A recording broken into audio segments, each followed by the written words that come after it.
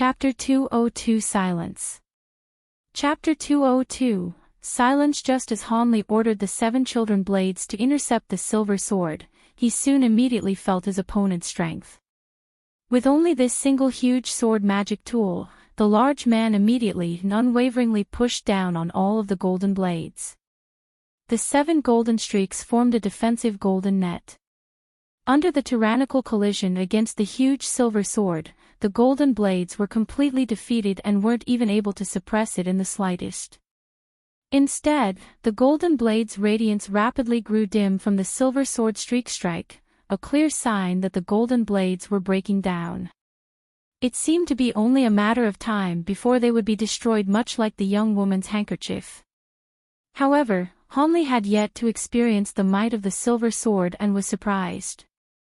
In accordance to might, his gold beetle swarm blades were only common trash among top-grade magic tools. Being no match against the silver sword was within expectations and nothing to make a fuss over. As a result, Hanli pointed his finger, wanting 2 of the golden blades in the struggle to shoot toward the large man. He wanted to first test the opponent's defensive methods. Besides, he wanted to see whether this was an opportunity he could exploit. After all, if someone were dead, there would be no point in how strong someone's magic tools were. 2 of the golden streaks Hanli was controlling were just about to turn, wanting to fly toward the man's legs. Unexpectedly, the opponent's huge sword suddenly resonated with silver light, and with the sword hilt at the center, it rapidly whirled. In an instant it turned into a huge silver disc and released countless threads of attractive force from its center, causing the nearby golden blades to become incapable of moving in the slightest, as if they were weighed down by 1,000 kilograms. The 2 blades wanting to leave naturally weren't able to luckily escape. These scenes caused Hanli to be stunned from alarm. As soon as he regained his senses, he hastily looked toward the large man. As expected, the opponent was using a strange magic technique. His hands were dancing with the wind as if he were gesturing some sort of circles. Hanli didn't give it much thought and promptly patted his storage pouch. A flying blue dagger and a gold alms bowl flew out. The 2 items didn't stop at Hanli's side and shot straight toward the large man. Although the hands of the barefoot man from the giant sword sect were not idle, Hanli's actions were clear. He sneered for a moment. Then he suddenly changed the incantation gestures in his hands and held his bare hand against the flying dagger and alms bow, pointing at the 2 objects from a distance. Hanli immediately felt the result. He lost his connection to the 2 magic tools that were originally in their control. Whoosh! Whoosh! The 2 magic tools actually flew over 20 meters away and were sucked in by the floating huge sword silver vortex. Pooh! Pooh! Just as the 2 high-grade magic tools were about to enter the huge silver sword's rapid vortex, they were unable to endure for that short moment and burst into fragments like fireworks. Those sparking magic tool fragments made an exceptionally beautiful meteor shower. Hanli's mouth was currently dry. He completely did not expect the opponent's cultivation and silver sword to be this great. Not only were his golden beetle swarm blades trapped, his 2 high-grade magic tools were disposed of, thoroughly destroyed without the slightest of effect. This truly caused him to become apprehensive. Bang! The sound of the explosion greatly frightened Hanli. His complexion rapidly paled as he looked over to the source of the sound. As expected, the original 7 of the golden swarm blades turned to 6 with a beautiful golden rain of sparks appearing from the center of the silver vortex.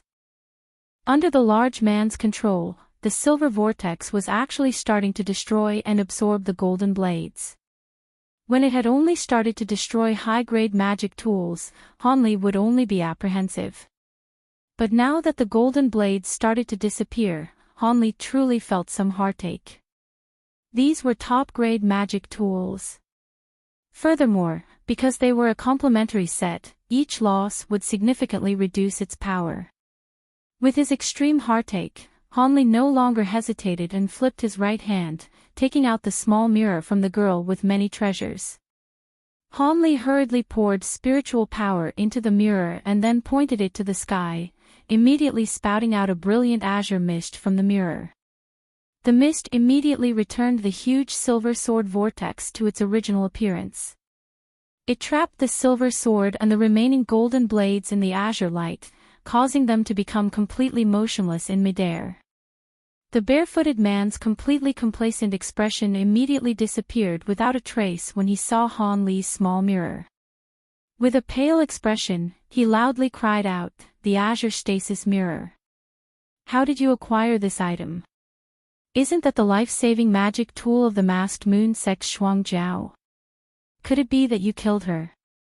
After the large man said this, he looked at Han Li with an incredulous gaze as if he had done some sort of treasonous action in defiance of the natural order. This caused Han Li to feel a moment of unrest. From the opponent's tone of voice, it seemed as if this top-grade magic tool was able to cause him a great amount of inconvenience. Han Li could not help but stop his hand for the time being, wanting to hear what the opponent had to say. "What's the idea?" "I didn't kill her, I received it from the one who killed her, from the hands of that guy called Feng Yu. Could it be that there's something strange?" Han Li wrinkled his brow, saying this with an unsightly expression. "He, these words of your esteemed self, would the martial ancestor of masking moons Shuang Jiao believe them? Will a core formation expert or a masking moon sect elder believe the mere trifling words of a qi condensation disciple?" The large barefooted man said with a sneer, coldly laughing several times. Han Li's heart suddenly sunk. He knew that if what he had said was true, then he would have no chance to explain himself. He hadn't the slightest evidence to exonerate himself and prevent himself from dying. Instead, he had that malicious woman's magic tool in his possession. As it was, that masked moon sect elder would most likely not let a murderer like him get away.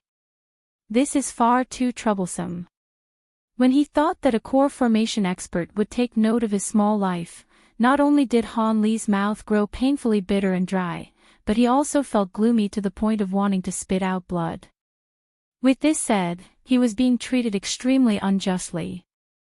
Not only did he not kill her, but he also killed Feng Yu, which could be considered revenge on her behalf. But now the result was a core formation expert pursuing him while he had no method to prove himself innocent. After all, how could a person who could kill a qi condensation disciple with her fingers like it was no different from squashing an ant ever possibly listen to him? His own elders of Yellow Maple Valley would mostly likely not act on behalf of a nobody such as him and offend an elder of the masked moon sect. The more Han Li thought, the more he felt that what his future held was anything but good. Could it be that after he left the forbidden area, he would have to travel far away and flee death by living with a concealed identity in another country? Han Li truly did not want to take that path. The large man clearly saw Han Li's gloomy expression and could not help but laugh heartily, rejoicing in his misfortune. As the barefooted man's laughs grew louder, Han Li's expression grew increasingly darker. A timid voice came from the side. "Let's all keep it a secret and not tell anyone else. Is that fine?" The young green-clothed woman, who listened clearly from the side, interrupting with some hesitation. "Keep it a secret." Han Li and the large man were startled, unable to keep their emotions in check. Then they looked at each other with a strange expression and suddenly shut their mouth, keeping silent. The words that the young woman had wanted to say caused the two who were baffled to immediately swallow in fear. With open pupils, their eyes could only spin around incessantly, they didn't dare to speak. During the silence, Han Li suddenly put his hands behind his back and slowly paced back and forth nearby. Meanwhile, the large man was rigidly staring at Han Li's every movement with an extremely solemn appearance. In this peacefulness that caused people's heartbeat to slowly accelerate, after the time it took to make a cup of tea, the large man with a solemn expression opened his mouth and broke the silence. "I truly did not think of that. Us two were actually reminded by a young girl. It seems the phrase "the actors were confused but the onlookers saw clearly" is truly not false. Just now, your distinguished self intended to kill me in order to silence me. You're not wrong. If there was a second path, I definitely wouldn't have the heart to kill this brother. Brother's sword controlling technique could be said to be marvelous beyond compare. This one truly admires it. Hanli sighed, halting his steps nearby and helplessly saying as he faced the large man. It seems that even with a death oath, your esteemed self will not be convinced. After a short moment, the large man said this overbearingly with an encompassing radiance shining from his eyes. You're not wrong. I only believe that dead men can keep secrets.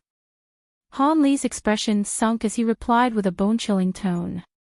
Good, since this is the case, we don't need to speak rubbish. Only one of us will leave here alive, the barefooted man heroically said with raised eyebrows. Only one of us will live. That's wrong. It should be said that your esteemed self's death is certain. After Han Li heard the large man's words, he strangely smiled and lightly said this as he shook his head. Nonsense. Do you believe that because you've trapped my silver-sheen sword for the time being that your victory is certain? I have many methods you have yet to experience. The large man grew furious as he heard Han Li's words, and he immediately yelled in response.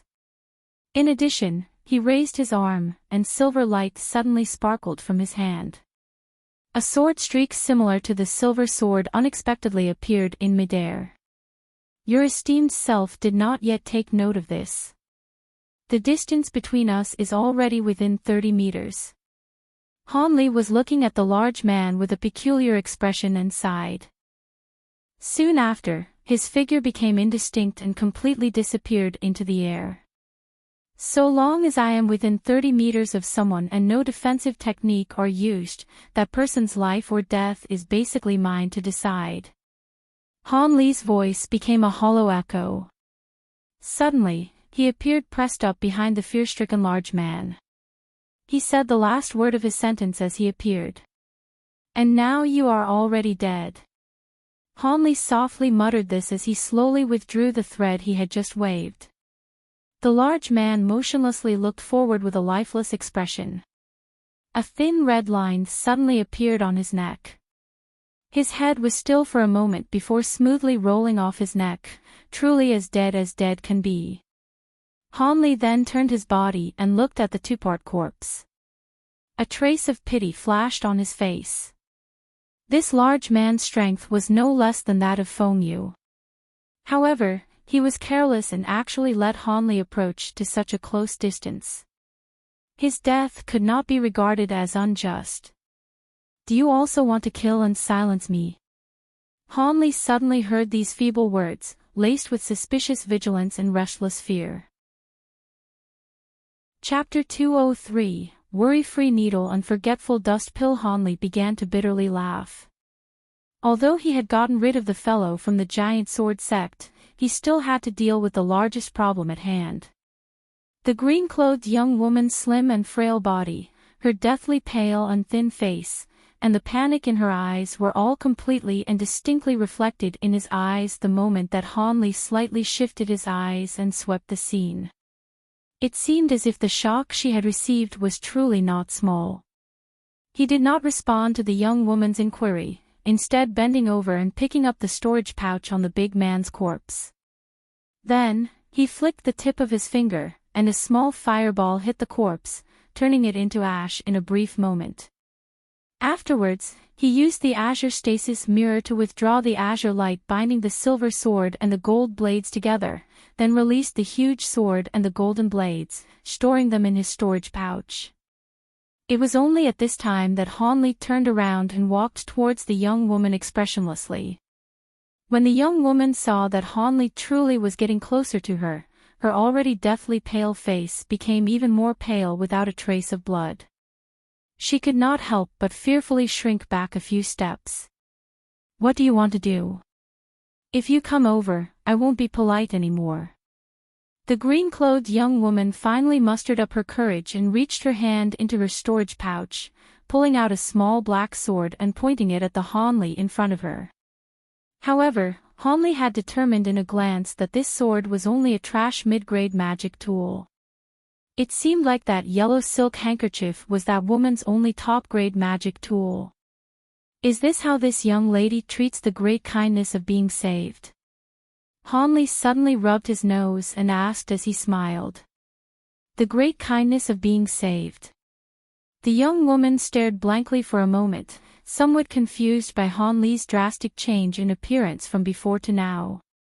It seemed as if she had not yet recovered from it. This young lady is really an eminent person with a short memory. If I hadn't made a move back then and saved this young woman from that person's sword, why would I want to make any kind of shady business like silencing you? Hanli said, not knowing whether to laugh or cry. Oh. I'm really sorry, I was scared and I forgot. The young woman was suddenly enlightened and remembered this matter, so she hurriedly explained as her face flushed, stuttering in a bewildered manner. If one saw it, one would feel pity. It's not much. However, it is somewhat inconceivable that we would actually meet here after having the pleasure of having met once at the Great South Valley. Hanli waved his hand and said cordially. He didn't know why, but whenever he saw this woman's bashful appearance, Hanli felt incredibly intimate, as if he were with his own younger sister from his family. My name is Hanli. What is this young lady called? Hanli opened his mouth and asked very carelessly. I'm called Han Yunji, the young woman said after a brief moment of hesitation, her face scarlet. She felt incredibly bashful after voluntarily speaking her name in front of this young man. Her surname, meaning lotus blossom, and Han Li's, are different. Han Yunji. A very good name, it fits this young lady. Hanli lightly laughed, repeating the young woman's name. Really? The red color on Han Yunji's face rose again. However, why did young Lady Han enter the Spirit Beast Mountain and come to attend the trial by blood and fire? Hanli asked, somewhat curious. Han Yunji's face displayed a moment of difficulty. She hesitated and chose not to say it. He. Since it's somewhat difficult to answer, you don't need to tell me. I was only asking thoughtlessly. Hanli added in empathy, causing Han Yunji to feel very grateful. Right, we had better enter the stone room and gather the spiritual medicines, lest a long night is fraught with dreams and other people arrive here. Hanli suddenly said after carelessly conversing with the young woman for a while. A long night fraught with dreams, means a long delay might lead to more hitches. Han Yunji nodded repeatedly when she heard this, but afterward she said again, somewhat abashedly, Big Brother Han, could you let me have those few fierce sun blossoms? I only want those flowers, I won't ask for anything else more. Of course it's not a problem, even if young Lady Han had not said it, I was already planning on doing it this way. Hanli replied after hearing this, lightly laughing. Many thanks, Big Brother Han. When the young woman heard this, she immediately expressed her thanks repeatedly, her face revealing a joyful expression. She felt even more grateful towards Hanli since it's like this, why doesn't young Lady Han go gather the fierce sun blossoms first? Don't let me accidentally take them away.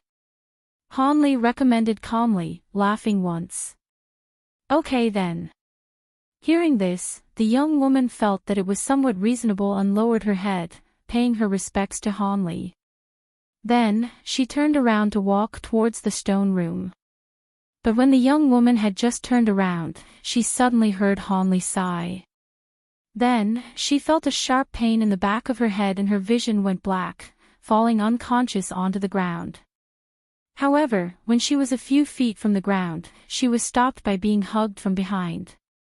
It turned out that Hanli had taken advantage of the moment the young woman had turned around to suddenly move himself behind Han Yunji and gently knock her out with one blow. He then used his two hands to hold her soft, jade-like body.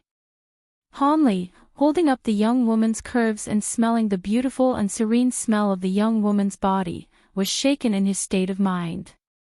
He couldn't help but to lower his head and kiss the young woman's fragrant cheek. However, he immediately regained his senses and bit the tip of his tongue, immediately becoming much more sober. Looking at the young woman's beautiful appearance, he began to bitterly laugh incessantly. He first gently laid the young woman against a wall of the stone room, and then in a flash he entered the room. After a brief moment, when he had cleaned out all of the spiritual medicines inside of the room, he walked out again. He then picked up the young woman again, and his figure swayed a bit before disappearing in an outcrop of mountainous rocks to the side. Inside a naturally formed stone cave near the peak of the ring-shaped mountain, Hanli laid the young woman flat on the ground. Then, he sat cross-legged to the side, closed his eyes, and began to recover. Hanli finally opened his eyes. A mysterious light flickered in them, and he displayed his incredibly fast movement technique. He finally was able to recover some energy. It was only now that he retrieved a palm-sized, delicate silver box from his storage pouch. Hanli gazed at this silver box and seemed to be somewhat entranced. After a while, he silently opened the lid to the box, revealing a neatly arranged row of silver needles inside. They were exactly the acupuncture items that he had often used before at the Seven Mysteries sect. Hanli lifted his hand and gently caressed the silver needles of all sizes. The figures of Dr. Mo, Li Feiyu, etc. couldn't help but be vivid in his mind. It was as if his life in God Hand Valley was something that transpired only yesterday. He couldn't help but sigh with much sorrow. After a brief mental journey, Hanli's train of thought finally flew back to him. He settled his mind, and then used 2 fingers to deftly draw out a long and thin silver needle in a very practiced motion. The needle appeared between his fingers. Then, Hanli looked at the young woman and then at the needle in his hand. A helpless expression appeared between his eyebrows. Young Lady Han, if it wasn't for me being eased by this needle technique, which can eliminate a person's short-term memory, I really wouldn't know how I would deal with my secret being revealed. Although I believe that you would sincerely try to keep my secret from me, during this time too many accidents will occur. Perhaps you would unintentionally leak it out, or other people would use secret techniques to dig out this matter without you knowing.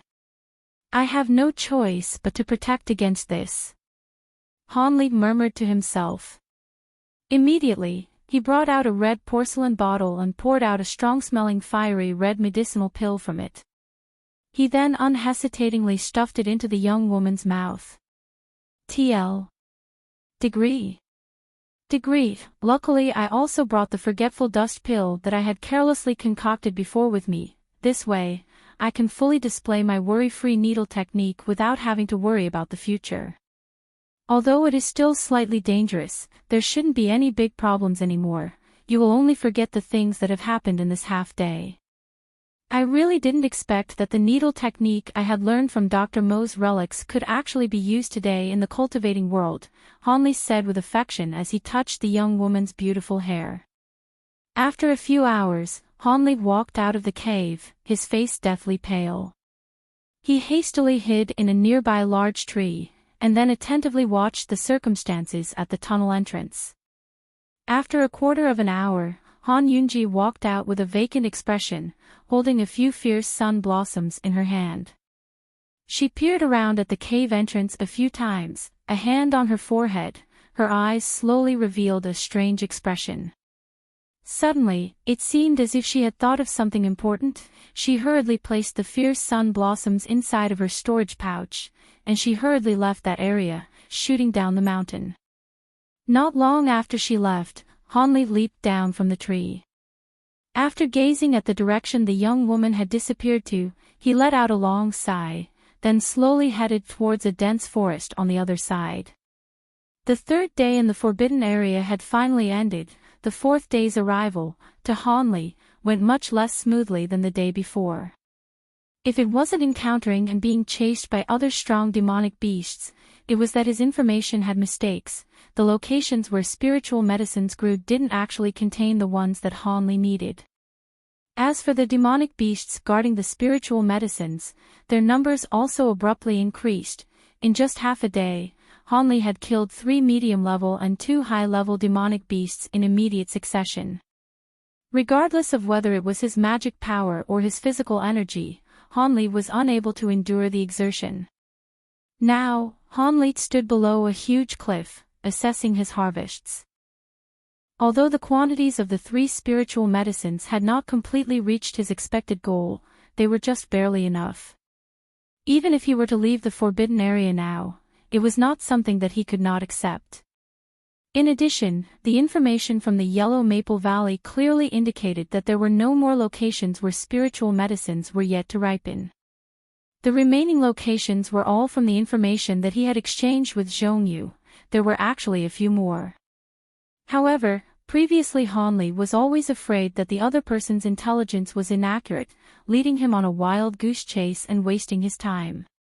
But when Hanli skimmed through this externally obtained information again, he immediately discovered that there was another location not too far from his current position that concealed and grew many spiritual medicines. That place not only had spiritual medicines that had yet to ripen, there was even supposed to be many ripe spiritual medicines. This caused Hanli to be somewhat tempted. According to his speculations, if the ripe spiritual medicines there hadn't already been taken by Zhongyu, they still should have been taken first by other people. However, the yet-to-ripen spiritual medicines should still be there. Since it was still early and he did not have a predetermined destination, it wouldn't be a bad thing for him to run there and take a look. Even if the information was incorrect, he would not have any losses. Having reached this intention, Hanli could no longer sit still. After resting for a brief moment, he leaped up to depart.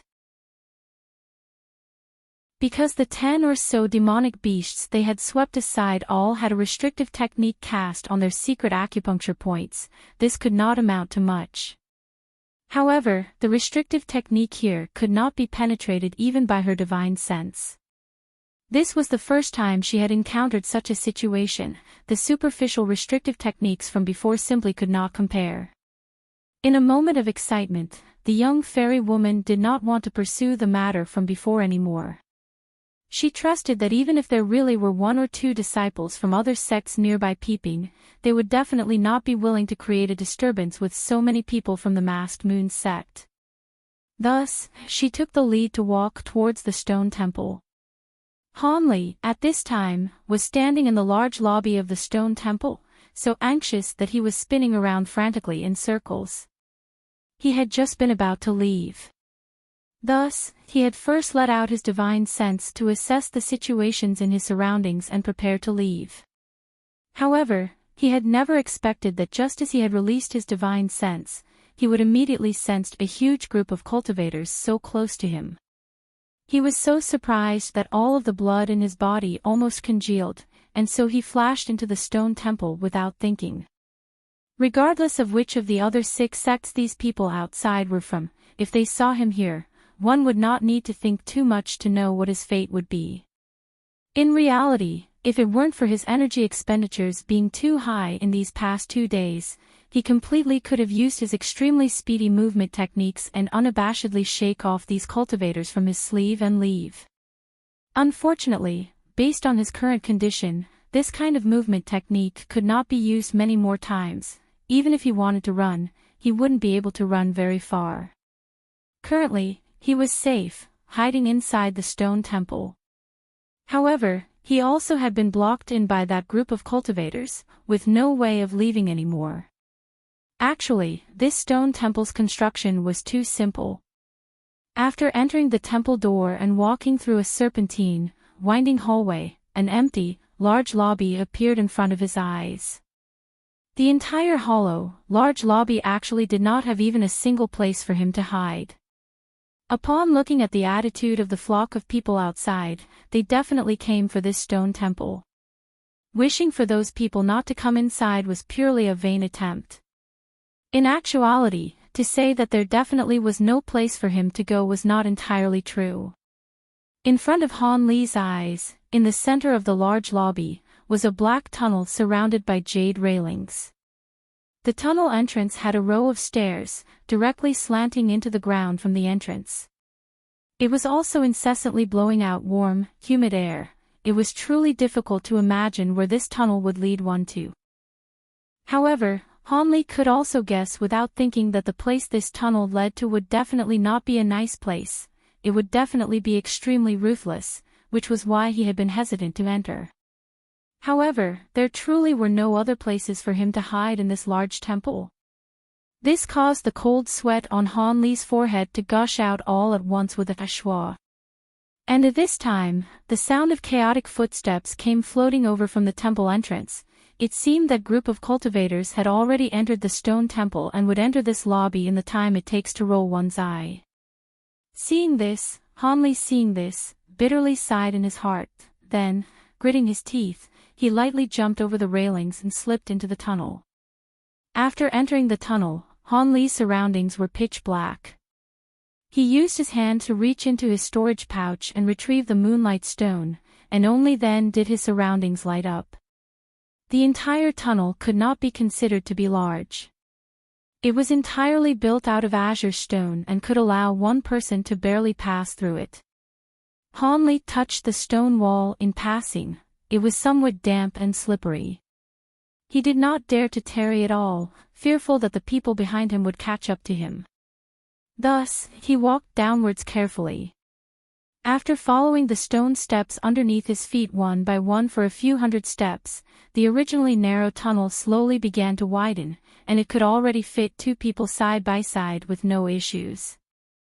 However, the humid wind blowing from in front of him became increasingly hot, causing Han Li to sweat profusely. He had long been drenched with sweat from head to toe.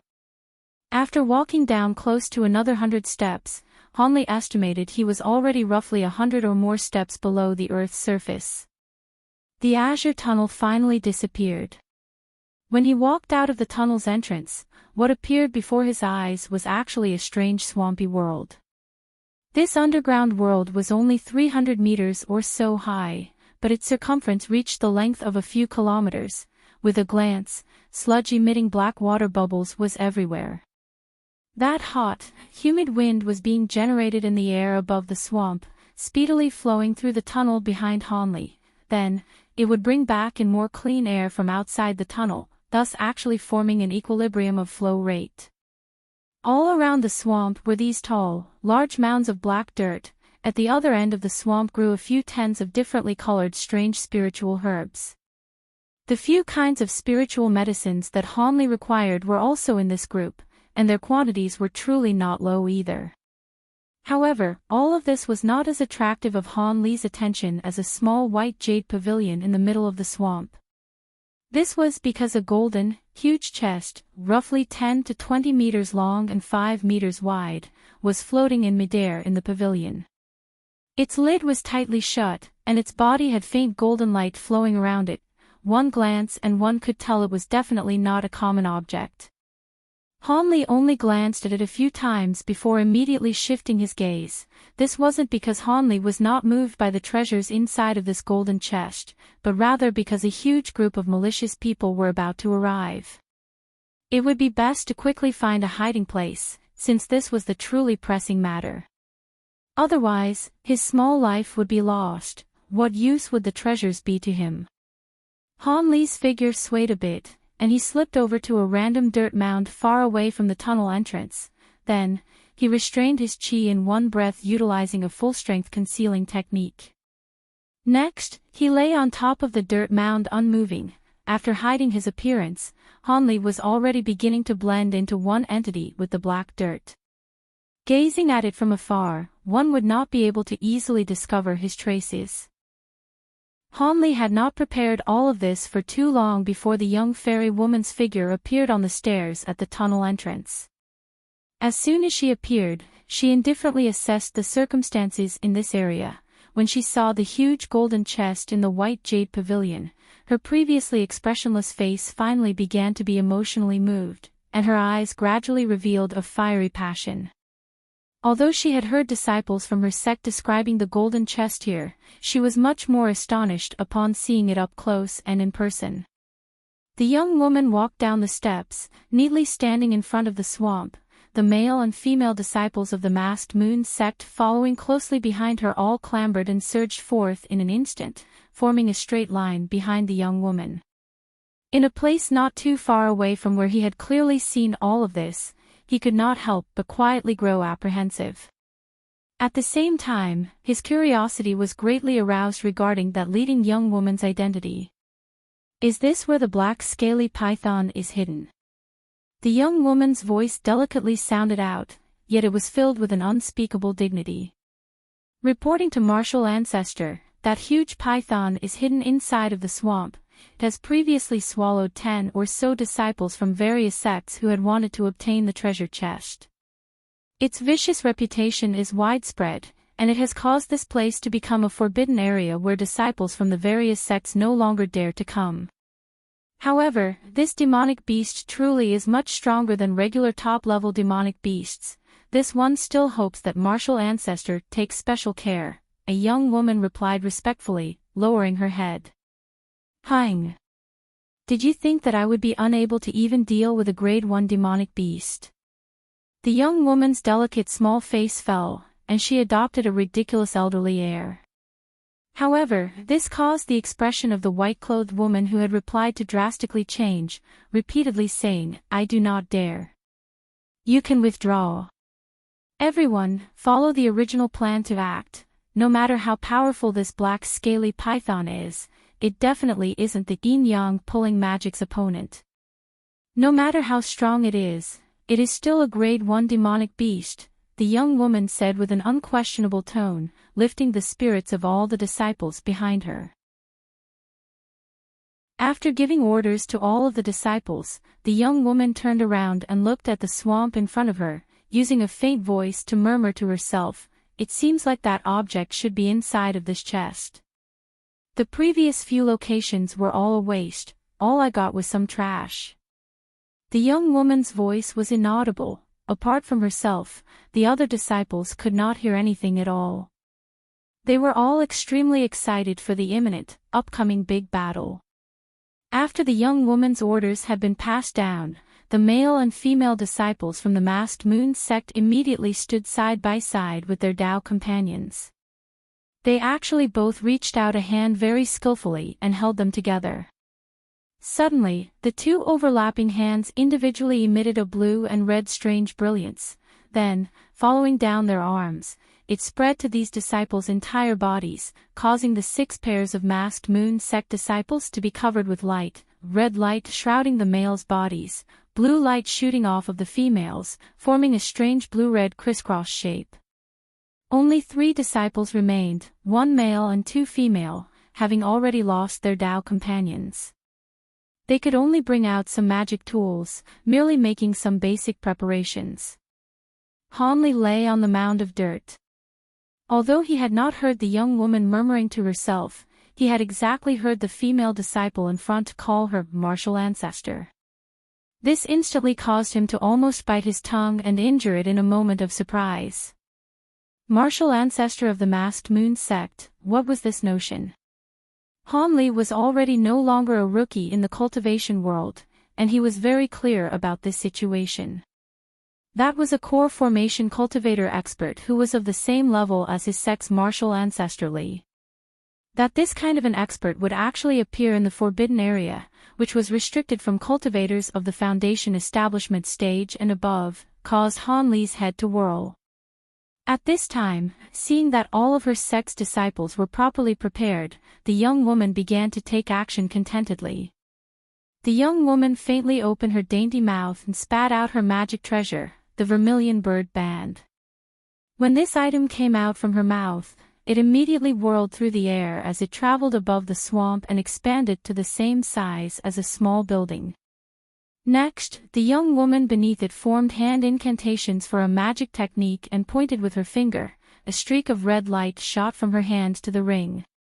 In an instant, the band's color rapidly changed from pink to a fiery, blazing red. On top of the dirt mound, Hanli was stunned by what he saw. This kind of impact and strength, if one said that this wasn't a magic treasure, one could beat him to death and he wouldn't believe it. Since the young woman could control this magic treasure, her identity as a core formation cultivator was undoubtable. But how was she able to make her way into the forbidden area, and why was her magic power only at the peak of the chi condensation stage? These string of questions flew around in Han Li's head, but he still had no way of answering them. The young woman had yet to take the next step when the swamp below began to show signs of movement. With a certain part of the swamp as the center, the nearby silt began to roil. In addition, the roiling area became greater and greater, and the waves higher and higher. It actually slowly formed into a huge protrusion, the sight of which was extremely shocking. A trace of doubt flitted across the young woman's face when she saw this. Based on her memories, the black scale python had never seemed to be this imposing. However, seeing that the demonic beast's appearance was imminent, the young woman did not dare to hesitate. Her two hands formed hand incantations for the blue flower magic technique, with her attention connected to the huge vermilion bird band, which began to spin in the air. She hurriedly controlled the vermilion bird band, instantly releasing a red ring of light that suddenly flashed and blocked in front of the young woman. Then, a string of fireballs came flying out from within the ring, causing that black water to be stopped halfway to its destination. Receive, speed, restrain, arrest, lock. The young woman's two hands formed a half contained a full moon as she awe-inspiringly spit out these 5 words from her mouth. When these 5 words had just left her mouth, the vermilion bird band began to jitter rapidly in midair, then, it began to emit a low ring, and disappeared into thin air. This caused the spiritually wise inky flood dragon to blink its small eyes, staring blankly because of it. But the next instant, the ring actually directly appeared on the demonic beast's forehead while humming. It took advantage of the demonic beast's slowness to react and instantly sank down, then rapidly became much smaller. In the blink of an eye, the vermilion bird band actually abruptly wrapped around the inky flood dragon's midsection, and then a fiery light rose up rapidly on the ring. Instantly, half of the demonic beast's body was enveloped in the fierce flames. Move quickly. I can't contain this inky flood dragon for too long. Although the vermilion bird band had securely wrapped the demonic beast, the young woman didn't have any relaxing expression. Instead, she sent out commands behind her with anxiety. Although the masked moon sect disciples behind her did not know how the black scaly python had suddenly become the inky flood dragon that their martial ancestor informed them about, this did not prevent them from releasing the offensive that they had prepared a long time ago. Attack! Under the orders of a relatively elderly, white-clothed female, 10 columns of red and blue intersecting light were released from these male and female disciples' bodies, emitting an appalling chi-chi sound that tore through the air. They unmistakably attacked the immobile demonic beast. A series of loud hong-hong sounds spread out. When these columns had just reached near the demonic beast's body, they were forcibly blocked by the faint black fog that shrouded its body. Fierce bursting sounds rang out. Continue to attack, the inky flood dragon's protective fog can't hold on much longer. The young woman commanded hastily, her eyes sharp. At the same time, she continued to push the red flaming technique on the vermilion bird band, causing the flame surrounding the demonic beast to become even more vigorous. Under the string of commands from the young woman, the masked moon sect disciples incessantly shot out individual columns of red and blue light, hitting the demonic beast's body. Although they had yet to break through that layer of black fog, they had already caused that demonic beast to howl and go crazy. It bared its teeth and viciously shook the 2 halves of its body that were able to move, furiously trying to break free from the ring's grasp. However, its struggle was futile. Under the young woman's all-out efforts to restrict it, the round ring was fixed in midair, not moving even a little, thoroughly locking down its body. Watching from the side, Hanli was struck with fright. He had never seen the spectacle of a group of cultivators this large battling a common enemy. Even more, The appearance of the magic treasure and fact that the opponent was a demonic beast that wasn't weak was a big eye-opener for him.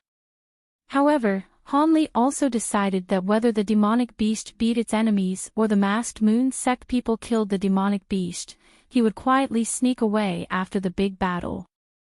This was not the time to casually expose his own tracks. Woo! Just as Hanli was entertaining all sorts of ideas in his head, the inky flood dragon suddenly let out a long cry, its sound numerous times louder than before. At the same time, its scream was filled with pain. Hanli was startled and immediately fixed his gaze there. He saw that the black fog on the demonic beast had already completely dissipated, and a bowl-opening wide bloody hole had appeared on the area of its body covered by the huge scales. Evidently, it had been hurt by the red and blue columns of light. The agony also caused the demonic beasts struggling to become even more crazy. It seems that the people from the masked moon sect are of a higher skill level. Hanli couldn't help but think after seeing this. Not good. Everyone, be careful. I can't contain this inky flood dragon any longer. Hanli was stunned when he heard the young woman. It was difficult to tell who the winner would be. The young woman's words startled the masked moon disciples. From their experiences in the past 2 days, so long as the top-grade demonic beasts had been bound by their martial ancestor, they would be bound for quite a while. How was this demonic beast able to escape so quickly? Although their hearts were filled with doubt, they did not dare to ignore the young woman's warning, and they immediately became extremely cautious. Of course, the attack of the red and blue columns of light from their hands became even more fierce. In the time it takes to roll one's eyes, 10 or so more bloody holes appeared on the inky flood dragon's body. The fresh, red flood dragon blood stained a large part of the swamp below it red. Of course, this enraged the flood dragon even more. It opened its mouth and let out a piercing, endless howl, causing the entire underground area to quake and drone. This caused all of the people there to be hit by a sudden bout of dizziness as everything seemed to spin. With a rip, a strange tearing sound rang out in midair. When everybody regained consciousness and focused on taking a look, their expressions drastically changed. The band was still floating in midair unmoving, however, the inky flood dragon demonic beast within it had disappeared into thin air, leaving behind its tattered skin which hung on top of the band and fluttered incessantly. This demonic beast had actually shed its skin and escaped. Not only were the masked moon sect disciples surprised, but even the young woman, when she saw the scene in front of her, was extremely stunned. When she had yelled at her sect's disciples to be careful, it wasn't because she had expected this flood dragon to shed its skin. The inky flood dragon's escaping power was too great. Her magic strength truly was not enough to continue to contain it. Having experienced the restrictive power of the Vermilion Bird Band, the demonic beast should have also known this. So why would it make a move that hurts so much of its vitality? Could it be? The young woman's heart moved, and she thought of a frightening reason. Her face was painted completely white, and she hurriedly searched everywhere for the inky flood dragon, wanting to verify her own extremely terrible guess. It's over there. A sharp-eyed masked moon sect disciple was the first to discover the demonic beast incessantly swimming around near the topmost part of the underground area. At this time, it had a completely new look, its form very different from how it was before. Its black body had become snow-white, without scales, and its originally 30 to 40 foot long body had increased to 50 to 60 feet, and it also widened significantly. Only faint scars remained where it had been injured, so faint that it was almost invisible. The most shocking thing was that the triangular snake body had grown an inch long, jet black sharp horns, a faint light shining through it. Its midsection had also grown an extra pair of incomparably sharp white claws. This demonic beast had actually turned from a snake into a flood dragon, and its form had become exactly the same as the legendary flood dragon. Seeing this form of the inky flood dragon, the people from the masked moon sect were naturally extremely shocked. However, Before they were able to make any moves, the young woman standing at the very front gave out an order with an ashen face that caused them to feel very stunned. Everyone immediately retreat, the inky flood dragon has already reached grade 2. Its strength is far above core formation cultivators, all of us combined are not its opponent. Immediately escape this area, I can delay it for a short while. After the young woman said this solemnly, she immediately waved her hand, causing that vermilion bird band to return in front of her. She then assumed a completely defensive posture. When the male and female disciples behind her heard this, they started to hesitate somewhat. Although that inky flood dragon had shed its skin and its appearance had drastically changed, they were just inflicting heavy wounds on it. It was hard for them to believe that the strength of this demonic beast could become vastly different in the blink of an eye. But in the moment that they hesitated, it was enough for them to regret it for life. This was because the white inky flood dragon suddenly moved its body and rushed like lightning towards the space above all of the masked moon sect people. Then, it opened its mouth wide, and an endless torrent of purple liquid spurted out of its mouth. Quickly hide, you can't receive it. The young woman hurriedly yelled out, her expression one of anxiety. At the same time, the vermilion bird band immediately increased multiple times in size, and it flew out and blocked the greater half of the purple liquid. Hearing this, some of the more quick-witted disciples either immediately turned around and slipped into the azure stone tunnel or advanced a few steps and hid within the cover of the band magic treasure. The remaining 5 or 6 disciples, however, were confident in the strength of their magic tools. Not only did they not hide, but they actually released 1 or 2 shiny objects, protecting their own foreheads. It seemed as if they decided to face it head-on. Idiots! The young woman, seeing some of the disciples not listening to her words, revealed a furious expression, green light flashing across her face. However, her magic power was limited, and she had no way to increase the cover of the magic treasure. She could only leave them to fend for themselves. As expected, what happened afterwards proved that what the young woman had said was true. The unblocked purple liquid fiercely spurted towards those disciples' foreheads. Those magic tools that, at a glance, did not seem common, flashed a few times, then emitted a few plumes of azure smoke and disappeared under the onslaught of purple liquid, having been completely melted. Those few masked moon sect disciples only had time to yell out before disappearing without a trace under the onslaught of purple liquid. Only a large hole a few tens of feet deep remained where they had once stood. This caused the surviving masked moon sect disciples to become deathly pale. At this time, having wiped out those few disciples, the oppressive feeling from the inky flood dragon slightly dissipated, and it finally closed its mouth and stopped spitting. Instead, it gazed at the young woman with cold eyes. It was as if it was very clear that this martial ancestor from the masked moon sect was its formidable adversary. Why are you still staring? Still not quickly leaving? This beast just turned from a snake into a flood dragon. It should not have too much damn liquid remaining, and it won't lightly spit it out. The young woman coldly commanded with a chilly face, not pay attention to the gaze of the inky flood dragon.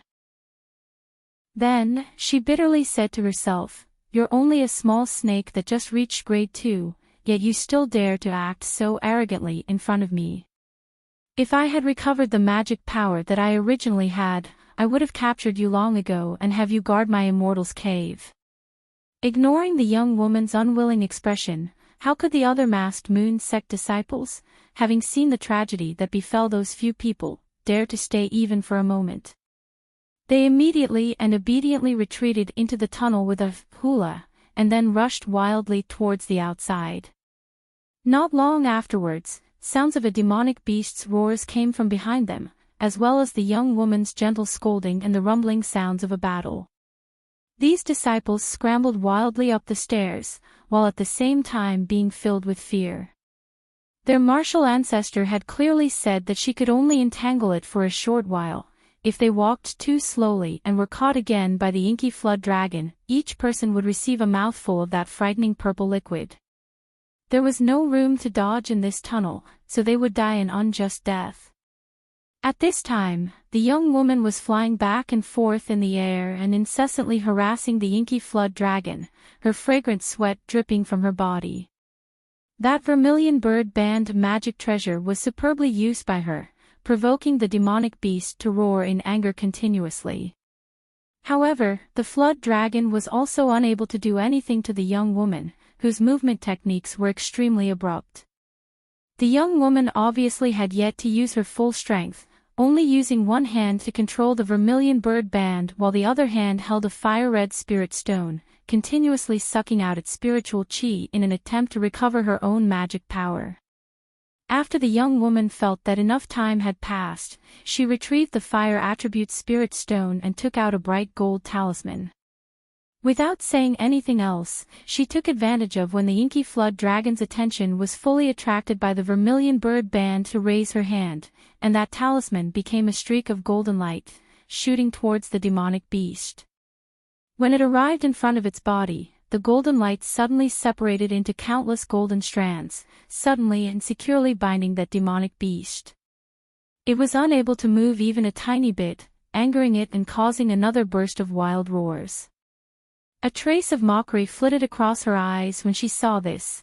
Then, she reluctantly glanced at the golden chest floating in the white jade pavilion before gritting her teeth and flying back to the tunnel entrance and landing there. She was very clear that this intermediate mid-grade golden strands talisman could not bind the demonic beast for too long. It would be best for her to leave this place early. As for the treasures inside of that golden chest, she would think of ways to obtain them later. The young woman landed, wanting to raise her leg and step into the azure stone tunnel, but a deafening cry suddenly came thundering from the tunnel. This cry came closer and closer and grew louder and louder, causing the young woman to be a little alarmed and uncertain. The elegant foot that she had raised actually did not dare to enter the tunnel for a while. A dazzling azure light suddenly appeared within the tunnel, sweeping through the tunnel like a torrential tide. Wherever it went, all of the azure stone tunnel seemed to come alive, furiously extruding towards the middle. In the blink of an eye, the many tens of feet tall tunnel appeared to have no gap whatsoever. When the young woman saw this, she hurriedly retreated numerous steps, as if she had seen a ghost, and couldn't help but cry out, "Small five-element Shumi mountain magic." Then, her face was deathly pale, and she stared foolishly at the disappearing tunnel. The self-confident expression she had always had disappeared completely in an instant. At this time, in midair behind the young woman, the golden strands on the inky flood dragon's body began to tear inch by inch. This demonic beast was about to break through its restrictions in the time it took to roll one's eyes. When the young woman had recovered and turned around to see this happen, her heart thumped even harder, as if it had fell into an abyss.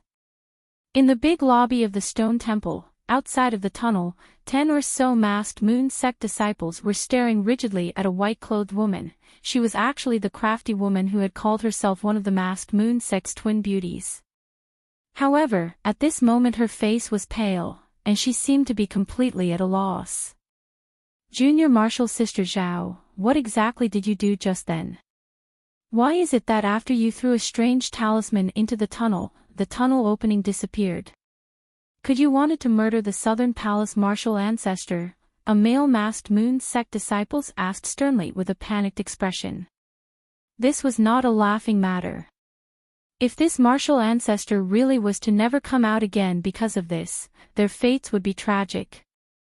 After they returned, at best their cultivation bases would be completely destroyed and they would be expelled from the sect. At worst, their lives would be in danger, and they would have to suffer. They were very clear about the significance of a loss of a core formation cultivator to the sect, thus, they became increasingly anxious. "I didn't do anything. I only placed an intermediate low-grade small 5 elements talisman near the entrance, intending to wait for the demonic beast to chase over to activate the talisman, giving it some pain to eat," the white-clothed young woman exclaimed, completely flustered. She was very clear that no matter how strong her background was, it would be useless in the face of causing this kind of disaster. Thinking of the frightening consequences of the young woman not coming out, this woman felt her hands and feet grow cold. "Stop speaking nonsense. Let's try and see if we can open up this tunnel and rescue the Southern Palace martial ancestor," snapped a somewhat aged male disciple. This sentence's utterance immediately reminded the masked moon sect disciples. They hurriedly pulled out various colorful magic tools and surrounded the area that was originally the tunnel entrance, incessantly slamming them down, trying to break through the restrictions and save the young woman. After a few hours, in the underground world a few hundreds of feet below, the young woman opened her eyes wide and gazed in disbelief at the person who had suddenly appeared. With a hand gesture, this person sent out 7 golden blades to attack the inky flood dragon, while the other hand released a black iron shield, blocking the spitting attack of the inky flood dragon and preventing it from reaching the two people. This person was the yellow Maple Valley fellow that she had once seen and felt he was somewhat interesting. This person, when her magic power had been depleted from flying around and avoiding the attacks of the inky flood dragon for those few hours, had suddenly appeared from an unknown location, saving her when she was in critical danger. At the same time that Hanli was barely parrying the attacks of the inky flood dragon, he glanced quickly at the young woman's completely surprised face and bitterly laughed in his heart. Originally, Hanli was leisurely watching the entertaining battle between the masked moon sect and the inky flood dragon. In fact, after the inky flood dragon had evolved and leveled up, apart from being very stunned, he did not feel panicked at all. However, when the young woman had wanted to retreat and after the Azure Stone Tunnel's entrance had suddenly disappeared, Hanli could not continue to sit there idly. Wasn't the disappearance of the tunnel entrance implying that no matter whether it was the young woman or the demonic beast, he would be unable to leave regardless of who was left? This caused Hanli to begin to panic. At this time, the inky flood dragon that had escaped and the young woman began to fight again. Obviously, this masked moon sect martial ancestor was completely at a disadvantage. Even if she continued to coax the band into attacking the inky flood dragon, the defensive ability of the demonic beast with new skin had reached the point where it was unbelievably strong. Regardless of whether she used the band that spurted out fierce flames to incinerate the flood dragon or directly used the body of the magic treasure to attack, she was unable to inflict any serious wounds to it. At most, she would bruise or burn a small section of its body, causing this beast to become even more berserk. Its chase of the young woman also became more frantic, even forcing the young woman into desperate situations numerous times. However, this masked moon sect martial ancestor carried many intermediate talismans on her, which caused Hanli to gain a significant amount of enlightenment. Rarely seen talismans like the Fleeing Earth Talisman, Water Prison Talisman, Firebird Talisman, etc. were used in a row and were each clearly seen once by Hanli. Whenever the young woman was about to be injured by the demonic beast, she would throw one out, immediately resulting in strange effects that turned peril into safety. Unfortunately, the young woman obviously did not have any talismans with great destructive power, so every time she could only barely preserve herself. It seemed like relying on talismans to injure the inky flood dragon would not be possible. The struggle inside of Hanli's heart became even more fierce upon seeing this young woman being thrown into a panic by the inky flood dragon. If the tunnel was still intact like before, Hanli naturally would not be concerned with the survival of this martial ancestor of the masked moon sect. However, having seen the tunnel mysteriously disappear, this place had become a dangerous location, and Hanli's mentality naturally would be greatly different from before. In addition, he had heard the masked moon sect martial ancestor call out some small 5-element shumi forbidden technique with his own ears, as if she was very clear as to what had caused the disappearance of the tunnel. Thus, the hope of escaping from this place still had to lie with this woman. He knew nothing about forbidden techniques and the like, so this young female expert absolutely could not die right now. However, Hanli also refrained from moving rashly, fearing that the young woman would have some kind of lethal last resort. Thus, it wasn't until the young woman had exhausted her energy and threw out all kinds of talismans, reached her wits' end, and her face revealed an expression of hopelessness, that Han Li made a move to save this young woman. The young woman, apart from rejoicing at Han Li's sudden appearance, felt somewhat upset. She had seen, exceptionally clearly, Han Li's intention to allow the battle with the inky flood dragon to proceed to this point. However, no matter what, dealing with the increasingly ferocious inky flood dragon was the most pressing matter, so after the young woman had rested for a moment, she wordlessly began to coax her magic treasure to attack. When Han Li brushed with the inky flood dragon, he began to quietly complain. When he had been watching the young woman battle with this beast, he had not seen at all that this demonic beast was so strong. It wasn't until now, when he had personally taken the stage, that he experienced the inky flood dragon's terror. His gold beetle swarm mother blade could be considered to be a premium product even among top-grade magic tools, but when those streaks of golden light got close to the inky flood dragon, they were carelessly swatted away by its 2 claws and its tail, immediately flying backwards roughly 100 feet away. They had no strength to hold their own at all. Even if Han Li relied on quantity, using a few golden blades at one time was enough for 1 or 2 golden blades to stab the inky flood dragon's body as a fluke, but apart from leaving a white mark, there was no other effect, leaving Han Li completely silent. In addition, Han Li didn't dare to be sloppy against the inky flood dragon's attacks. Not to mention allowing the opponent's claws or tail to come into contact with him, Han Li would even use the iron shield to block every drop of the black water that the opponent occasionally spit out. Just like that, this magic tool that had saved Han Li numerous times was also corroded by the unremarkable black water, forming many holes. One truly did not know how much longer it would be able to last. If the strength of this black water was already this frightening, wouldn't that even more ruthless purple liquid be even more unreasonable? No wonder those masked moon sect disciples had died so straightforwardly. Magic tools were of absolutely no use. The more Han Li fought with the inky flood dragon, the more apprehensive he became. He virtually completely relied on his movement techniques to dodge the demonic beast's fierce attacks. Those golden blades simply could not block the opponent at all. No wonder the young woman had told her sect's disciples to immediately leave this area. Apart from people with outstanding movement techniques like himself, Han Li really could not find many chi condensation disciples who could deal with this demonic beast even for one moment. It was at this time that the young woman's vermilion bird band came up, instantly decreasing the pressure on Han Li by a great amount.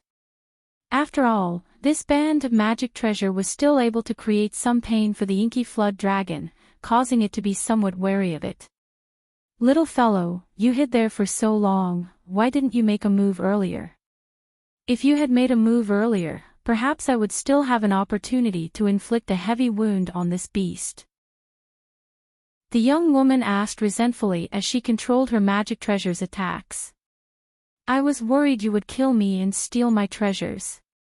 Han Li replied very obediently, instantly stifling the young woman from speaking for a while.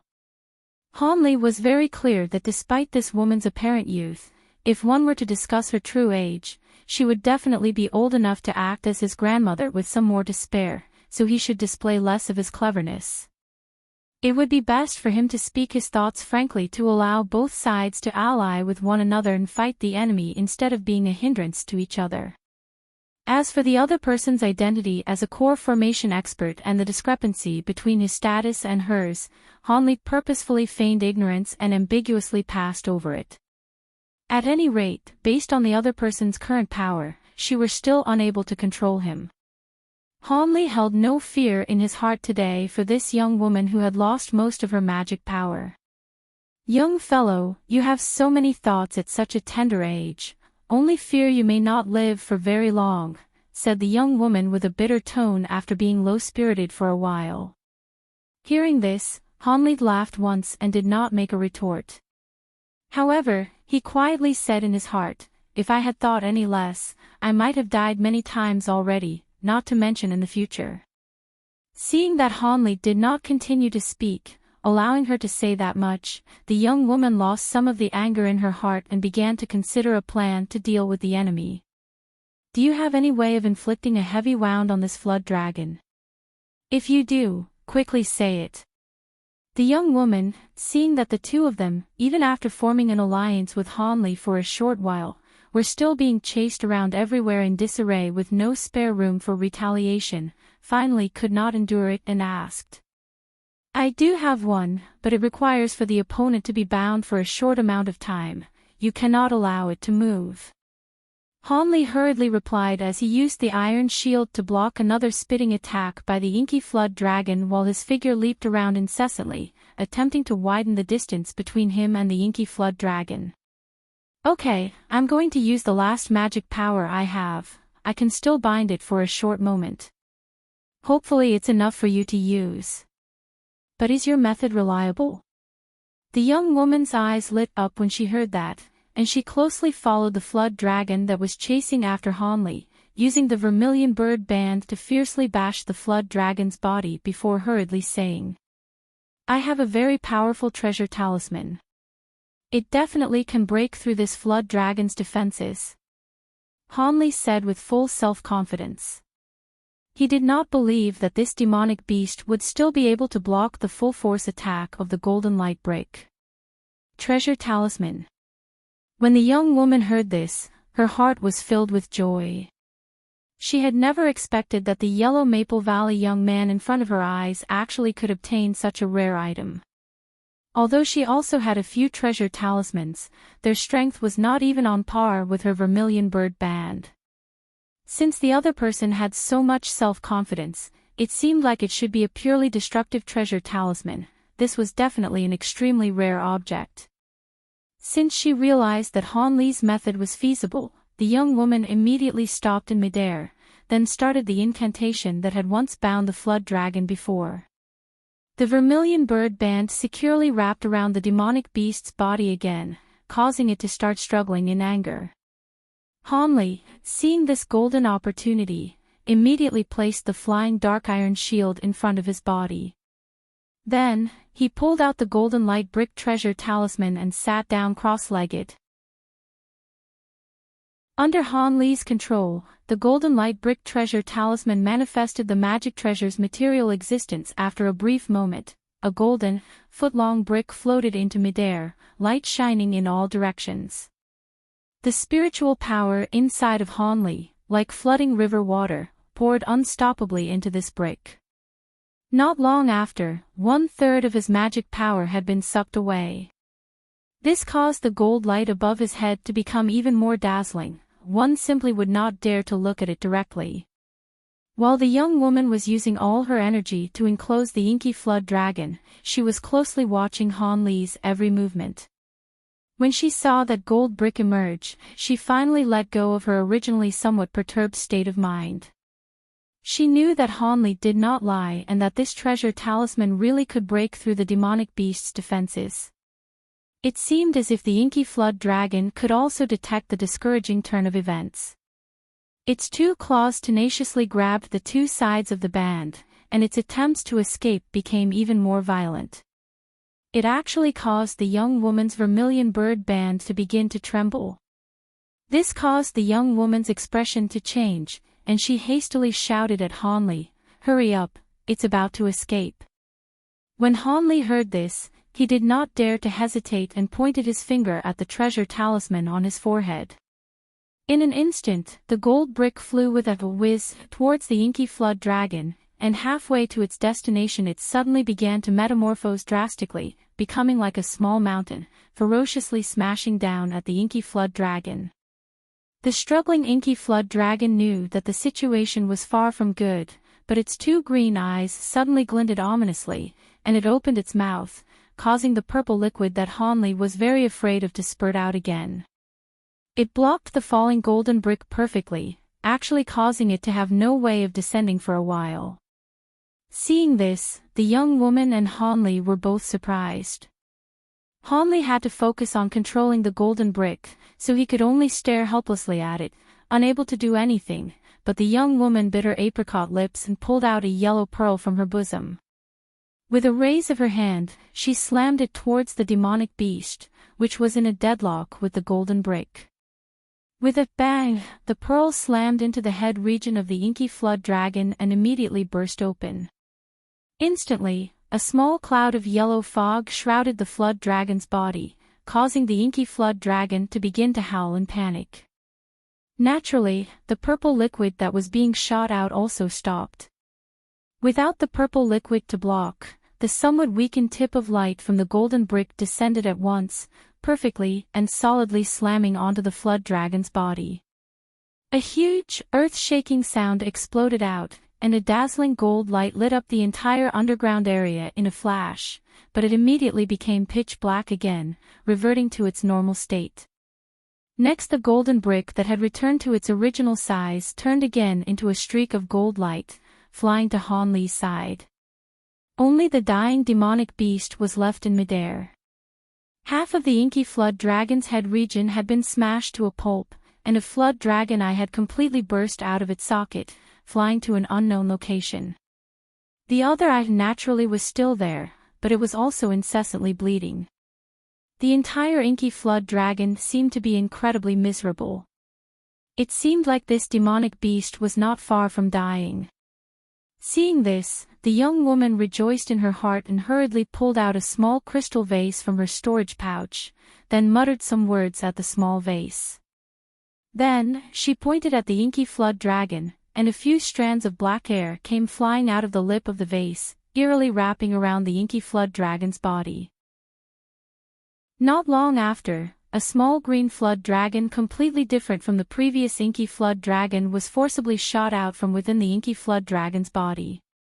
Although it bared its fangs and brandished its claws, struggling fiercely, it was still slowly pulled into the small vase. When the young woman closed the vase, she closely assessed the miniature flood dragon inside of the few eyes vase and was unable to conceal the smile on her face. Her entire person began to beam with joy. Then, she glanced at the corpse of the inky flood dragon closely again. It had already lost the odor of death. She began to ponder. Han Li, seeing the young woman's activity, immediately realized that she had collected the primordial spirit of that flood dragon. Although he didn't know what the inky flood dragon's primordial spirit could be used for, based on the young woman's elated reaction, he knew it was considerably valuable. At this time, the young woman reached out her hand and retrieved the vermilion bird band. The inky flood dragon's corpse immediately fell from midair, happening to land right in front of Han Li's eyes. Since I took this flood dragon's primordial spirit, its corpse can be left for you. After all, it was killed by the two of us, the young woman said calmly, flying and landing next to Han Li's side. When Han Li heard this, he glanced at the perfectly satisfied young woman, then lowered his head and looked at the fleshy body of the inky flood dragon. He said melancholically in his heart, "It's easy for you to say. Giving this corpse to me, perhaps it's because you reckon that I have no use for it. In addition, this inky flood dragon is as sturdy as a turtle shell, and both you and I are very clear about this. It seems like you want to watch me make a fool out of myself." Thinking to this point, Han Li caused a cold light to flash across his hand, and a huge silver sword appeared in his hand. It was precisely the extremely strong magic tool from the barefooted man from earlier. Han Li wordlessly stabbed the huge sword with force. With a poochie, this silver sword actually sank 3 inches into the inky flood dragon's corpse. Although it wasn't stabbed too far in, it had finally broken through the flood dragon's defenses, causing the young woman to the side's jaw to drop in astonishment, unable to close it for some time. Han Li, seeing the young woman's expression, found it to be laughable in his heart and continued to wave around this sword, about to stab down again. "Halt, let me see this sword," said the recovered young woman slowly, staring at that silver sword with a look of amazement, causing Han Li to become startled. "What is there to be afraid of? I am a dignified core formation cultivator. What kind of treasures have I not seen before? It's just that this sword of yours is really somewhat strange and I'm somewhat curious is all," snapped the young woman, seeing that Han Li was somewhat hesitant, and rolled her eyes at him. Then, she bleakly said, although this inky flood dragon had just entered grade 2, its entire body is full of valuable raw materials. Flood dragon skin can be refined into good armor. Its sharp horns and claws are the most important raw materials in refining top-grade magic tools, and the remaining core liquid inside of it is also necessary to refine a few precious pills. Seemingly for no reason, the young woman explained everything clearly in great detail to Hanli, causing him to feel somewhat unsettled apart from being amazed. He didn't know what the other person's intentions were. What a pity. If this flood dragon had entered the 3rd grade, the flood dragon core within its forehead definitely could cause many core formation cultivators to fight furiously for it, whether for refining pills or magic tools. It's incredibly useful, sighed the young woman regretfully all of a sudden.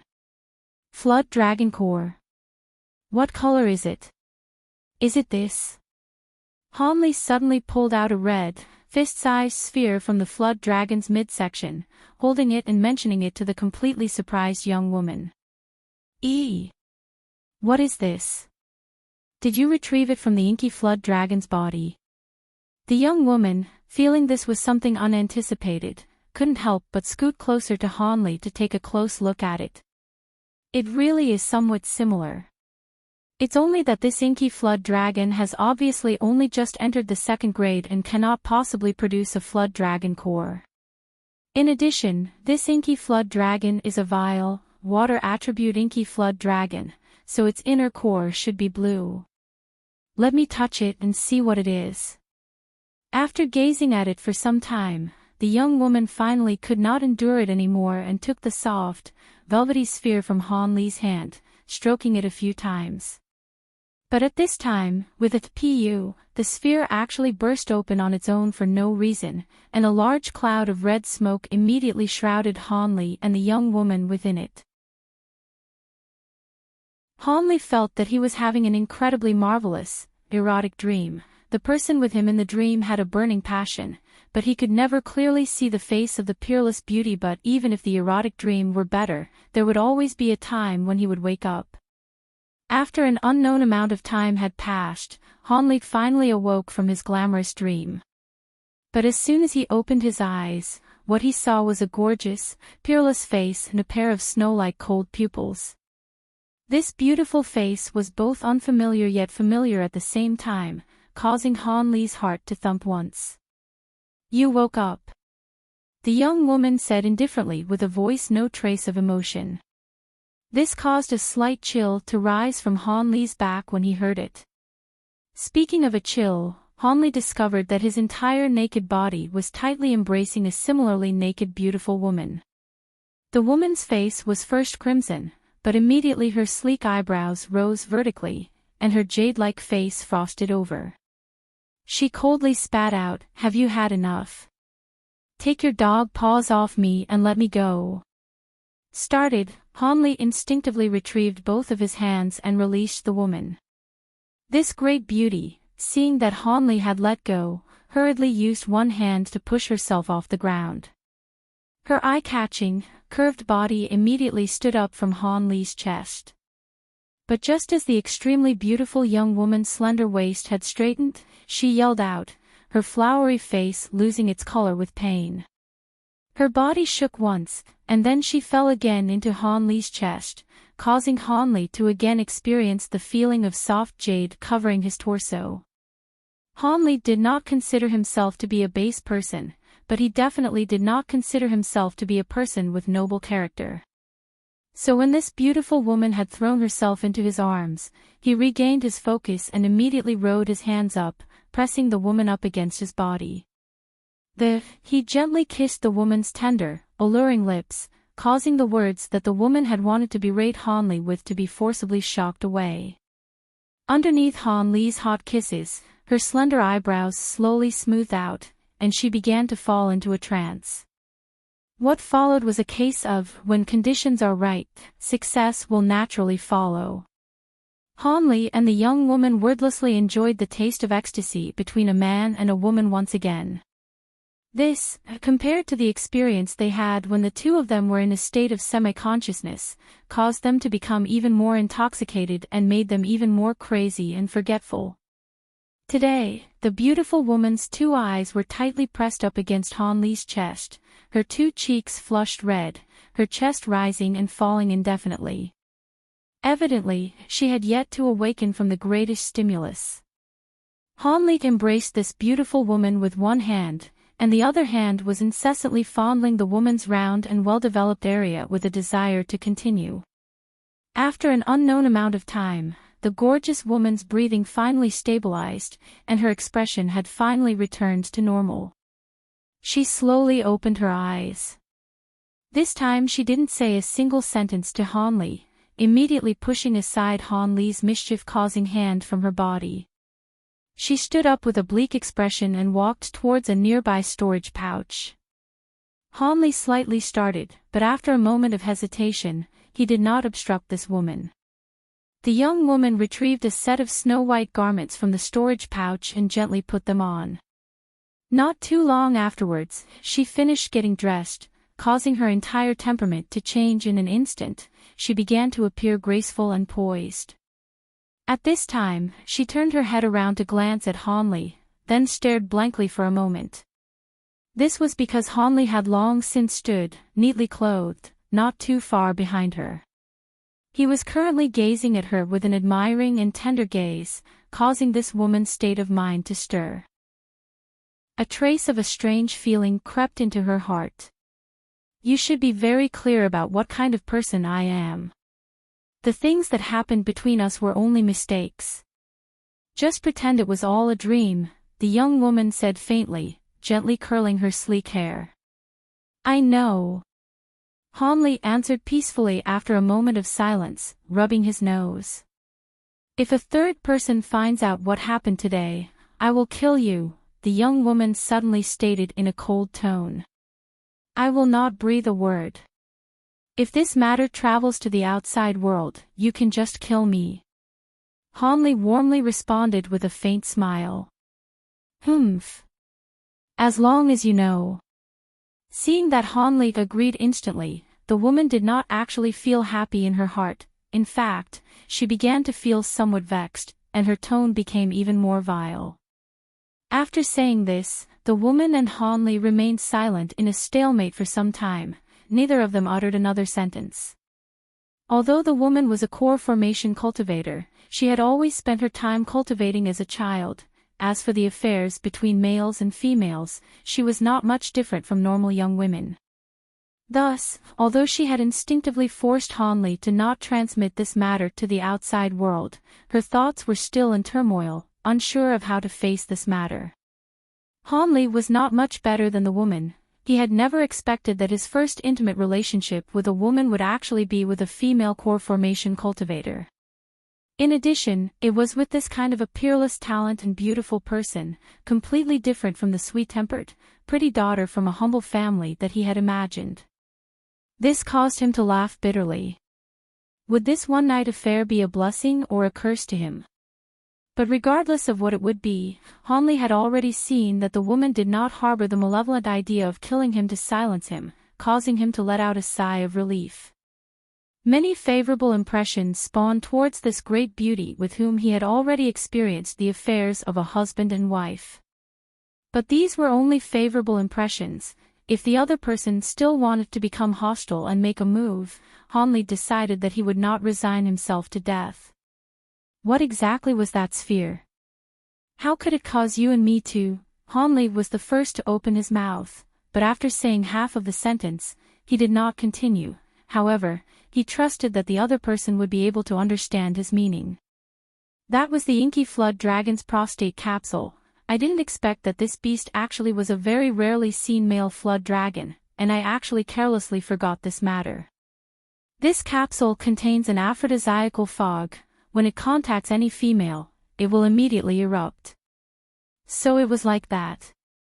Hearing this, Han Li was finally enlightened.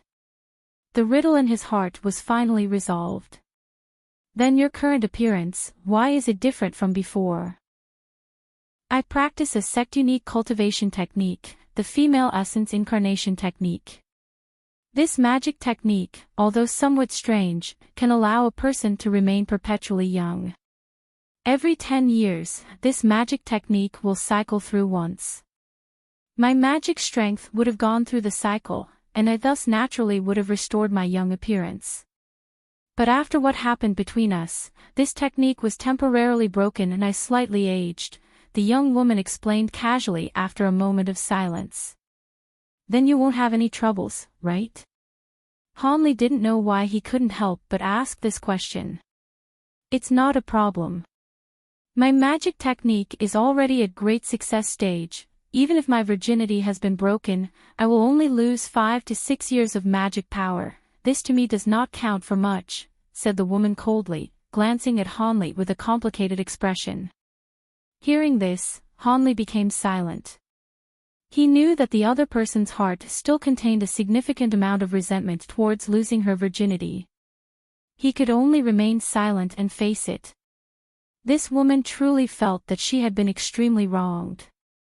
She had just then secretly sized up the other person a few times and had confirmed once again that this Yellow Maple Valley disciple was truly completely average, whether in terms of appearance or natural talent. And she had actually done things that should only be done between a husband and wife with this person. How could this not cause her, who had always been proud and arrogant, to feel incredibly dejected? But she was also somewhat reluctant of the idea of killing this person to relieve the hatred in her heart. After all, the other person was the male who had taken away her virginity, and she inevitably had a few strange feelings towards this person. This caused her to feel both anger and hatred. What time is it now? It shouldn't have passed the time limit of 5 days, right?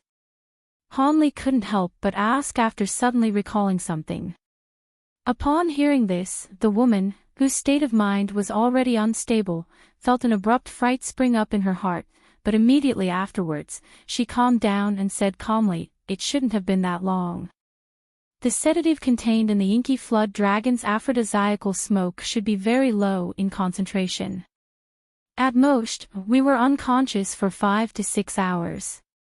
But if we want to leave, we also must make our preparations now. This dangerous area is not so easy to exit from, added the woman, knitting her eyebrows.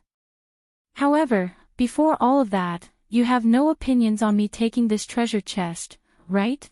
Inquired the young woman as she glanced coldly at Hanli, her almond lips opening slightly. Hearing this, Hanli bitterly laughed, although at the moment he could not sense the depth of that woman's magic power. It was definitely above the foundation establishment stage. How could he dare to fight with her over the treasure chest? The woman, seeing that Hanli did not utter a word, coldly smiled and leaped towards the white jade pavilion. In the end, she very smoothly retrieved the golden chest into her storage pouch, then flew back to Hanli's side. Those spiritual medicines. Seeing that the woman had not harvested those spiritual medicines, Hanli stammered, somewhat baffled. I have no need of them. If you like them, you can harvest them all. The woman glanced at Hanli and said without geniality after hearing this. Hearing these words, Hanli became very happy in his heart. He had just been worrying that, after exiting the forbidden area, he would not have enough spiritual medicines to turn into his sect and would seem suspicious to others. Thus, he unhesitatingly immediately flew over, and in the time it took to roll one's eyes he retrieved tens of spiritual medicines.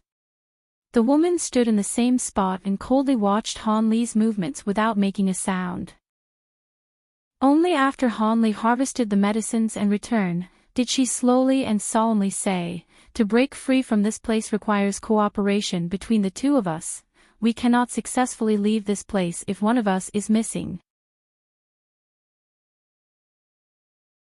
These losses couldn't be considered anything but disastrous." With this said, the woman's female essence incarnation technique was truly strange. Within the incarnation cycle, she was able to transmit the restrictive spell's magic power to another male but was unable to remove the restriction off herself and pass it on to a female. Furthermore, the magic power that could be transmitted was limited to the cultivation of the male. As Hanli was only at chi condensation, the amount of magic power he could contain was the 13th layer of his foundation cultivation technique. It was impossible for him to enter the realm of foundation establishment. Because Hanli had just received magic power from the woman prior to breaking their way to the surface and separating, he still had the magic power of 13th layer cultivation for the moment, allowing him to experience this wondrous sensation a while longer. Nangongwan. In his heart, Hanli softly said this. Just as Hanli was about to depart from the woman, he asked for her name. However, when Hanli thought of how the woman begrudgingly told him, he grew a bit sad. He clearly understood without saying that he was a chi condensation disciple. Even if he were to enter foundation establishment, it would be impossible for them to have any sort of relationship. After all, their positions in the cultivation world and their lifespans were truly as different as heaven and earth. As a result, he could only bitterly accept the woman's heartlessness during their departure. Hanli understood himself well. He knew that if he entered foundation establishment, he would have a slight chance. But currently, he could only look upward to her. With the great size of Yellow Maple Valley, there were over 10,000 cultivators, but only a trifling few were able to reach core formation. Hanli, knowing that his aptitude was lacking, didn't even have the slightest of confidence. Just as Hanli was thinking this, his expression suddenly grew dark. Whoosh! His body suddenly disappeared into the air. A few moments later, however, his body appeared where he originally was, but now he was holding a storage pouch. At this time, the headless corpse of a spirit beast mountain disciple fell off a nearby large tree. Hanli lightly swept through the things inside the storage pouch and lightly shook his head. He then leaped and departed. The afternoon of the 5th day after the forbidden area was opened, the many individuals from various sects waiting outside the forbidden area for quite a long time finally moved. The 7 core formation cultivators strenuously opened the entrance once again. They then looked at the dark passage, waiting for the first of ones to appear with serene expressions. It was very clear that breaking the magic barrier was far easier than it was 5 days ago. Furthermore, when the passage appeared, the 7 core formation experts put away their magic treasures, but the passage actually didn't disappear, maintaining a steady connection to the forbidden area. Behind the 7, there were several tens of foundation establishment leaders with somewhat nervous expressions. This was related to the next distribution of foundation establishment pills, so this event was quite important to these stewards. As for the Masked Moon sect's senior eccentric Cheong, it was unknown when he appeared on the large rock nearby, but he was watching the several people with glee. When he saw those he made a bet with, his gaze became rather peculiar. After half an hour after the passage opened, a middle-aged Taoist priest with a calm expression walked out. His clothes were lined with ash and dirt and had several notable holes and bloodstains. It seemed that he had left the forbidden area after fighting a bitter battle. After the middle-aged Taoist priest appeared, he saluted the Clear Void sect's core formation cultivator and quietly sat down cross-legged to the side. When the core formation cultivator saw this, he looked at the middle-aged Taoist priest with a smile and lightly nodded his head repeatedly. Martial Ancestor Li's expression was peaceful, without the slightest of emotion, but senior eccentric Cheong rolled his eyes and gave a dissatisfied snort. The next to walk out from the passage were a feminine man from Saber Transformation Dock, Zhong Wu, the ugly man from Spirit Beast Mountain, a blue-clothed youth from Heavenly Imperial Fortress, and Yellow Maple Valley's Chin siblings, along with other disciples. All of them more or less had traces of injury. Every one of them walked to their sect elder's location with expressions of exhaustion and sat down cross-legged to rest. After the time it took to eat a meal, another large batch of disciples walked out. This group of people were different from the loners who had previously emerged. They were all in groups of 2s and 3s. Furthermore, every person's face had greatly varying expressions. There were those who were greatly joyful, those who were completely dispirited, and those who had an expression of great relief. Adding this group of people to the several that arrived before, more than 20 of the 7 sect's disciples had already returned. However, they still didn't see a single person from the masked moon sect. This caused the other 6 sects to wear an expression of astonishment. However, Senior Eccentric Cheong's expression along with Celestial Ni Chang and the rest of those from the masked moon sect did not change in the slightest, as if they had a card up their sleeve. After another hour passed by, aside from 2 disciples who appeared, there were no other traces of those from the masked moon sect. There were still only 2 hours left before the passage closed. At this moment, Senior Eccentric Cheong and Celestial Ni Chang glanced at each other, slightly revealing an expression of unease. The appearance of a person suddenly flashed at the passage entrance. A youth from Yellow Maple Valley appeared. This person had a common appearance with neat clothes, and hurried on his way, having the appearance of an unstoppable thunderbolt killing several people in succession. This person was Han Li. When the masked moon sect members saw the image of a person at the passage entrance, their faces wore an expression of joy. But when they clearly saw that it was someone from Yellow Maple Valley, they immediately became greatly disappointed. At this moment, Han Li took a look at the surrounding situation and slowly walked to his sect's position. He copied the others and sat in formation. Coincidentally, he happened to sit next to the Chin siblings. It appeared that compared to the other 6 sects, Yellow Maple Valley disciples numbered the greatest among those who left the forbidden area alive. Apart from brother and sister Chin, there were also the old man as well as the youth. With the addition of Han Li, there were actually 5. Compared to the 3 to 4 survivors from the other sects, especially the trifling 2 from the Giant Sword sect, it could be considered much greater in number. This caused Martial Ancestor Li to be unable to conceal the joy in his heart as he wore a spring wind on his face. When the Chin siblings and the other 2 saw that Han Li, an 11th layer disciple, was actually able to leave the forbidden area completely intact and without injury, they could not help but show an expression of amazement. However, as if they immediately thought of something, they looked at Han Li with a gaze of contempt and did not pay further attention to him.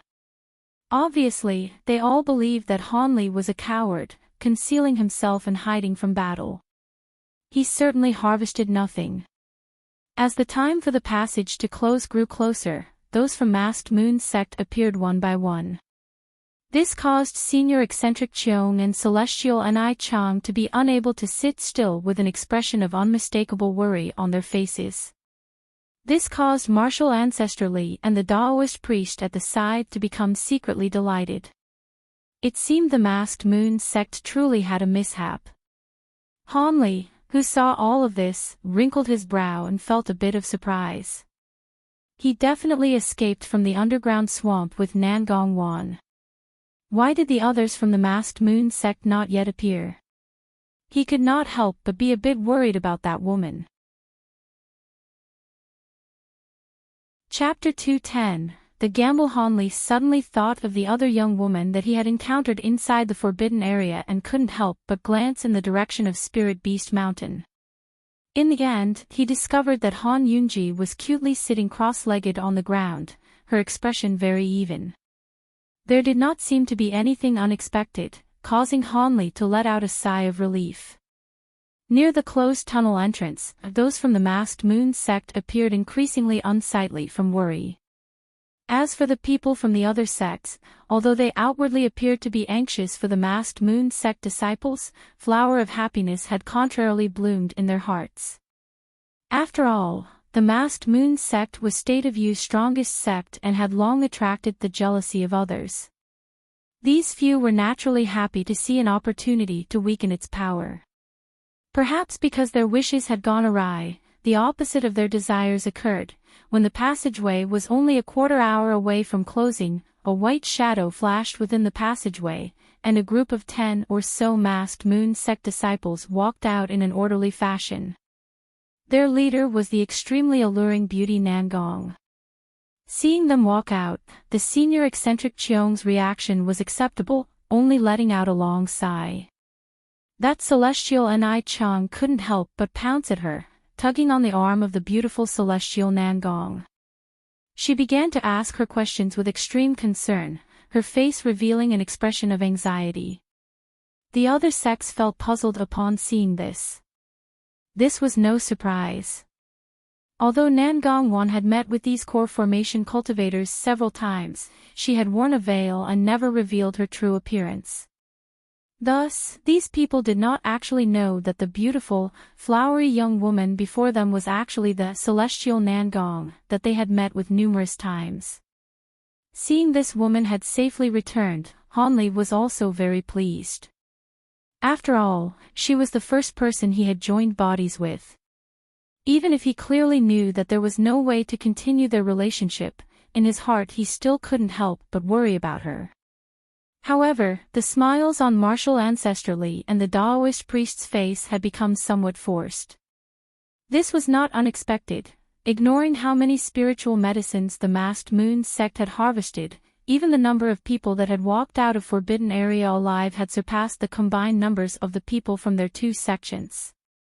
How could this not cause the two of them to be extremely depressed? All of the disciples should have emerged by now. The ones who didn't appear, muttered the leader of the Spirit Beast Mountain, clearing his throat. But before he had finished his sentence, a person came scrambling out of the tunnel that was just about to close. It was actually that old, crafty Xiang Zhili from Yellow Maple Valley, only, the giant sword sect and the young Taoist priest originally harvesting the spiritual medicines with him had disappeared without a trace. The old man had just crawled out of the passageway when thunderous vibrations came from the direction of the forbidden area. Next, an azure light flashed, and the passageway fragmented, finally disappearing completely. At this time, even if there were still people inside the forbidden area who had yet to come out, it would only be a dead end for them. This was because any disciple who had not exited in time in the past never appeared again even at the next opening of the forbidden area. They had all disappeared for an unclear reason, and this was also the reason why other people were not willing to waste time. However, the fact that this old, crafty Yellow Maple Valley 10th layer cultivator could actually escape at the very end was truly beyond expectation. They couldn't help but size up Xiang Zhili. Brotherly, I didn't expect that your esteemed valley actually had so many talents. Not only 11th layer cultivators could walk out of the forbidden area, even 10th layer strength disciples can preserve their lives and exit. Your esteemed sect truly uses the correct method of teaching your disciples. I am truly in admiration. Seeing that only 2 people from his sect had left the forbidden area, and that the barefooted male whom he had high hopes for had not come out while 2 low-level disciples from the Yellow Maple Valley had come out and preserved their own small lives, the cultivator from the Giant Sword sect couldn't help but feel his anger rise. He said these 2 sentences mockingly. When Martial ancestrally heard this, his face fell. He also reckoned that Hanli and Xiang Zhili had both stayed in hiding and did not reveal themselves, wanting to seize any opportunity available. He could not help but bitterly glare at the old, crafty man, but he still had no choice but to protect the 2 of them with his words. The cultivation technique of these juniors is too superficial. Being able to preserve their own lives can also be considered to be their own good fortune. As for what method they used, the others and I, as their senior generation, have no need to add on any blame. Humph. The Giant Sword sect expert, seeing Martial ancestrally put on such an act, found it extremely objectionable and wanted to say something else. However, Senior Eccentric Cheong opened his mouth, somewhat impatiently. What is there for you 2 to argue about?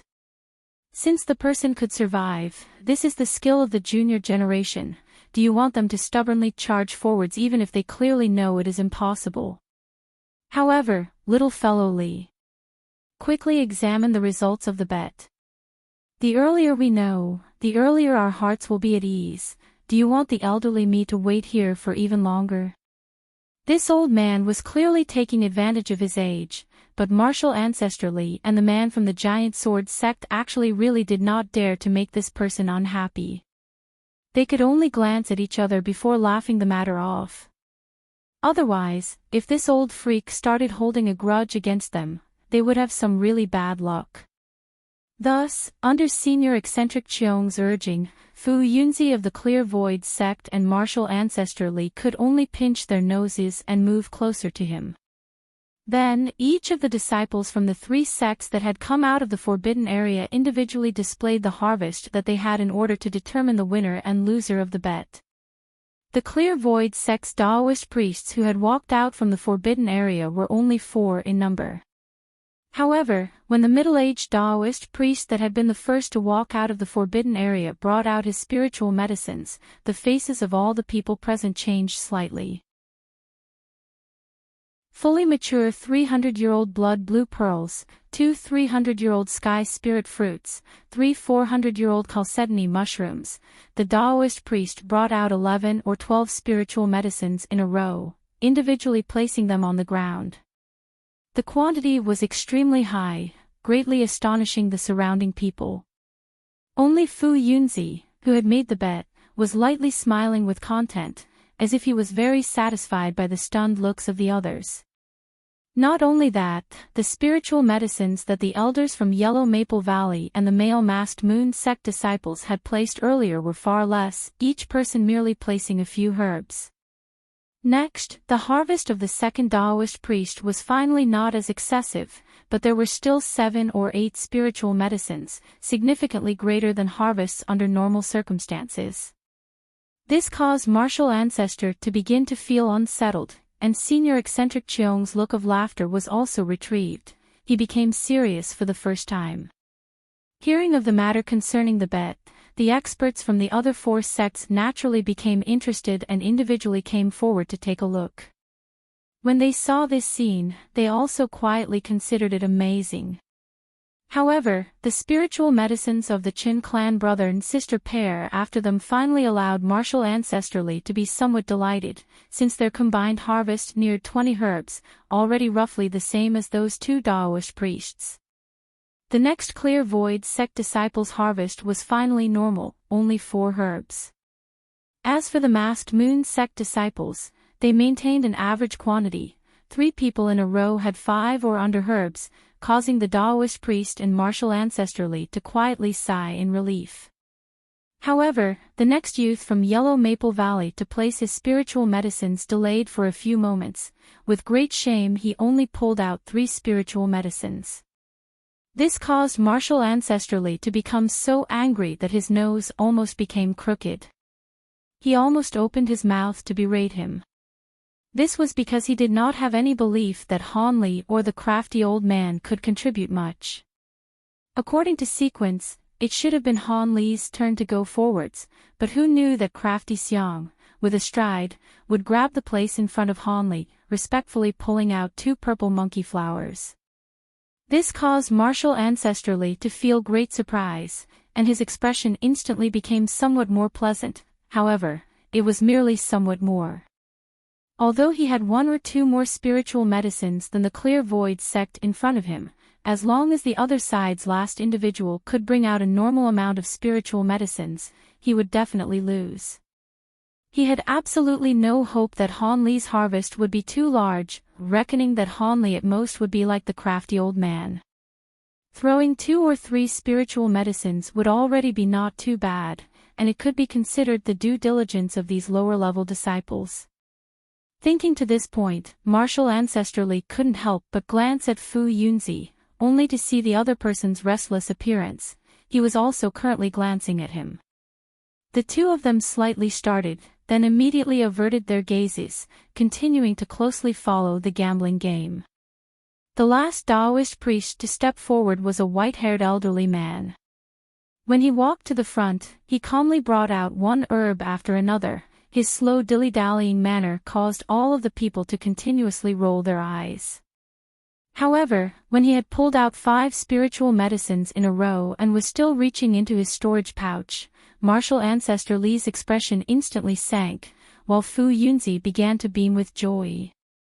As for the masked moon sect disciples, those 2 people were unable to endure anymore and walked over, expressing their interest. Greatly beyond any expectations, this last white-haired Taoist priest actually pulled out 7 spiritual medicines in a row, causing all of the onlookers to feel greatly surprised. When Martial Ancestor Li saw this, his expression had already become incredibly ashen, while the Taoist priest excitedly turned his attention to the other masked moon sect disciples, reckoning that his victory over the Yellow Maple Valley was already secure. At this time, Hanli stepped forward. Other people only indifferently glanced at him before returning their gazes to the masked moon sect, completely ignoring him. Martial Ancestor Li also saw this scene, but he similarly did not glance at Hanli at all, reckoning that he had already lost his opportunity to make a comeback. This 11th layer disciple's appearance would only be to make a fool of himself, thus, he naturally would not give Hanli any face. Hanli did not pay attention to the movements of other people, and even more didn't have the idea of saving some ripe spiritual medicines and bringing out less. This was because each sect's ranks contained 2 other stewards, who had 1 or 2 smelling spiritual beasts by their sides. These kinds of squirrel-like strange beasts could smell out any hidden 100-year-old or above spiritual medicines from a distance of 30 feet. Even if they were inside a storage pouch, they could not escape notice. Thus, every disciple that exited the forbidden area, after voluntarily turning in all of their spiritual medicines, also had to be smelled by these small beasts once over before being allowed to leave. This was to prevent against disciples with malicious plans to smuggle a secret stash of spiritual medicines. Arriving at the location, Hanli held a storage pouch in his hand that he had prepared a long time ago. Then, he rudely flipped his hand, dropping it on the table. After a burst of white light, a huge pile of roughly 20 or so multicolored spiritual medicines formed a huge pile on the ground. Chapter 211, The Winner. Quick, look over there. This is. I don't dare to believe it. When this pile of spiritual medicines suddenly appeared on the ground, a few sharp-eyed individuals began to cry out in surprise. These few yells immediately attracted the gazes of other people. Of course, Martial Ancestor Li and Fu Yunzi were included in this group. However, when the 2 people saw clearly the spiritual medicines at Han Li's feet, the Taoist priest's grin immediately froze, while Martial Ancestor Li, after staring blankly for a moment, began to laugh loudly with pleasant surprise. This big pie that fell from the sky caused his heart to burst with joy. After Martial Ancestor Li had realized his own loss of self-control and stopped laughing, he stared at Hanli with a beaming gaze, assessing him constantly. How come when he looked at Hanli, he felt that Hanli was very pleasing. On the other hand, the Taoist priest's face had become ashen, still unable to believe that he had lost just like that. Naturally, his gaze towards Hanli held great unhappiness. Taoist brother, this is done. Do you still want to trouble a member of the junior generation? Martial Ancestor Li humphed after glancing at Fu Yunzi's expression. He took a stride and blocked in front of Hanli, saying this with a straight face. Today, Hanli had just helped him with a great service. He naturally could not allow this member of the junior generation to be frightened by Fu Yunzi in front of this many people. Otherwise, his face would be entirely gone. The Taoist priest, being scolded by Martial Ancestor Li like this, realized that given his own identity, glaring at a Qi condensation disciple in this way was incredibly wrong. Other people would mistakenly believe he was trying to secretly retaliate against a member of the junior generation, so he hurriedly averted his gaze towards Martial Ancestor Li and forced a laugh. Martial Ancestor Li, it's a misunderstanding. This Taoist priest was only thinking that based on this young man's cultivation base, it is truly inconceivable that he would be able to harvest so many spiritual medicines. I was only taking a few extra glances at him. The Taoist priest made a huge effort to put on a nonchalant appearance, but as soon as he thought about that flood dragon inner Dan, he felt his heart bleed incessantly, and his expression had no way of returning to normal. Martial Ancestor Li coldly laughed twice and noncommittally did not continue to speak. After all, He had achieved a great victory in today's bet and was unwilling to continue to provoke the other person. However, he was also somewhat suspicious of Han Li's ability to obtain so many spiritual medicines, but in front of so many people from other sects, martial ancestor Li was unwilling to interrogate Han Li now and could only turn a blind eye to it. Not to mention, at this moment his heart was on fire. As long as he could triumph again over the masked moon sect people, he really would have made it big on this expedition to the forbidden area. Naturally, he could not deal with these trivial matters. As long as he could win this gambling game, he couldn't care less about what stealing methods Han Li used to get the spiritual medicines. The Daoist priest, seeing martial ancestor Li's appearance, naturally realized the other person's thoughts. Could he, as the eliminated participant, only continue to observe who won between senior eccentric Cheong and the other person with an angry heartache? But senior eccentric Cheong's expression was not much better than that of the Daoist priest. The spiritual medicines that the few masked moon sect disciples had turned in were all common, truly causing him to be unable to laugh. Just as martial ancestor Li was in high spirits, the situation suddenly took a rapid turn. The quantities of spiritual medicines that the last few masked moon sect disciples turned in suddenly all reached 10 or so in number, in an instant surpassing even the sum of the Yellow Maple Valleys and Clear Void sects' harvest by 5 or 6 herbs, winning the last round of the bet.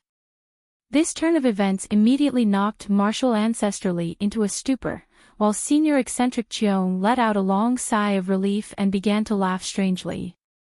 Bring it, turn over that demonic flood Jargon inner Dan.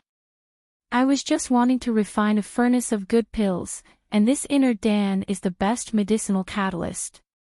Senior eccentric Cheong impolitely demanded his betting spoils from Fu Yunzi on the spot. Upon hearing this, the Daoist priest Fu Yunzi forced a smile and opened his mouth, as if he wanted to say something, but nothing came out of his mouth. Seeing this, senior eccentric Cheong glared unhappily. What, the well-renowned Clear Void sect's Fu Yunzi, could it be that you want to renege on this debt? Renege on this debt? Do I dare to renege on a debt with senior eccentric Cheong? Fu Yunzi naturally did not really mean to renege on the inner Dan. It was only that the loss of this kind of precious item hurt him greatly, and he was instinctively reluctant to part with it. But today, now that senior eccentric Cheong said it like that, his face alternated between red and white. After fiercely stomping his foot, he tossed a white sphere to the other person, then turned away with an expression of physical pain written on his face, unwilling to look. That sphere was the inner Dan of a demonic flood dragon. Senior eccentric Cheong grabbed the inner Dan with a raise of his hand. After closely inspecting it, he beamed with joy, but he still muttered, "It seems that its quality is not too good, and its spiritual chi is not really sufficient. It looks like it's just passable, I'll have to make do with it." This sentence caused the Daoist priest's face to turn red when he heard it. He almost vomited blood and died with anger, and he hurriedly departed from this individual to a faraway place, lest his Dao heart die from depression. Daoist friendly, Li will send representatives with 2 chunks of iron essence within 20 years. He. It's still Daoist friendly, that is straightforward. I have nothing else to say. Senior eccentric Cheong nodded his head with satisfaction, then returned to the masked moon sect side, very pleased with himself. This round of gambling had many twists and turns, truly causing the various bystanders from different sects to feel very amazed. In the end, seeing martial ancestor Li and Fu Yunzi's attempts to try to steal a chicken only to end up losing the rice used to lure it, everyone gloated. Who told them to gamble with this senior eccentric Cheong anyways? No matter what, this time's expedition to the forbidden area had ended. The leaders of the various sects, having received all of their own disciples' spiritual medicines and letting them be checked by the spiritual beasts once, all said their goodbyes one by one and left, bringing their followers with them. Those from the masked moon sect were the first to leave, and so after they had said goodbye and stepped onto the heavenly moon divine boat one after the other, Han couldn't help but glance at the celestial Nangong in their midst. However, that woman, from boarding the boat to its eventual departure, never did glance back at him, causing Han to feel wronged in his heart. However, Han could also be considered a person with a strong state of mind, and in no time he had recovered to normal and continued to watch the other sects leave. When she was leaving with the Spirit Beast Mountain disciples, Han Yunji glanced at Han and gave him a benevolent smile. This actually caused Han to feel somewhat warm in his heart. Yellow Maple Valley, as the host of the Forbidden Area, naturally would have to be the last to leave. Thus, when the other 6 sects all left, only the Yellow Maple Valley sect remained all alone outside of the Forbidden Area. However, Martial Ancestor Li didn't just take his followers and leave. Instead, he raised his head and gazed in the direction of the Forbidden Area silently. However, all the other people knew that this martial ancestor, having just lost a bet, could not be happy in his heart. Thus, nobody ignorantly went up to urge him on, they could only stand and watch behind him. After half a day, Martial Ancestor's mood seemed to be somewhat better. Although he did not turn around, he finally opened his mouth. His first sentence was directed at Han, the disciple that turned in the most spiritual medicines. "What is your name and how many years has it been since you entered the valley?" When the other people heard this, they couldn't help but reveal an expression of envy. To have one's name known by this high-ranking martial ancestor meant that in the future one would definitely have great benefits. Han started slightly and, not daring to delay, immediately said with respect, "Named Han, this disciple entered the valley nearly 3 years ago." Han. Martial Ancestor Li slowly repeated Han name, as if he were considering something. He didn't actually reply immediately. Instead, he caused all the people behind him to turn and look at each other. They didn't know what this martial ancestor elder's intention was. But Martial Ancestor Li's next sentence caused Han Li's heart to shiver, and he raised 120% of his attention. "Han Li, tell me the process that you went through to obtain these spiritual medicines, I want to hear it," asked Martial Ancestor Li, seemingly arbitrarily. Although Han Li was alert in his heart, he had long before made preparations for being interrogated by others concerning this matter. Thus, he was not panicked. He calmly said, "Yes, Martial Ancestor. This matter is actually very much due to a fluke." On that day, although Disciple had hidden in the ring-shaped mountain, regrettably no real rewards were to be had. However, on the afternoon on the 4th day, Disciple actually found 2 people fighting over a few sprigs of chalcedony within a very remote cave. One was the barefooted, silver sword-carrying giant sword sect disciple, and the other was a heavenly imperial fortress person with scars covering his face. Disciple thus secretly hid in. Just like that, Han Li vividly began to describe a tale of taking advantage of the 2 people's conflict. In addition, he did his best to exaggerate his unexpected luck, causing the Chin brother and sister, as well as the other disciples, to feel incredibly jealous, their envious intent extremely apparent. Martial Ancestor Li, upon hearing Han Li's account, silently nodded his head, feeling that only in this way could it possibly happen. Otherwise, how could a disciple with a low cultivation technique like Han Li possibly harvest so many spiritual medicines? It seemed like the other person truly was incredibly lucky and that it had been a complete coincidence. Believing that he had figured out the story behind this matter, Martial Ancestor Li did not want to continue wasting time interrogating. However, after pausing for a while, he suddenly said to Han Li with a solemn expression, "Han Li, your services towards the sect this time were not small. Although I did not win the bet, I must still reward you greatly. I plan to receive you under my tutelage, and you can be one of my few disciples. Are you willing?" Hearing this, Han Li instantly froze and didn't know how to respond for some time. And when the other Yellow Maple Valley people heard this, they first received a great shock, then tenaciously glared at Han Li, revealing an expression of disbelief. This was too inconceivable. They hadn't heard wrong, had they? This martial ancestor elder would actually receive this person as a disciple so easily.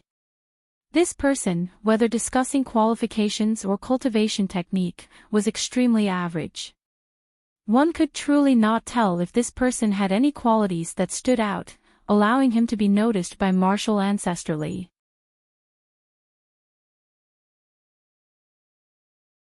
Chapter 212 A Sudden Understanding.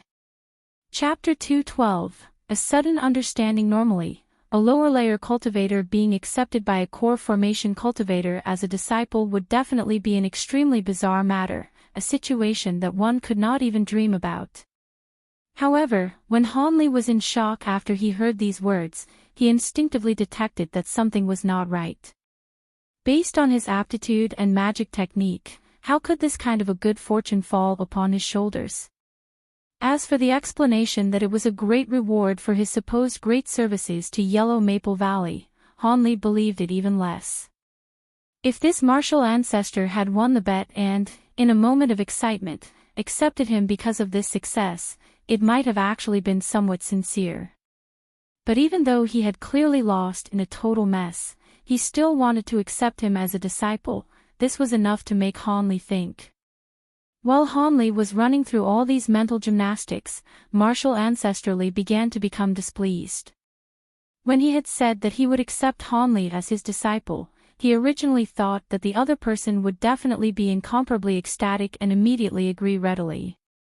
But who expected that Hanli actually stood blankly in the same spot, his expression one of amazement. He actually didn't immediately respond, which caused martial ancestrally to feel somewhat resentful. However, on the outside, martial ancestrally naturally still had to maintain the poise of a martial ancestor, so he indifferently said, "Hanli, if you aren't willing to take me as your master, you only need to clearly say it. I will not force you. I can separately bestow a few magic tools upon you as compensation." When Hanli heard this, he knew that although the other person's words were pretty, he definitely was not happy in his heart. Hanli was very clear even without thinking hard what the consequences of offending this martial ancestor would be. In addition, for a chi condensation disciple like him to refuse a core formation cultivator's acceptance of a disciple excessively defied common sense. Perhaps after he refused the offer, he would attract even more troubles. Thinking to this point, he gritted his teeth. No matter what the other person's attempts towards him were, he would first deal with the situation in front of him. Disciple is obviously delighted to be able to kowtow under martial ancestor's tutelage. It is this disciple's honor. Earlier it was just that disciple was too happy and completely forgot to speak. "Please forgive disciple, martial ancestor," Hanli said with a hurried tone, his face blushing strongly as he pretended to regain his focus after being exhilarated. Then, Hanli very tactfully kowtowed a few times to martial ancestrally, immediately performing the ritual of formally becoming a disciple. "Very good. From today onwards you are my Li Huiyuan's disciple." This jade lightsaber magic tool can be regarded as a greeting present. A smiling, exuberant expression appeared on Li Huiyuan's face, and he reached his hand out to support Hanli. Then, he handed him a long, greenish jade saber. Judging from the spiritual light flickering on it, it definitely was a top-grade magic tool. Hanli solemnly received the long saber with his two hands, then kowtowed again to express his respect before standing up again, pretending to be unable to contain his joy. The other disciples watched dumbstruck, fires burning in their eyes. Their gazes towards Hanli were extremely peculiar, wishing that the person to receive the magic tool was themselves instead of Hanli, whom they had long considered to be unpleasant to their sight. However, he was still strongly resisting the movements in his heart. He pretended to be confused and asked in astonishment, "Senior Martial Uncle Ma, could it be that martial ancestor Li's accepting of disciples has another reason?" "Senior Martial Uncle. He. Since Junior Martial Brother Hanli has already kowtowed to Junior Martial Uncle, you can just call me Senior Martial Brother Ma." "I no longer dare to respond to the title Senior Martial Uncle," said the little old man slowly and methodically, gently shaking his head. Cough. Why does Senior Marshal Uncle Ma laugh at Junior Marshal Nephew, who doesn't know that seniority in the cultivation world is assigned by cultivation technique? As long as I have not yet entered the foundation establishment stage for one day, Senior Marshal Uncle Ma is naturally still my senior, said Hanli very sincerely, and immediately poured a cup of medicine flower tea for the little old man, handing it to the other person. Not bad, not bad. You indeed can be taught. It seems like you have not yet lost your wits because of this matter, so I will tell you now beforehand. In reality, even if I don't say it, you will know in 3 to 4 more days, said the little old man faintly, nodding his head in satisfaction. Hearing this, Hanli was slightly startled, but he concentrated his attention on hearing the other person's next utterance.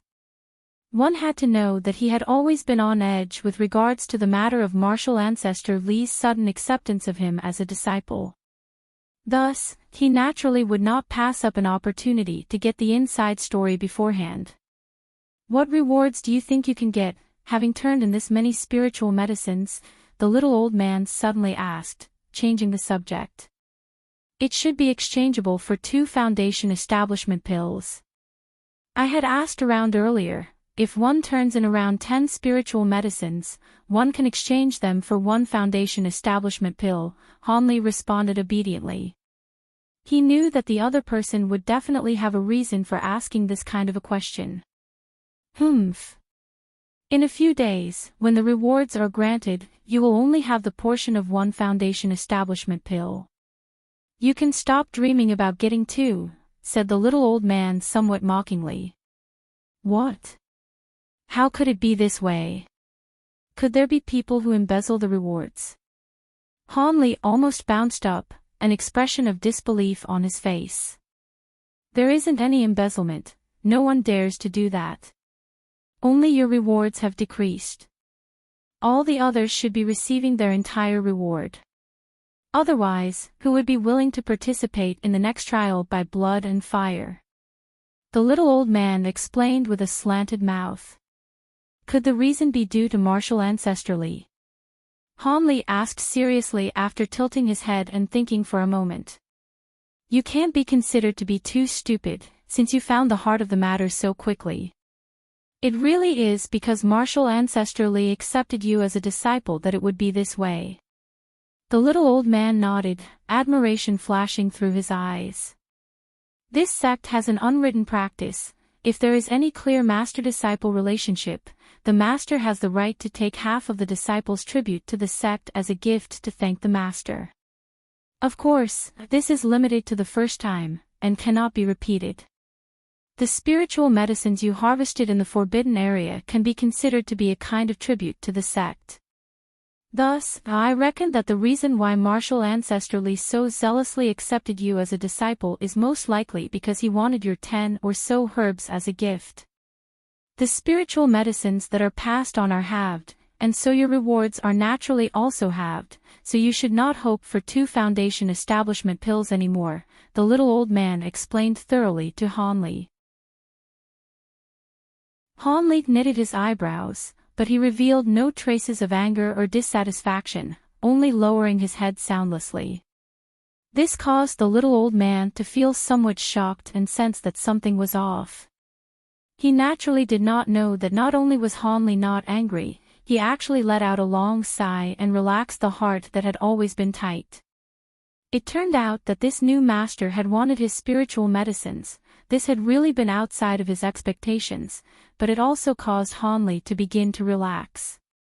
To Hanli, who was about to refine these pills, 1 foundation establishment pill could not amount to much. As long as he could succeed in refining these pills, he couldn't care less about the loss of merely 1. The little old man didn't know Hanli's attitude. Seeing that Hanli didn't make a sound, he thought that Hanli was holding in a stomach of stuffiness but was good at controlling it and didn't let it leak out. Thus, he lightly laughed and began to comfort Hanli. Although you get 1 less foundation establishment pill, you exchanged it for being accepted as Marshal Ancestor Li's in-name disciple. You haven't suffered a huge loss, so it's not too bad. One has to know that your talent is not very good. Even if you were to use 2 foundation establishment pills, your hopes of successfully entering the foundation establishment stage are not too high.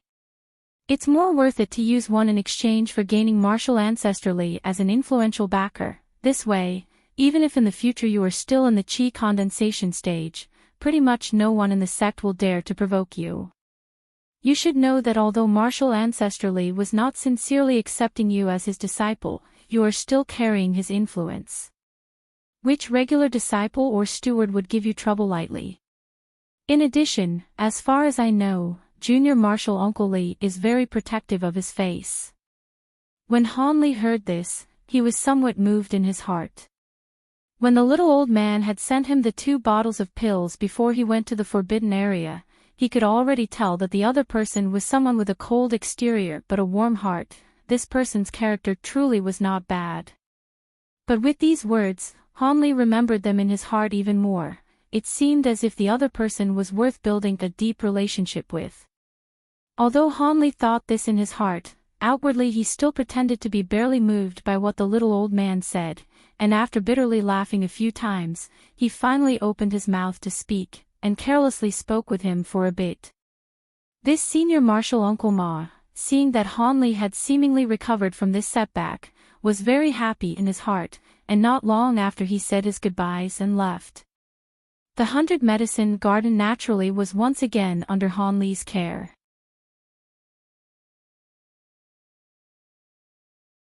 Chapter 213 Preparation. Chapter 213 Preparation. Although the journey to the forbidden area had only taken 10 days, Han Li felt as if several years had passed. Thus he lied down on his bed in the 100 Medicine Garden for a long while, basking in comfort and longing. Not only did he finally return with his life intact from this trip he gambled his life with, he had also perfectly accomplished his goals. Now he could indulge in a truly worry-free and sound sleep. It seemed that all of the struggles from the mortal world were far away from him in a flash as he slept.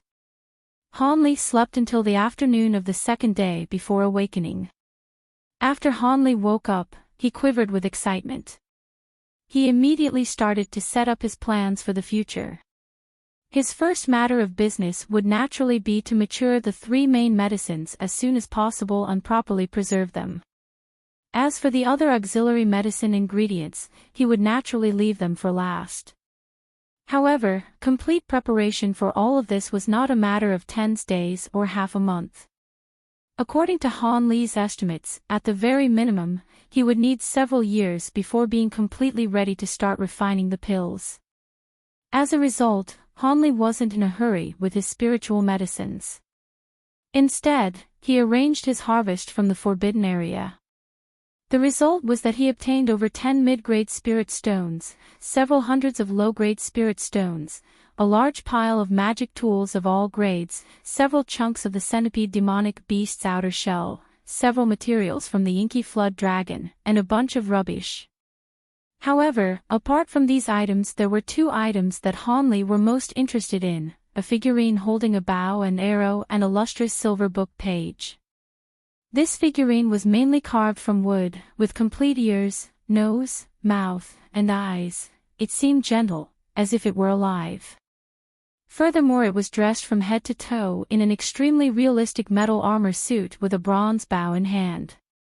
This was the magic tool that Han Li previously acquired from his elders.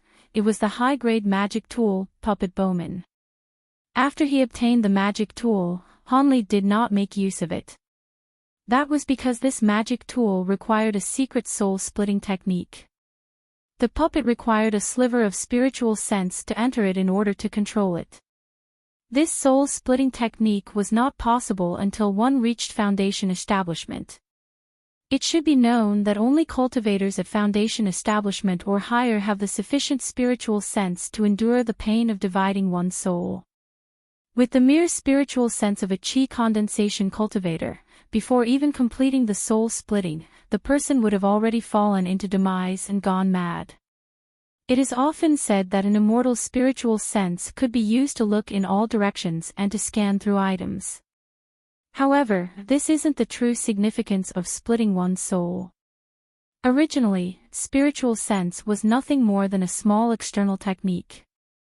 However, after cultivating the secret technique to split one's soul, it would be equivalent to having one, even several separate individual divine senses, with each divine sense capable of controlling several tools. The more times one divided their soul, the more magic tools they could control simultaneously. It should be known that when Qi condensation disciples normally confronted an enemy, at most they could use 2 magic tools at the same time. If they used any more, they would no longer be able to control them with ease. After all, who didn't have 5 or 6 magic tools on hand? If they were to throw them all at their opponent, it would definitely be ineffective and would cause the opponent to be baffled for a moment. After Hanli fiddled with the figurine for a good while, he placed it down and took a look at the silver book page. This silver book page was from the spoils Hanli obtained from the barefoot man of the giant sword sect. The top was bumpy, textured with many peculiar decorative designs. It seemed very mysterious. Hanli pondered over it for the majority of the day without even a clue and could only set it aside for the time being. Like that, in the following days, Hanli studied the silver book page while waiting for news from the upper echelon. He was seeing whether or not what the old man had said was true, that his reward had been reduced. On the afternoon of the 4th day, Marshal Uncle Wang and an unfamiliar steward went to find Hanli and only brought a single Foundation establishment pill as a reward. What they said was basically the same as what the small old man had said. Marshal Ancestrally had taken away the spiritual medicines under the pretext of his disciples' filial tribute to his master. After Hanli heard this, he coldly chuckled to himself, but his exterior appearance didn't reveal the slightest complaint. Seeing this, the 2 stewards, who originally believed that they would have to waste time explaining clearly, let out a sigh of relief. Then they left, saying goodbye with beaming smiles. After Hanli saw the pair's departure, he laughed at himself for a moment and put away his newly obtained Foundation establishment pill. Now he could take the time to shut himself away and consume the Foundation establishment pills after he refined them. After all, for each day he couldn't refine medicine pills, Hanli would be unable to peacefully enter seclusion. Like that, month by month passed by. 3 years of time flashed by and Hanli's pill refining preparations were finally completed. Within this rather lengthy period of time, several matters had occurred. After Junior Marshal Sister Qin consumed her rewarded Foundation establishment pill, she bitterly cultivated for an entire year. In the end, she succeeded in establishing her foundation and entered Foundation establishment. However, her elder brother's luck wasn't very good. Although it was his 2nd time consuming the Foundation establishment pill, he had failed to make a breakthrough and lingered just outside of Foundation establishment. It was said that this great young master of the Qin clan had lost complete confidence in the immortal path and simply left the sect, returning to his clan to handle affairs. Furthermore, Hanli's reputation in Yellow Maple Valley had gradually risen, and he could now be considered a minor celebrity. With regards to the tale of his great stroke of luck in the Forbidden Area, obtaining a large number of spiritual medicines and becoming the in-name disciple of Marshal Ancestrally, it had fluttered about through the sect on the 1st year of his return, causing other low-level disciples to burn with great envy. But by the 2nd year, this matter had gradually settled down. However, there was still a small incident during this time. That old man Yi who reneged on over half of the agreed items suddenly sent over the rest of the long overdue items without exception. There was even a bit extra. This caused Hanli to greatly experience firsthand the ease and confidence brought by having a greatly influential backer, and he could not help but be secretly pleased by his position. It seemed that his position of being an in-name disciple of Marshal Ancestrally had quite a few truly good benefits. Having an influential backer, literally / the shade is plentiful underneath a large tree. However, with regards to paying his respects to his master, Hanli truly had no words to say. Apart from being assigned as an in-name disciple to the man and receiving a personally transcribed copy of the Azure Essence Sword Arts from him, Hanli did not hear anything else from him in these 3 years. It seemed that he had completely forgotten about Hanli long ago. Apart from a few unspoken complaints, Hanli was quite satisfied with his current situation. He currently was wholeheartedly throwing himself into the first steps of refining the Foundation establishment pills. He naturally did not wish for anyone to disturb him. However, his life of near seclusion had finally come to a close. About 3 days ago, Hanli finished maturing the last auxiliary spiritual medicine he required and thus possessed all his ingredients. All he needed was one last thing. After several days of ordering and packing, Hanli packed his ripened spiritual medicines in a neat order and headed toward Yulu Hall. Yulu Hall was exactly the same as Hanli had last seen it several years ago. Naturally, those who were guarding the transportation formation had already been replaced with another 2 Foundation establishment disciples. However, the procedure was the same along with the same intolerant gazes, causing Hanli to laugh inwardly. Regardless, he still entered Yulu Hall without any trouble. Walking along the signless passage, Hanli saw that ugly man who caused him much unhappiness. He was currently sleeping inside the stone room. Hanli wrinkled his brow. After muttering to himself for a moment, he took out a small bell magic tool. Then he walked up to the ugly man and lightly shook the bell next to his ear. This small bell wasn't much to Hanli's ear, but it caused the ugly man to act as if his buttocks were on fire. He immediately jumped and loudly yelled unclearly, "What's happening? Who is it? What are you up to?" The ugly man was still clearly half asleep. For the moment, he actually didn't use coarse language toward Hanli. Hanli didn't see this as rude and immediately mentioned his title as an apprentice to his master. "This one is Martial Ancestor Li Huiyuan's disciple and wishes to borrow earth fire for his own use. Will your distinguished self open the door?" Martial Ancestor Li. The ugly man had clearly heard of Martial Ancestor's famous name and immediately jumped. He hurriedly and repeatedly said several praises and turned around, walking to the stone door.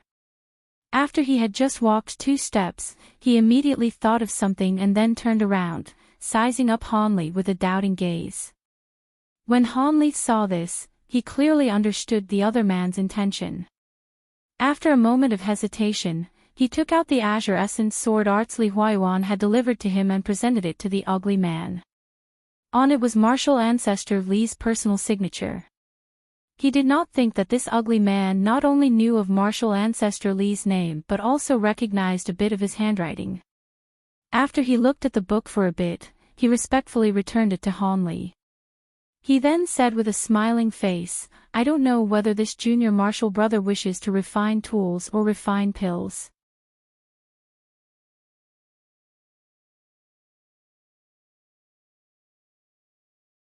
Chapter 214 Earth Fire Room.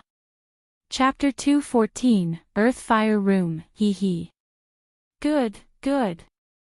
I will prepare everything for junior martial brother right now. The ugly man, seeing that Hanli had actually given him a mid-grade spirit stone, immediately beamed with joy. One had to know that although the generally accepted exchange rate in the world of cultivators was 100 low-grade spirit stones for 1 mid-grade spirit stone, in reality those willing to use a mid-grade spirit stone to exchange for 100 low-grade spirit stones were very few in number. This was because everyone knew that under the same circumstances, the speed of absorbing spiritual chi from a mid-grade spirit stone was much faster than when using low-grade spirit stones. Just based on this point, everybody wanted to keep a mid-grade spirit stone and naturally would not pay much attention to low-grade spirit stones. Of course, the situation when exchanging high-grade spirit stones with mid-grade spirit stones was the same. After the ugly man had happily received this fire attribute spirit stone, he treated Hanli even more obsequiously. He immediately led Hanli before a huge, 5-colored stone door and pulled out a purple command medallion from his waist, pointed it at the stone door, and shook it. Red light flashed across the purple command medallion and a wisp of rosy light shot from it, precisely hitting the door. This caused the five-colored flowing light to rapidly gyrate. Finally, with a few ear-splitting creaks, the stone door slowly rose, revealing a black tunnel behind it. This tunnel was a few tens of feet high and was square in shape. Junior Marshall brother, the room with earth fire is just past this walled stone path. Let's head over there now, said the ugly man to Hanley ingratiatingly as he squeezed out a few traces of a smile. Hanley nodded his head without saying anything, then took the lead to walk into the tunnel. Although this dark stone cannot be considered a rare item, it is still not a very common material in this world. To be able to find so much at one time and then use it as bricks to construct the tunnel and the room, it was only after a few martial ancestors with great ability from previous generations had spent a great deal of effort that it was constructed. Due to dark stone's ability to resist high temperatures and the strange effects of refining using earth fire, no big accidents have occurred yet ever since this earth fire began to burn, said the ugly man, showing off a little as he led the way. Hanley's interest was greatly aroused when he heard this. He couldn't help but touch the black stone wall off to the side and found that it was smooth and ice-cold. This dark stone, where is it produced? It can actually resist earth fire, which is 30% more powerful than true fire.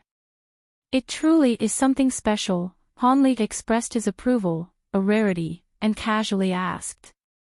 This? I heard that although it isn't too rare of an item, our state of you really doesn't produce any of it. These were all obtained by the martial ancestors from a state extremely far to the west. It really was extremely troublesome, explained the ugly man. Just like this, Hanley followed behind the ugly man. In the time it took to roll one's eyes, they had passed the other two similarly large stone doors, finally walking out of the dark stone tunnel. They appeared within an extremely large, round-shaped lobby. This large lobby was similarly constructed of dark stone, but it was 400 or 500 feet in diameter and was taller than 100 feet. It was shockingly enormous. Evenly distributed white stone doors of identical size surrounded the huge lobby, roughly 30 of them in total. There were no traces of other humans in the large lobby, only Hanley and the ugly man, both of whom had just arrived. Hanley, after curiously sizing up the place, heard the ugly man say with a laugh, underneath this large lobby is the location where the earth fire gathers and burns the brightest. Thus, the sect opened up a total of 36 earth fire refining rooms here. The best rooms for refining pills are number 18 and number 19. However, number 18 is already occupied by a senior martial uncle, so junior martial brother should use room number 19. Although it is somewhat worse than number 18, the flame intensity and stability are also extremely outstanding, said the ugly man with a grin. As he spoke, he led Hanley in front of a door with 19 painted in gold on its surface. Hearing this, Hanley did not say anything and silently nodded his head, indicating his assent.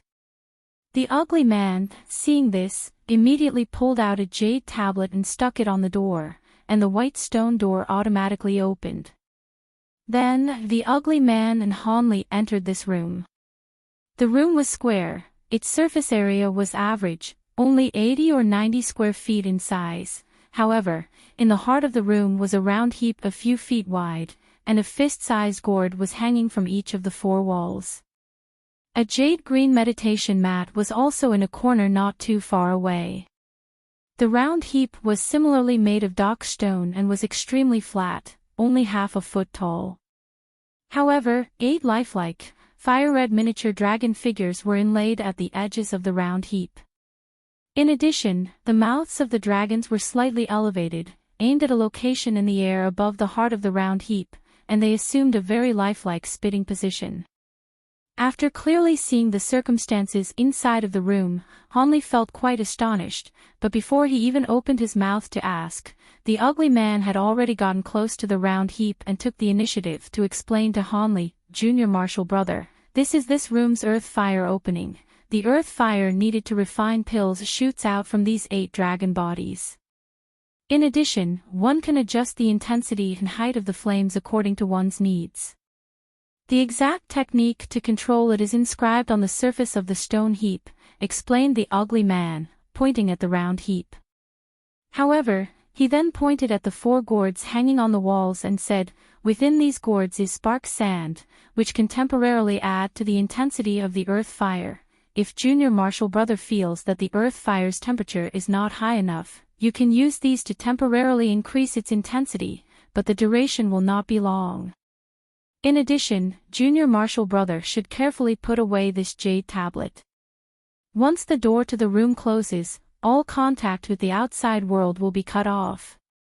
Unless numerous core formation cultivators put their strength together, nobody can enter from the outside, so Junior Marshall Brother can be assured that there will be absolutely no one who will disturb you.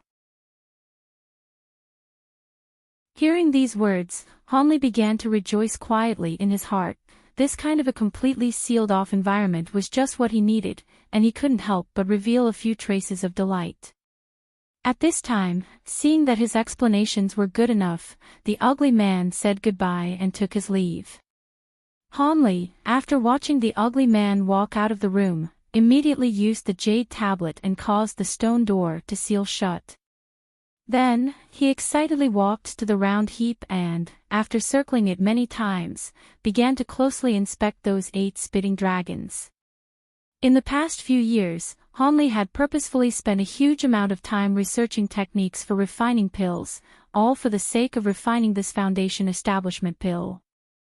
Thus, he could not be considered a stranger to the Tao of alchemy. He knew that whether or not refining a pill succeeded was related mainly to the control of the fire, as well as opening the furnace to retrieve the pill at the right timing. As for the composition of the ingredients and their quantities, after being put into practice countless times by former generations, they had already been clearly described on the recipe, so one did not have to consider it. Of course, appropriately increasing or decreasing the quantities needed to form a pill once was acceptable. As long as one followed the fixed scale, both increasing or decreasing the quantities of the ingredients was permitted. However, while it was easy to say, actually doing it would be extremely difficult. After accurately controlling the pill furnace's fire, one also had to grasp how to open the furnace at the right time. Who knew how many prospective alchemists these 2 great problems had confounded? Even the current, most well-known masters of alchemy could not help but admit that even if they were to personally attempt it, the success rate of forming a pill would still not be too high, only roughly a 50-50 chance of success, and this was for refining the pills they were the most proficient at.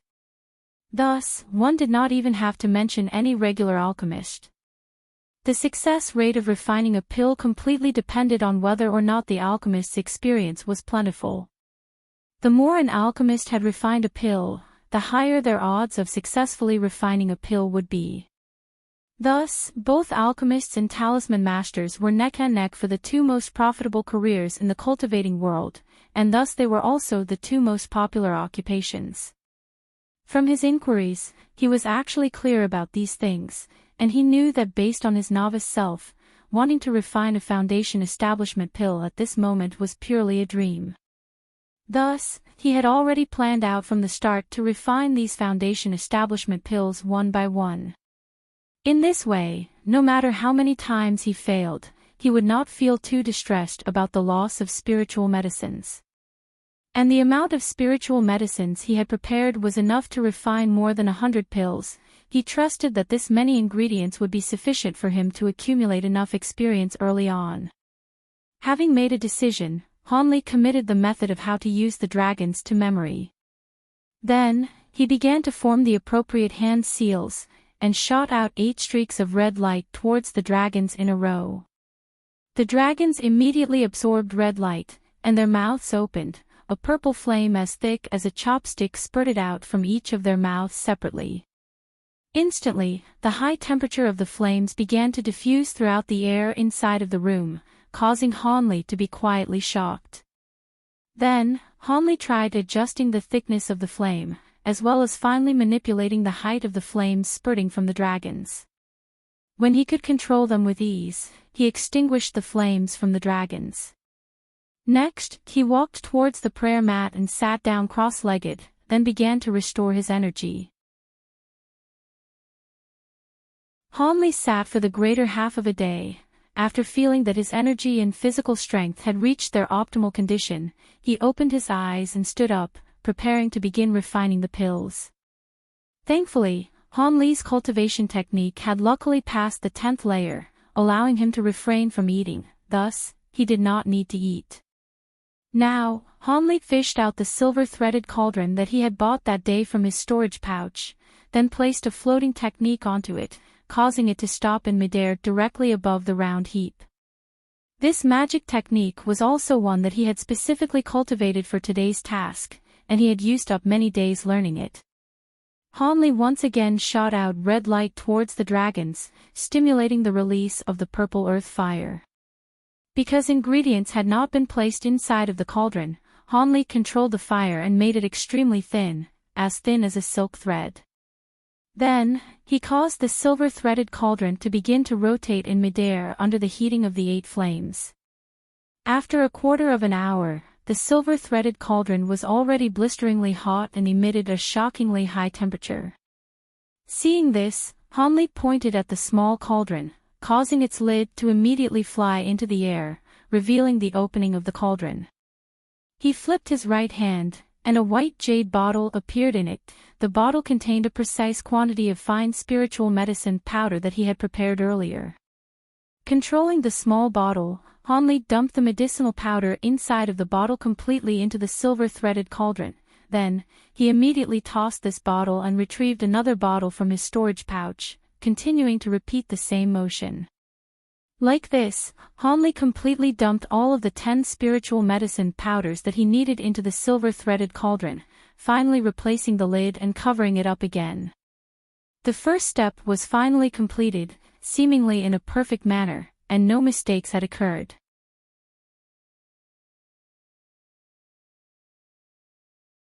Chapter 215 Refining Pills and Foundation Establishment. Chapter 215 Refining Pills and Foundation Establishment. Under Han Li's manipulation, the purple fire that the 8 dragons spat out became almost as thick as a finger. As the silver-threaded cauldron's rotation speed slowed down, the flame center started to faintly tremble. As time passed by, the small cauldron released a medicinal fragrance that could stir up a person's spirit. However, Han Li clearly understood that at this moment, he was still very far away from forming a pill. At the very least, he would need to use an even more intense flame and coagulate the pill in an instant. Only in this way would he be able to produce the pill. With this thought, the purple flame under Han Li's control became even more dazzling, becoming even as thick as a bowl, causing the entire silver-threaded cauldron to be enclosed within the flames. From afar, the small cauldron had already become a massive fireball, and the medicinal fragrance became increasingly heavy. Han Li knew without guessing that this was the medicinal powder beginning to coagulate into a pill, and so he became increasingly careful. But right at that moment, a muffled explosion came from the cauldron. Although its sound wasn't loud, it caused Han Li's heart to sink, and his expression was somewhat ugly. After hesitating for a moment, Han Li sighed and stopped the earth fire. Then, with a wave of his hand, he opened the lid of the scalding small cauldron and reached his head out to take a look. Within the cauldron were numerous chunks of light blue solids that had split. It seemed like they were the waste products from the yet-to-coagulate pill. Han Li shook his head and retrieved another jade box, placing it on the ground. Then, he controlled the silver-threaded cauldron and flipped it, dumping these waste pills into the box, then stowed them away. Even if these were waste pills, they were still composed of various spiritual medicinal powders that had yet to coagulate. Han Li could not bear to just throw them away like that. Who knew if in the future he would have any other uses for them? After completing all of this, Han Li went back to sitting on the prayer mat until the silver-threaded cauldron had completely cooled down before starting to refine pills again. He performed the same procedure with the same powder ingredients and the same technique when controlling the flame, but unfortunately, each time he still failed on the coagulation step. This time, Han Li's face had no expression, when his condition had been properly adjusted, he silently began the next cycle. A month's time passed. The ugly man, seeing that Hanli had yet to come out of the earth fire room, felt very shocked. However, he was even more excited, because in this way he could charge even more fees. After 2 months, stone door number 18 still did not open. Apart from the elation in his heart, the ugly man also felt great astonishment. 3 months. After 6 months, Hanli still showed absolutely no indication of coming out. Now, the ugly man's joy had long since disappeared completely, leaving behind only an expression full of anxiety and a stomach that felt unsettled. Nearly half a year's time, with regards to pill or weapon refining, was not actually a very rare occurrence. The ugly man had seen even longer periods of seclusion numerous times. But the people who had spent that much time in the earth fire room were all at the very least disciples above the foundation establishment stage. It was truly his first time seeing a chi condensation disciple like Hanli spend so long inside the refining pills. In addition, chi condensation disciples could only hold out at most a month without eating. Could this disciple of martial ancestry have brought in food and drink with him, allowing him to persevere for so long? The ugly man thought with a doubtful expression.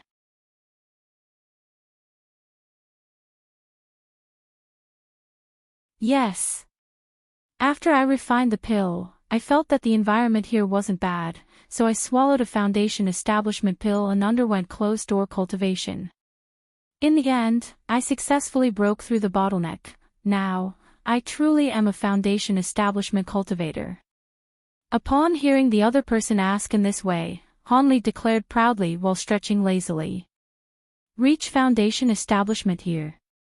The ugly man glanced at the earth fire room behind Hanli, then glanced at Hanli, still unable to believe it. Undergoing foundation establishment inside of an earth fire room specifically for refining pills, this was truly his first time hearing of anything like this.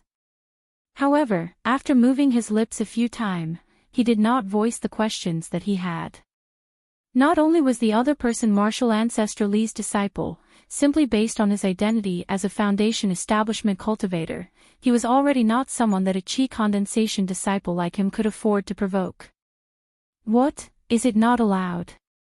Hanli casually glanced at the other person and asked him politely. He immediately emitted the pressure that only foundation establishment cultivators could release.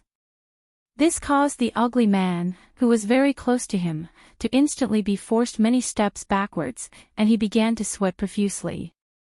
Of course it isn't, there are no such nonsensical rules from above. Congratulations to Martial Uncle on his great success during his seclusion. The ugly man was actually very clever, immediately nodding his head and bending over at the waist, saying this while laughing with him. Even his previous way of addressing Hanli as junior martial brother was immediately changed to martial uncle. Since the other person had successfully reached the foundation establishment stage today, he could be considered the ugly man's elder. To be somewhat more deferential was a necessity. The ugly man was able to adopt a very light-hearted perspective. He understood very thoroughly what the appropriate behavior should be towards those with greater power in the cultivating world.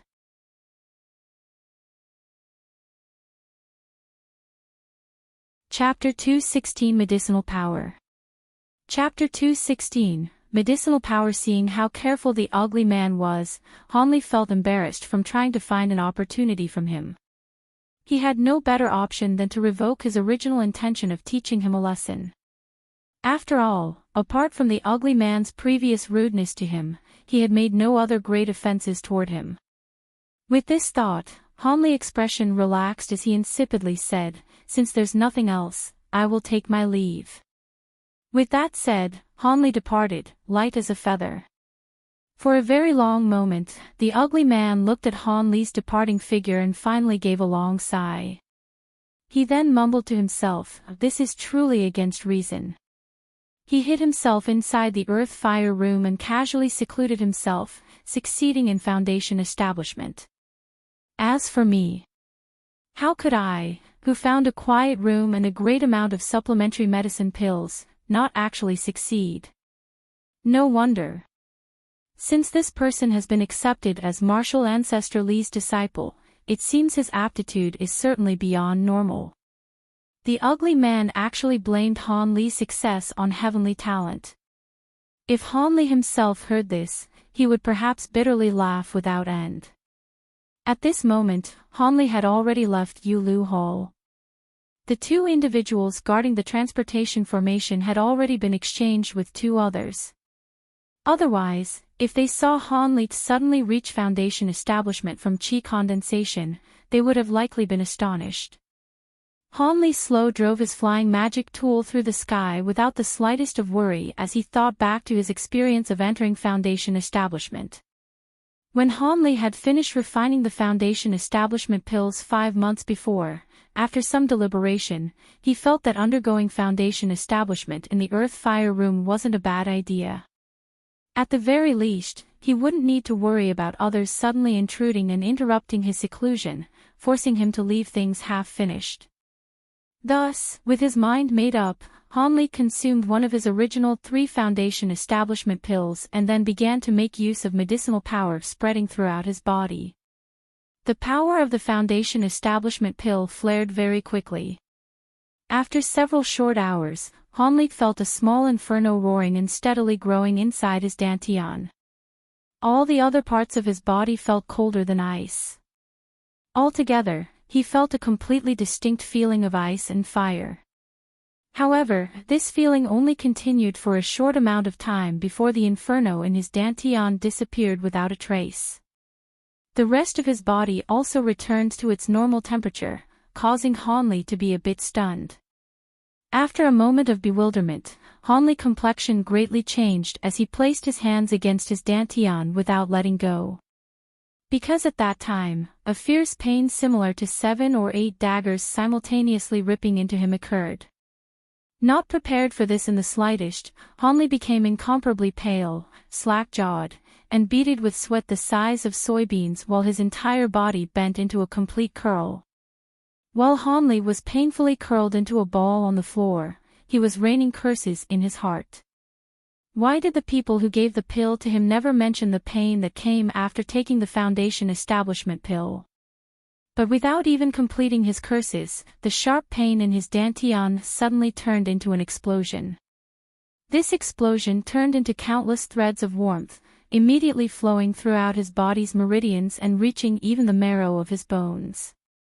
But the warmth then turned into a strange, unbearable itch, as if there were countless ants crawling all over his body.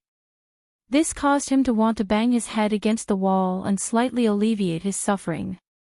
This torment that nearly caused Han Li to go mad continued for the time it took to eat a meal before it gradually diminished.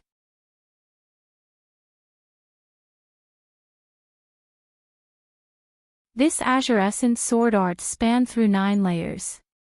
The first 3 layers could be cultivated by chi condensation disciples. The middle 3 layers and last 3 layers could only be cultivated by Foundation establishment and core formation cultivators.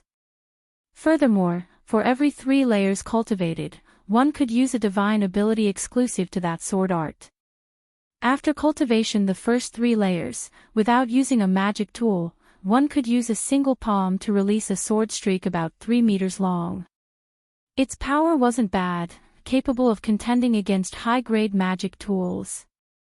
After cultivating the middle 3 layers, one could release a protective sword shield on one's body in an instant. Although its defensive power was about the same as an elementary mid-grade defensive talisman, it could counterattack with a sword streak. When the sword shield received an attack, a sword streak would automatically be released to counterattack. As for the last 3 layers,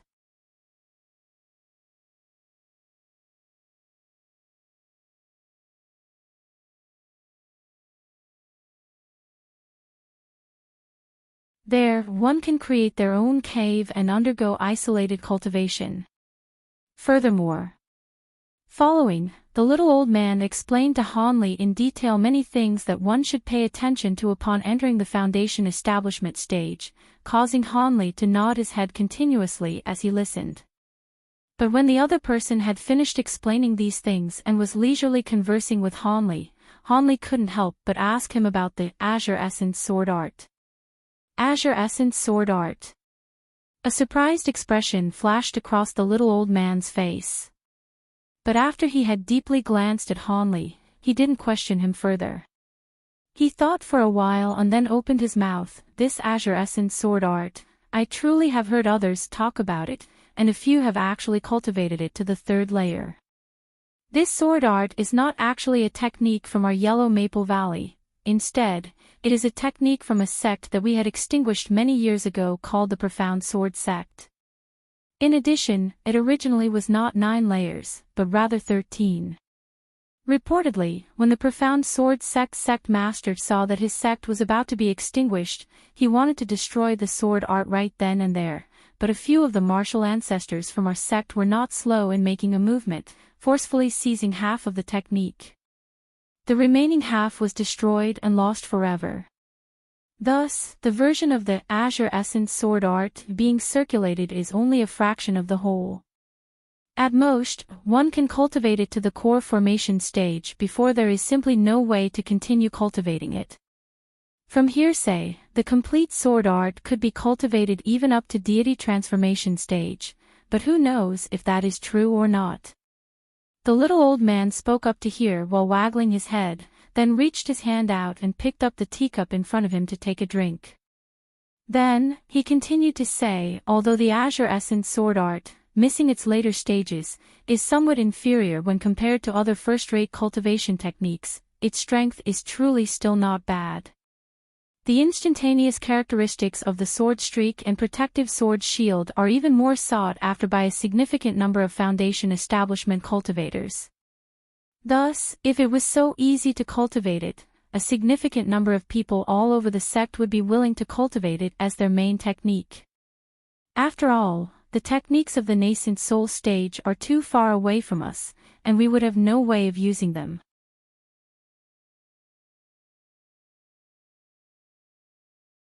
Chapter 218 Pros and Cons Chapter 218 Pros and Cons When Senior Marshal Brother Ma spoke up to hear, he stopped for a moment. An expression of regret surfaced on his face, and he continued to say, unfortunately, after one cultivates this sword art to a deep layer, there is an intolerable flaw. Starting from the 4th layer, when using the Azure Essence Sword Art to absorb spiritual chi from the environment, every few days the strange phenomenon of one's cultivation scattering will occur. A small portion of the magic power that one gained from cultivating this magic art will bafflingly dissipate on its own a few days later. This has truly stumped many people. The speed of loss at the 4th layer of this sword art is not too frightening, only 1/10 of the newly cultivated magic power will dissipate. If one were to spend even a little effort, common cultivators would still be able to make up for it. But if one steps into the 5th or 6th layer, the rate of loss of spiritual power would be frightening. An additional loss of 1/10 is added on every layer, causing one's bitterly cultivated magic power to continue to greatly dissipate.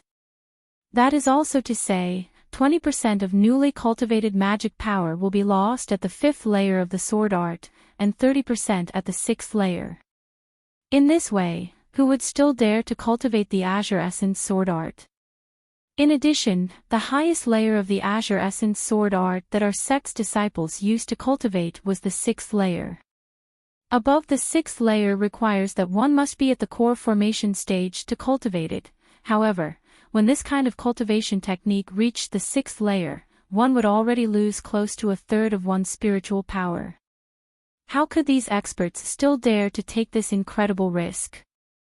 If at the 7th layer of the Azure Essence Sword Art one still continued to lose a huge amount of spiritual power, wouldn't these experts be incredibly wronged?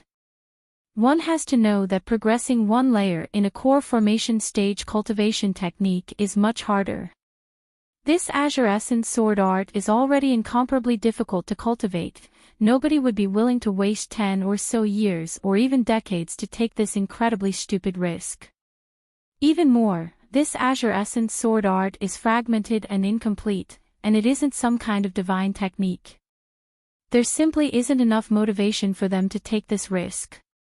However, this sword art's sword streak divine ability is truly very practical. Simply giving up on it like this is somewhat of a pity. Thus, some people will only cultivate the first 3 layers of the Azure Essence sword art, and it has since become a very successful supporting technique. Thus, one doesn't need to worry about losing one's cultivation and can still continue to use the sword streak divine ability. Of course, even if one only cultivated the sword streak divine ability, it would require these disciples to spend 4 to 5 years of solitary cultivation to achieve it. After hearing the little old man's lengthy explanation, Hanli could only stare with his mouth open. When he finally regained consciousness, he only felt a bad taste in his stomach. It couldn't be. He had already cultivated to the 4th layer of the sword art. According to what the little old man said, if in the future he wanted to continue cultivating the Azure Essence sword art, 1/10 of the magic power he cultivated would dissipate for no reason. In addition, the deeper the layers, the more the loss of magic power would accumulate. How could he continue to cultivate like this? However, since everything had become very clear, no matter what, he would not behave foolishly and continue to cultivate. Cultivation of the Azure Essence sword art would end here. Hanli had not made this decision for long before the little old man's next words moved Hanli's heart again, and he felt that there was something off. Although the Azure Essence sword art has such a great drawback, it still has its own unique characteristics. Otherwise, it would not have become the signature technique of a sect back then, the little old man suddenly remarked with some regret as he pressed his lips together. I once heard someone say that although cultivating this sword art is extremely slow, every time one successfully cultivates a layer, one may enlarge their meridians and have profound, wonderful effects on the dantian. This causes the magic power of cultivators that have cultivated this sword art to be somewhat more profound than that of a cultivator of the same level. But exactly how much more profound can it be? This depends on how many layers of the sword art one has cultivated. But based on records from before, the only disciple that cultivated this Azure Essence sword art to the 6th layer, when he reached the foundation establishment stage, had magic power roughly 1/3 greater than that of other cultivators in his level. This extra magic power was exactly the same amount as the magic power that he had lost while cultivating the Azure Essence sword art. This kind of coincidence must be mentioned. This sword art is truly somewhat profound. The little old man had seemingly studied this Azure Essence sword art quite a bit, and the more he spoke, the more his spirits were lifted up. Afterwards, spittle was even flying from his mouth, and he was very animated. This caused Hanli to hurriedly bring up some other matters, forcibly changing the subject from the Azure Essence sword art. Only then did Senior Marshal Brother Ma return to normal. To Hanli, even if this sword art had any other marvelous characteristic, he still would not cultivate it. His aptitude originally was already not good. There must be something wrong with his brain if he intentionally cultivated this extremely slow, incomplete magic technique unless he did not want to reach core formation. Even with those common cultivation techniques, Hanli reckoned that if he were to discover a few medicinal recipes, there was still somewhat of a possibility of him reaching core formation. Hanli chatted with the little old man for a while longer before taking his leave. Now that he had reached foundation establishment, he naturally could no longer watch over the medicine garden for the other person, thus, he returned to the cottage that he normally lived in. After a little bit of cleaning up, he swiftly headed towards it. At the time, the sky was very bright, making it the perfect opportunity for him to go to the official hall and take care of business. The excitement in Hanli's heart had yet to retreat completely, since he had just reached the foundation establishment stage. His only thought was that he would take care of his business, then immediately open up a cave for himself. Hanli had looked forward to this for a long time. After all, once he had his own patch of ground, he wouldn't need to be stealthy anymore no matter what he did, and he could do whatever he wanted in his own area. The more Hanli thought about it, the more excited got. In no time, he had unconsciously arrived at the council hall. The two young disciples guarding the big door obviously didn't recognize Hanli. However, they had clearly seen with a glance Hanli's identity as a Foundation establishment cultivator. Thus, they naturally did not dare to delay Hanli just because he was young. The two people stepped forward simultaneously and immediately bowed to Hanli, showing their respect. "This Martial Uncle, is there something that you need us to help you with?" Martial Uncle. When Hanli heard this, he thought it was somewhat funny. If he had met these two people a year ago, perhaps he would even have to call them Senior Martial Brother. Today, his status had greatly increased because he had reached Foundation establishment, and he immediately became their senior. Hanli felt that he was not used to it. However, seeing these people, whose ages were similar to his, greet him with such respect, he felt pretty good. "Is Sect Master Zhong here? I have something I need to discuss with him," Hanli said arrogantly. These two Qi condensation disciples couldn't help but glance at each other after hearing Hanli say this. The person on the right then replied, "Sect Master has gone to the 100 Opportunities Hall to take care of business, but he should be back quickly. How about Martial Uncle wait for a moment in the pavilion hall?" Hanli slightly knitted his eyebrows, but immediately returned to normal and said carelessly, "Okay. Since it's like this, I will just wait for a bit." "Great. Martial Uncle, this way, please." The other person was also very clever, and he took 2 steps backwards, then led Hanli there. Following this person, Hanli passed through the large lobby and was brought to a slightly larger room in the hall. Not only was this room extremely clean and tidy, a few pen and ink drawings were hung on the 4 walls, creating an elegant, scholarly atmosphere. "Martial Uncle can wait first here for a moment. When the sect master returns, this disciple will immediately report to him." The youth skillfully poured a pot of fragrant tea for Hanli, then retreated. Hanli nodded his head as he watched the youth's retreating figure, but then shook his head. He first nodded because he felt that whether it was this youth's eyes or his bearing, both caused Hanli to feel great satisfaction. It was as if he had no flaws, and that he had undergone a special training to get this kind of a face. But when he shook his head, it was because he felt grieved for these low-level disciples. For a cultivator to be forced to behave like a common servant instead of undergoing closed-door cultivation, taking turns watching the door and pouring tea, it truly was highly regretful. Thinking about it now, if he hadn't used a Foundation establishment pill to buy out Elder Yi, perhaps his circumstances would not be much better than this person. He would similarly be required to bow and serve them cups of tea. Perhaps he would be even more restricted. Just as Hanli was sitting in the room, tasting the fragrant tea as many thoughts raced in his heart, Sect Master Zhong returned after a brief period. When he heard from his manservant disciple that a young Foundation establishment cultivator was looking for him, he couldn't help but feel astonished. This was because he could not remember this person based on the description given to him by manservant disciple. Out of the hundreds of Foundation establishment disciples, he had not found a person similar to this. 25 or 26 years old with somewhat dark skin and a plain appearance. Who could this be? Zhong Lingdao was 30% surprised and 20% curious, so he hurriedly walked towards the guest lobby where Hanli was at. When he entered the room, he saw a youth with an average appearance wearing a yellow Maple Valley uniform, gazing at a flowery painting on a wall with his back towards the sect master. He was currently staring at it with great interest. However, apparently the movement sect master Zhong made when he entered the room had been heard by the other person. Thus, this person immediately turned around, and greeted him with a bow. "Senior Martial Brother Sect Master. Junior Martial Brother Hanli has come to see Sect Master." Hanli. When Sect Master Zhong heard this name, he felt that it was somewhat familiar, as if he had heard it before.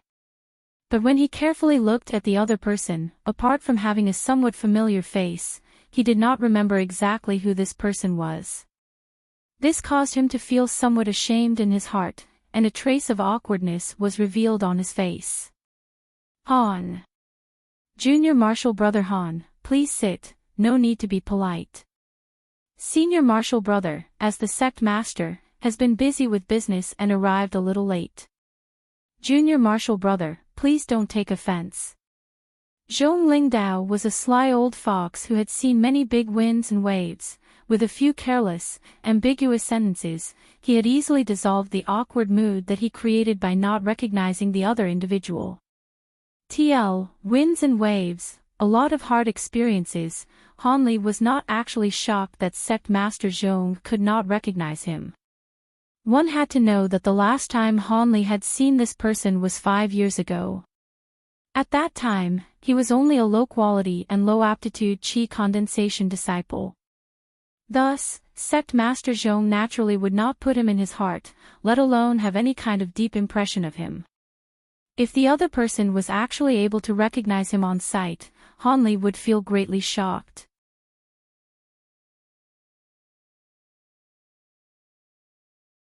Chapter 219 Discussions. Chapter 219 Discussions. Senior Marshal Brother Sect Master, Junior Marshal Brother was able to cultivate to foundation establishment by a fluke, thus he has come to Sect Master to inform him of this matter. I hope Sect Master could award me the privilege of establishing an immortal's cave. Han Li was not long-winded, directly stating his purpose in coming. You've just cultivated to foundation establishment? Zhong Lingdao first stared blankly before soon coming to realization. To receive a foundation establishment pill, then waiting until the most opportune moment before consuming and succeeding in foundation establishment was not a rare matter. This sect master Zhong considered Han Li to be one of those cases. Congratulations to Junior Marshal Brother Han on entering foundation establishment.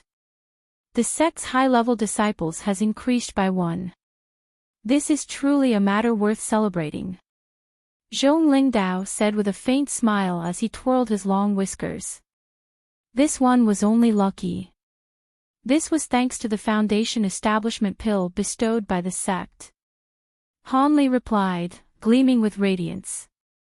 After Zhong Lingdao heard Han Li's courteous words, he carefully sized up Han Li. At this moment, he felt Han Li was becoming more and more familiar. He must have seen him before.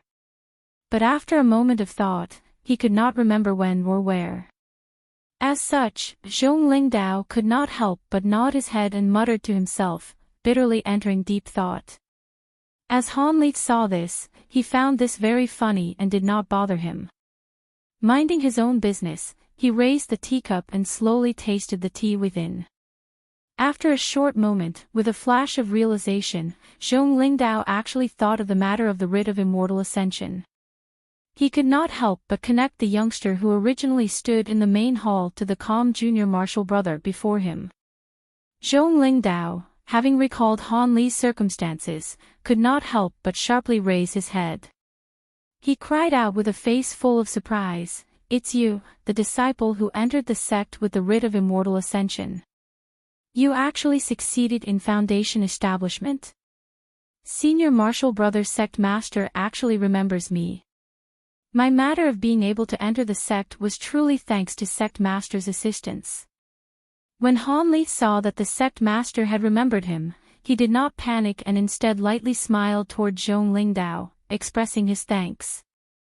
Having heard the words Senior Marshal Brother Sect Master, Zhong Lingdao realized this was no longer the rogue cultivator who originally entered the sect but a foundation establishment cultivator such as himself. Thus, after a brief expression of astonishment, he resumed his calm expression and mildly remarked, "It was nothing. This sect master has handled affairs in accordance to the rules for many years."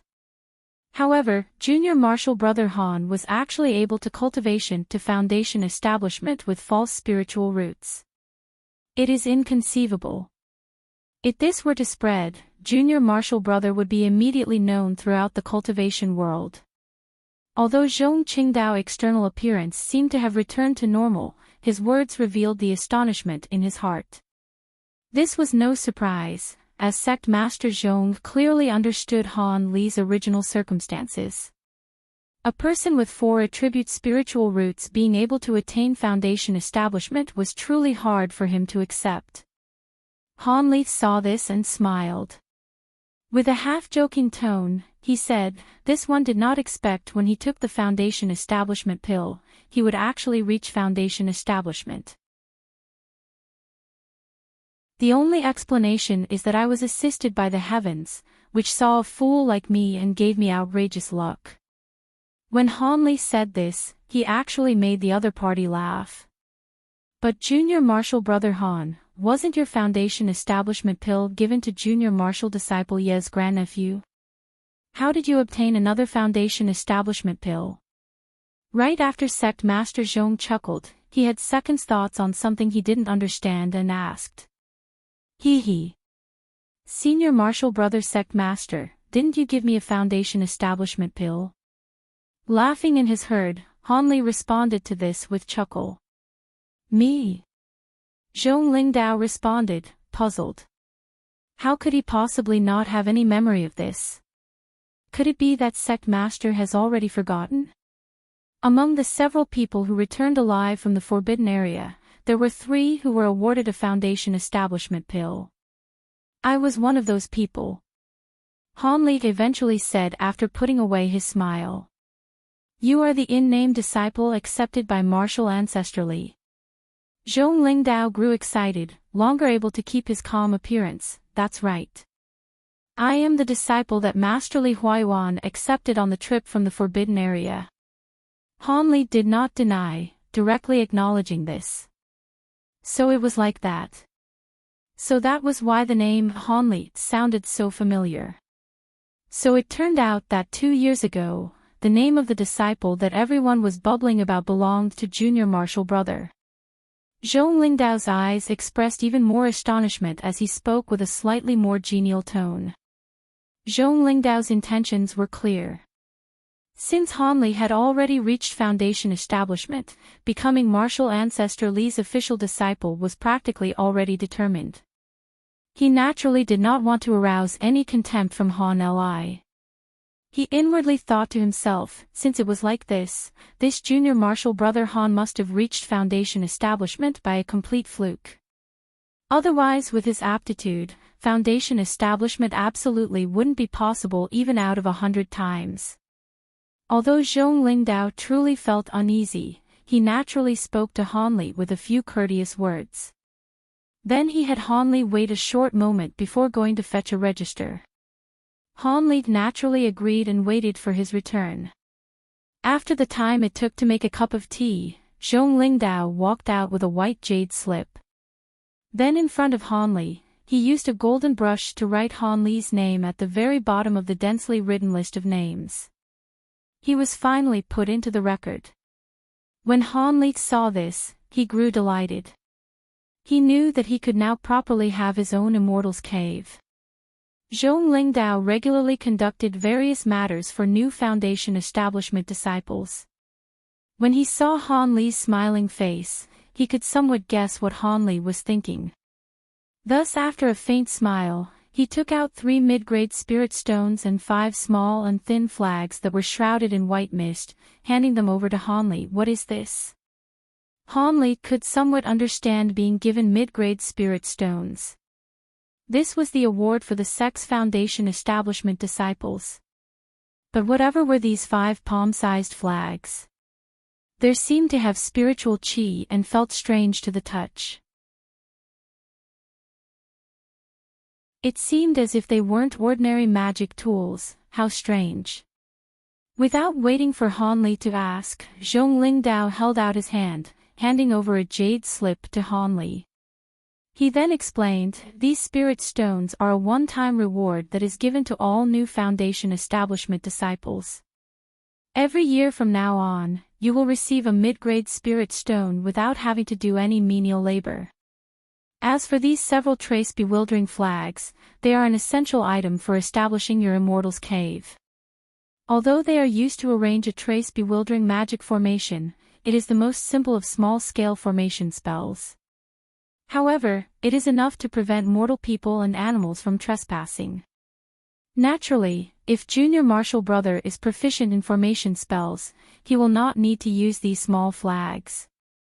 Furthermore, the Jade Slip contains formation establishing arts and controlling techniques. Naturally, a few other matters a foundation establishment disciple should be aware of are included within. After Junior Marshall Brother leaves, please take a look at them. Thank you for your trouble, Senior Marshall Brother Sect Master. Hanley accepted the Jade Slip with both hands and expressed his thanks continuously. These items were what Hanley currently required the most, hence he was unable to contain his joy. After these matters were finished, Hanley chatted with Sect Master Zhong for the time it took an incense stick to burn before taking his leave and departing from the main hall. After departing the stone hall, Hanley thought to fly out of Yellow Maple Valley and look for a place to establish his Immortal's Cave. On his way, however, he looked through the Jade Slip that Zhong Lingdao had given him and immediately changed his mind. He then turned his flying magic tool to a different area. Pavilion, a rather grand and resounding name. It was one of Yellow Maple Valley's most important locations. That was because it was the sect's specialized area for raising and taming spirit beasts. Spirit beasts were actually demonic beasts. After these demonic beasts were tamed by cultivators, they would naturally be called spirit beasts. This Qilin Pavilion spirit beasts were mostly of Grade 1. Although there were a few individual Grade 2 spirit beasts, they were left there by others and could not be ordered at will. However, although there were only Grade 1 spirit beasts, they provided numerous convenient services to the sect's many disciples. For example, transporting people, guarding households, seeking spiritual medicines, aiding in attacking enemies, and so on. Hanley had charged over there asking for a spirit beast by the name of Twin Pupil Mouse. It resembled a common mouse, but it had the innate divine eyes of a spirit beast. This was what Zhong Lingdao's Jade Slip had recommended he use as an assistant for finding the optimal place to establish his Immortal's Cave. This intermediate Grade 1 spirit beast's twin pupils were able to easily see through dense fog, rivers, trees, and other obstacles hindering a cultivator's line of sight. Furthermore, it was innately fond of burrowing its nest in areas with dense spiritual qi. With some slight training, this twin pupil mouse was an optimal scout for finding spirit eye areas. They were a favorite among the sect's disciples. This was not the first time Hanley came to Qilin Pavilion. He had previously come several times to handle affairs. He hurried past the front gates, not finding this place to be all that unfamiliar. He suddenly appeared from the sky, dropping at the base of a small jade-green mountain belonging to the Qilin Pavilion, the Wondrous Beast Mountain's guest welcoming station. A low-level female cultivator immediately walked out to greet Hanley. "Marshal Uncle, are you here to rent a spirit beast?"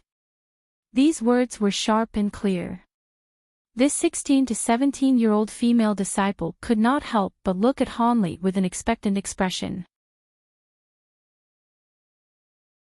Hanley saw this and faintly smiled, saying, "Right now, are there any twin pupil mice available? I wish to rent one for 2 days." "Yes, of course we do. I will go bring one for Marshal Uncle." When the female disciple heard this, she smiled and happily replied.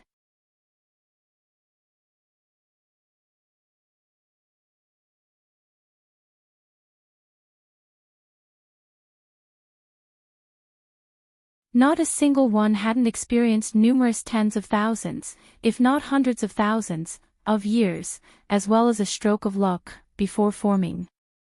Thus, the spiritual qi emitted by these true spirit well objects was much denser than that of common spirit wells. Meditating and cultivating near them would definitely have the profound effect of increasing one's rate of cultivation. The best spirit well objects could even increase one's cultivating speed by 20 or 30%. In addition, when these true objects were formed, even spirit well trees or fountains could all be moved away by a person's magic power without having its effectiveness diminished.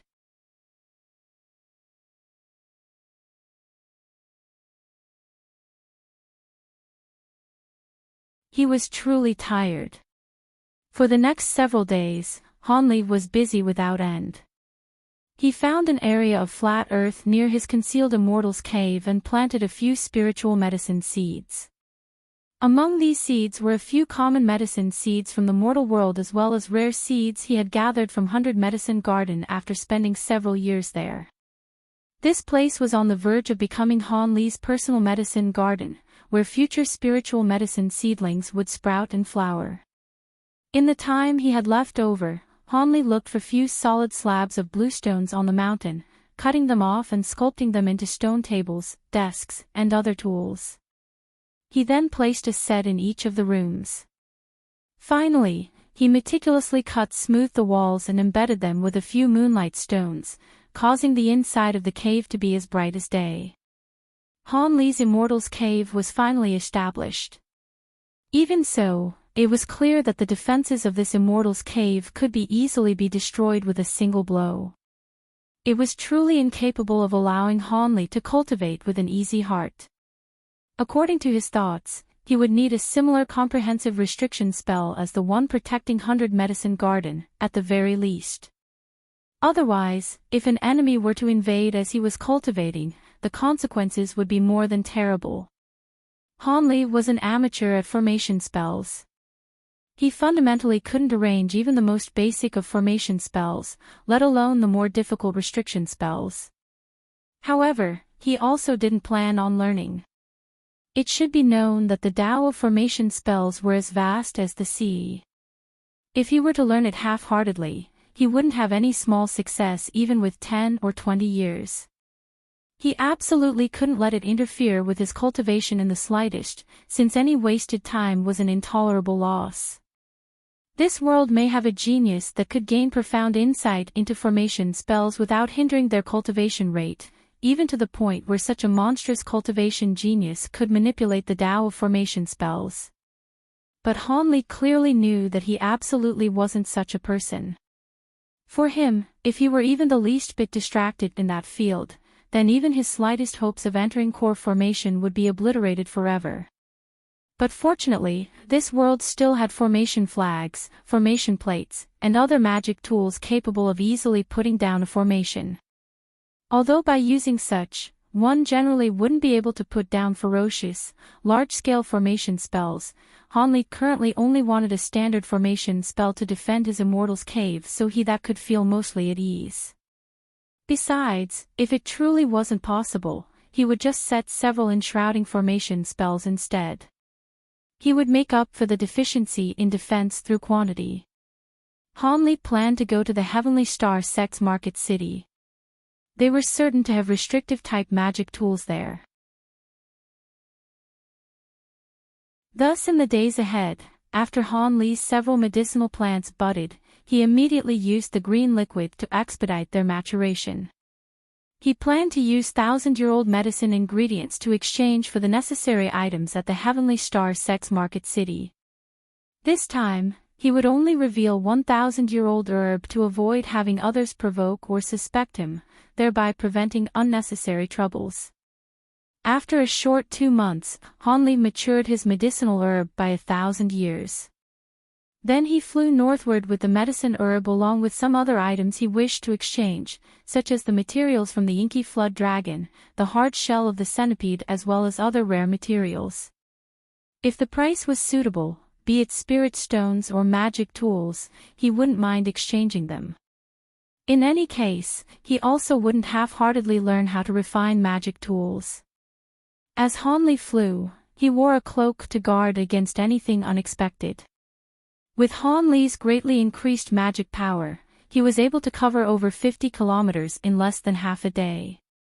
Entering the state of Yuanwu, Han Li looked from east to west from up above. He did this not only to look for the Heavenly Star Sect's Market City, but also because he felt rather curious about the state of Yuanwu. But after looking at the scenery, it didn't seem any different from the state of Yu. The state of Yuanwu and the state of Yu were similar. They were both medium-sized nations nearby one another. Although these two nations were only a third of the size of the great states of Tianluo and Fengdu, they were still much larger than the small nearby states of Jiang and Chaoyun. TL, state of Tianluo, can mean heaven gathering. State of Fengdu, can mean wind capital. Jiang and Chaoyun are just names. Although these two were the largest nations in the area, they were surrounded by 10 other minor nations. As for the smallest nations, there were several tens of those nearby that were densely scattered. Furthermore, rumors had it that in a land far away, there existed a great supreme nation that was large beyond belief. In the cultivation world of Yuanwu, the righteous and demonic sects were equal in strength and were in a state of deadlock. The Heavenly Star sect was one of the core figures of the righteous sects, possessing no less strength than Yellow Maple Valley. TL, reminder, most states are in a war between righteousness and evil. The state of Yu was taken over by neutral powers. While Hanli was thinking about the matters of the Heavenly Star sect, the leaf magic tool below his feet suddenly sunk, slowly descending to the earth as if it suddenly lost its flight ability. Seeing these unfavorable circumstances, Hanli not only felt no fear, but he also felt a sliver of happiness. It seemed he had already arrived near the Heavenly Star sect's market city. Otherwise, there wouldn't be a restriction spell prohibiting flight. Descended onto the ground, Hanli walked north about 4 kilometers before coming across a group of buildings somewhat bigger than Yellow Maple Valley's market city.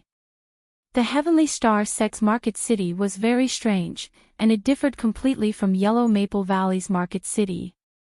At its center, there was a huge pavilion about 100 meters tall. Scattered around it were several buildings only a tenth of its size, causing the city to emit an appearance of order throughout. Because the sign attached to the center pavilion was truly too large, Hanli was able to clearly make it out from a kilometer away as Stardust Pavilion. It seemed there was no need to ask whether this was the personal shop of the Heavenly Star sect. In the blink of an eye, Hanli tread the kilometer. In accordance to habit, Hanli did not move impulsively. Instead, he circled the outer layer of the market city, slowly strolling through once and uncovering the circumstances of the market city.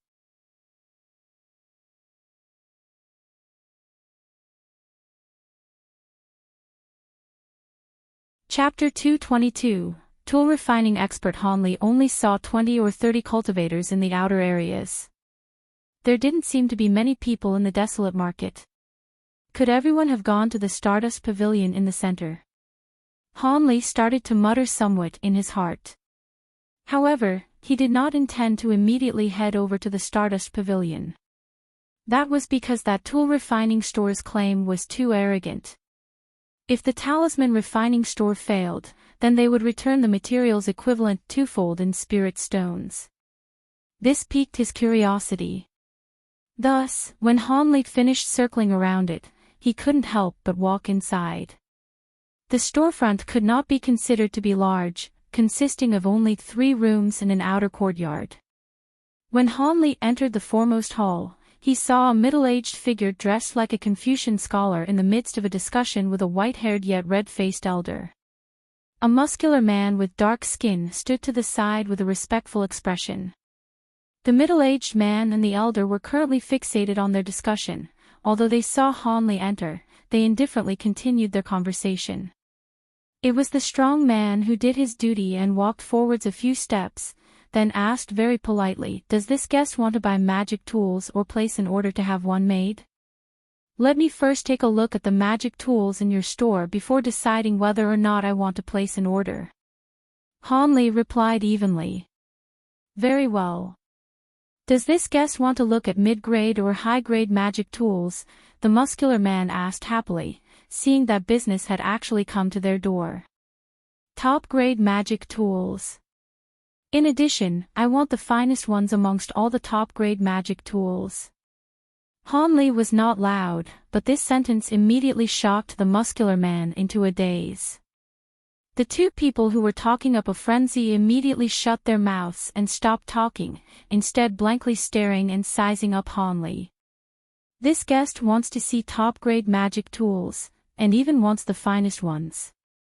After regaining his senses, the muscular man couldn't help but confirm whether or not he had heard correctly. Top-grade magic tools were not something that any ordinary person could buy, frequently costing hundreds of low-grade spirit stones. Average cultivators, even if they saved up spirit stones for their entire lives, might not even be able to buy one, while Hanli had asked to see the best top-grade items right off the bat. Naturally, this explained why the muscular man had lost his self-control for a moment. "Little Black, come back. You cannot be disrespectful to this senior." That white-haired elder finally recognized Hanli's identity as a Foundation establishment cultivator. His expression couldn't help but change, and he hurriedly commanded the muscular man to retreat. "This little elder is the owner of this store. If Senior has any business, just say so." This elder and that Confucian scholar were still Qi condensation cultivators. For an expert like Hanli to come into a small shop like his, he couldn't help but feel somewhat unsettled.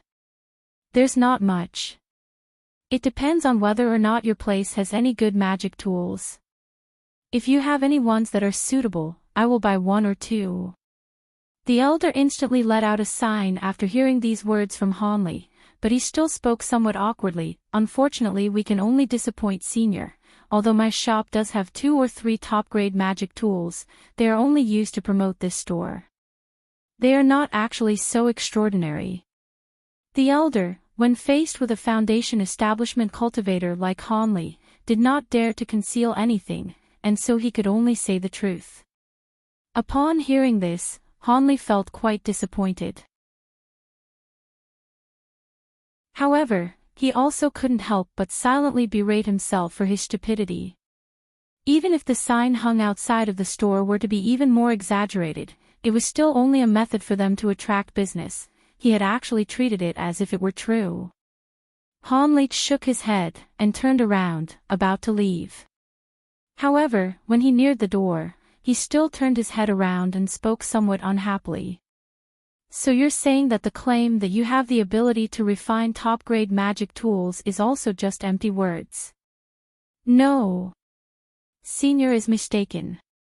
This small shop does business with integrity. The sign outside is completely true with no falsehoods. As long as you have the appropriate materials, Elder Su can really refine a top-grade magic tool," the white-haired elder hurriedly replied, seeing that the shop's reputation had been involved. "You can refine top-grade magic tools?" Hanli felt very surprised, and a look of doubt flashed across his eyes. His words were filled with questions. He had thought that there was someone else who could refine the magic tools. He hadn't expected it to be this elderly person. No wonder Hanli didn't believe it.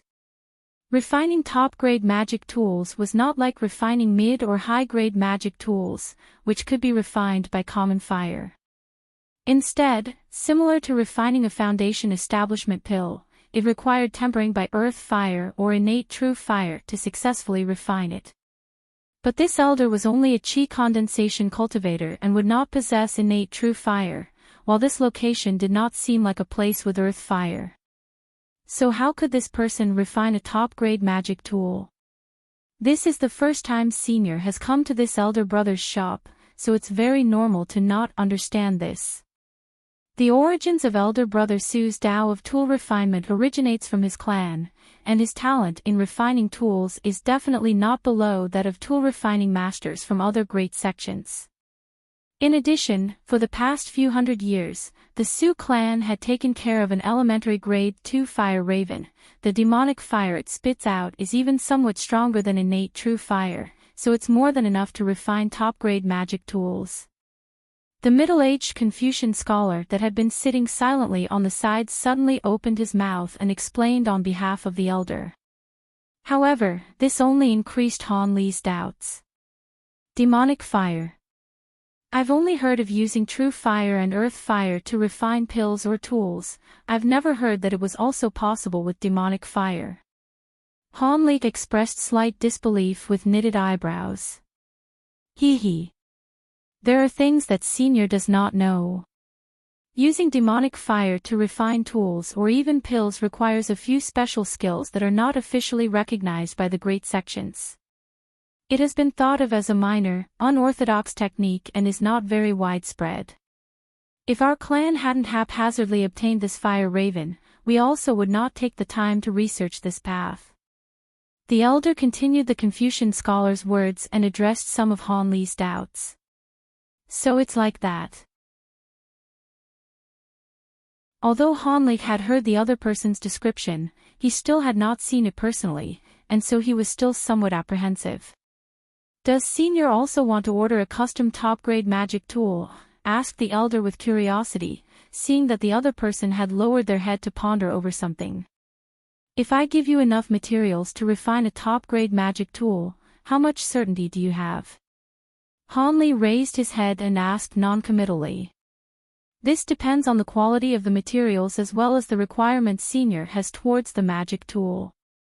If the materials are average and the requirements for the magic tool are also average, I have a 1/3 chance of succeeding. However, if the refinement of the top-grade magic tool fails, the store will not refund the materials, because the rates of failure are too high. The twofold compensation is only with regards to mid- and high-grade magic tools. Otherwise, perhaps this little elder would have already compensated himself to death. Upon hearing Hanli ask this, the little elder was secretly happy in his heart, and he immediately and respectfully replied. One had to know that what tool refinement experts like him lacked the most was high-quality materials to refine with. The process of refining a few top-grade magic tools would greatly increase his tool refining skill. In addition, although the individual in front of him did not sound old, he was already a foundation establishment cultivator. The materials he could bring out would definitely not be normal. This caused him to look forward to it very much. I do have some materials, and I can let you try to refine them once. However, while you are refining the magic tool, I must be watching from the side. You can rest assured knowing that I will definitely not disturb you, and as long as the refinement is a success, I will give the leftover ingredients to you as a reward. I won't let you work in vain. Hanli made up his mind and said the aforementioned words after a moment of silence. To Hanli, exchanging those precious inky flood dragon materials for spirit stones was not as beneficial as directly refining them into a useful magic tool. One had to know that although the number of top-grade magic tools he had currently was high among Qi condensation disciples, he was unclear about it when compared to foundation establishment cultivators. However, he guessed that other people definitely would not have too few either. Excellent. Does Senior want to refine it right now? This little elder can begin at any time, the elder cried out with anticipation, seeing that Hanli really wanted to let him refine a top-grade magic tool. He immediately became excited and agreed to Hanli's conditions.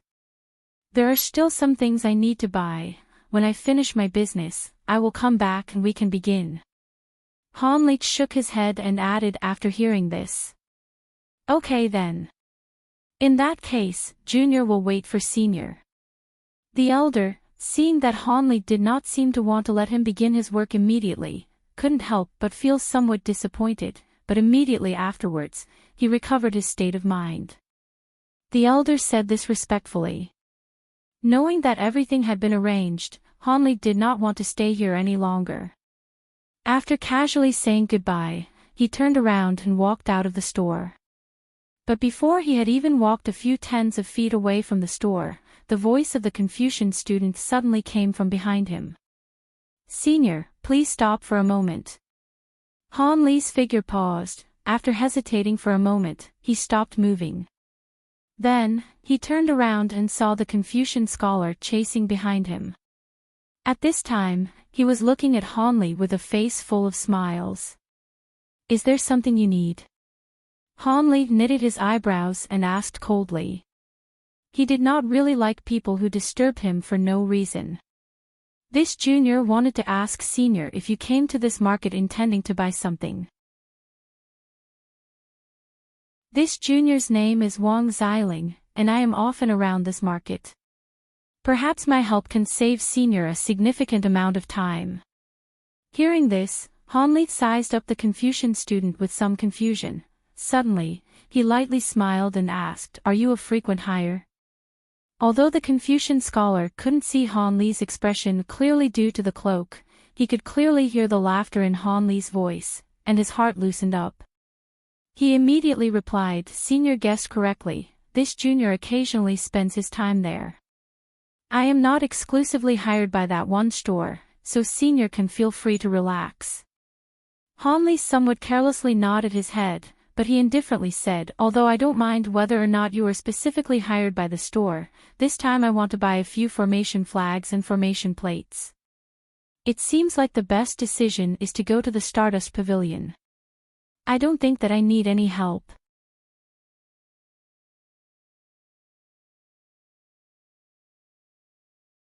Chapter 223, Secret Store, Auction. When the Confucian scholar heard Hanli's words, he stared blankly for a moment before immediately smiling.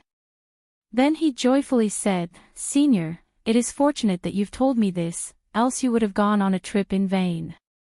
Although the fame of the Heavenly Star sex formation spells is quite renowned, this does not apply to the Stardust Pavilion's top formation flags and formation plates. Although there are many and various formation flags and formation plates inside the Stardust Pavilion, they are only common rubbish sold to small cultivator clans and rogue cultivators. Formation spell tools of true quality are not released by the Heavenly Star sect. This is because if their finest spell formation items were released to outsiders, the gaps in their formation could be seen through. As they say, the gains do not make up for the losses. As the Confucian scholar was explaining off to the side, he stole a look at Hanli. However, the hood of Hanli's cloak prevented his face from being seen, and so the scholar couldn't make out the slightest of emotion, much to his great frustration. "From your tone, it sounds as if you know where I can find the items I want." Although Hanli was greatly surprised from the Confucian scholar's words, he still maintained his flat, calm tone, completely hiding his inner shock. When the Confucian scholar heard this, he first looked left and right several times. After there was no one around, he secretly whispered, "If senior believes this junior, he can introduce you to a secret store that very few know about. Although that location has a small issue about its past history, all of its goods are high quality and rarely seen. I believe that senior will certainly be able to find satisfactory formation spell tools there." Secret store. Although Han Li's voice was still low, he was actually inwardly startled by the Confucian scholar's words. In the past several years, Hanli had heard rumors of a secret store once or twice. Hanli knew that if the Confucian scholar spoke truthfully, this would be a truly rare chance to broaden his horizons. It seems that senior also know a bit about the secret store. Hee. This is great. In that case, there's no need for junior to waste time explaining. There are probably still 4 to 6 hours left before the secret store's monthly auction. If senior wishes to go, please decide soon. I will be able to immediately show you the way." When the Confucian scholar saw Hanli display no disgust upon the mention of the secret store, he could not help but secretly rejoice. He knew that chasing after this client was most likely the correct course of action for him to take. "It isn't too far?" Hanli suddenly asked. "It isn't far. The secret store is within the market city. Does senior approve?" The Confucian scholar grew a bit excited. By giving the secret store a potential customer, he was able to reap a significant percentage in spirit stones. "Let's go." After he let out a relaxed breath, Hanli's tone was no longer cold. "This one will lead the way." The Confucian scholar had a happy expression and took the initiative to lead. After the Confucian scholar turned 7 corners, he brought Hanli in front of a small lodge. The door was secured, and there was no sign on the door. It seemed very unremarkable.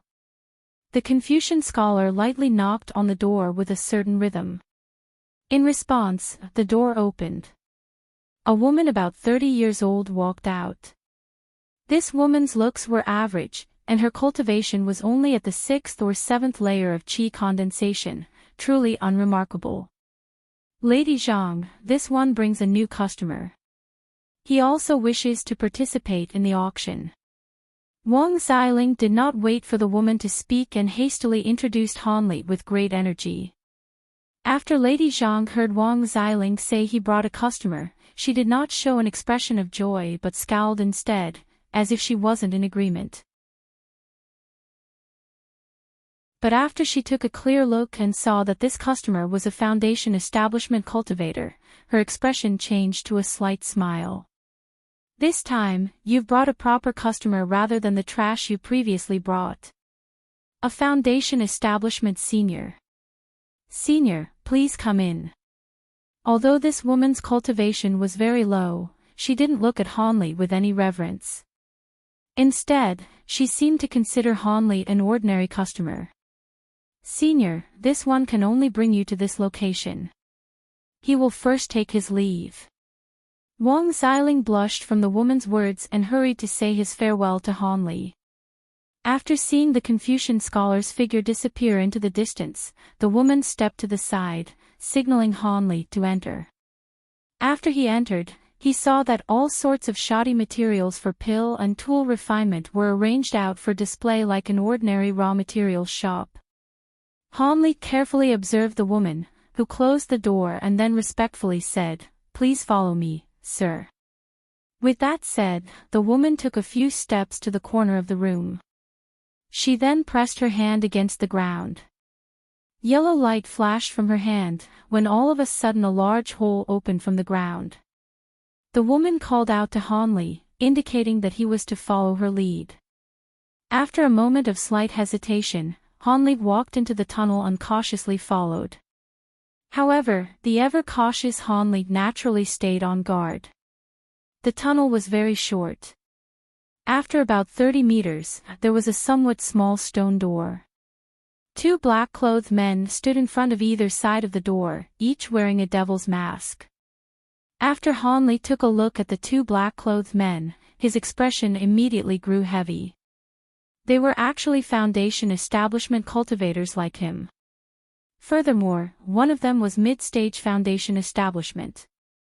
Hanli could not help but be wary of this store's strength.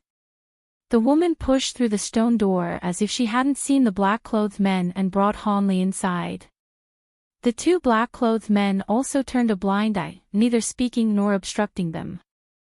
After Hanli entered the room, he grew distracted. A large, majestic hall appeared before his eyes. Vermilion fur rugs, snow-white jade walls, palace lanterns hanging from the ceiling, all of this gave off an appearance of the greatest wealth from the mortal world. It seemed the owner of this room was quite wondrous. The large hall was shaped as an oval with a diameter of about 100 meters. 7 or 8 lines of chairs were arranged in the hall with several tens of uniquely dressed cultivators seated upon them. Across from them was a lone, empty table, not far from which were 3 sandalwood chairs. Seeing Hanli and the woman enter, the people sitting could not help but look in their direction. After those gazes swept past Hanli, he felt his body quiver with a cold sweat. His expression greatly changed. More than half of those people were cultivators in late-stage foundation establishment. At this moment, Hanli realized why the woman at his side did not show any semblance of reverence toward him. At this place, he was but a common sight. Your esteemed self has come at a good time. The auction was about to start. This small woman will no longer accompany you. I must return upward to take care of a few matters. Hanli helplessly looked at the several cultivators in the hall and silently looked for a remote corner before sitting down. At this moment, he already noticed that the cultivators here were concealing their faces like him, using cloaks to hide their true features. It seemed no one was so stupid enough to let others discover their identity. Although the people in the hall weren't few in number, no one was speaking. The incomparable silence caused the air to carry a trace of tension. When Han Li saw this, he also remained extremely well-behaved. Aside from some malicious guesses of any acquaintances he would recognize here, he wholeheartedly paid attention to the wooden door directly behind the long table. It seemed that the owner should be preparing behind that door. After Han Li sat there for 5 to 6 hours, the wooden door behind the table finally opened. 3 people walked out one by one. From their appearance, they seemed identical to the guards at the stone door. It was unable to see who was master and servant. At this moment, they stood behind the long table. The person standing on the right first spoke with a low and hoarse voice, "Welcome to our trade fair, fellow Taoists of the cultivation world. Among our current customers, there are old and regular customers as well as newcomers. But this does not matter, as this store treats everyone equally."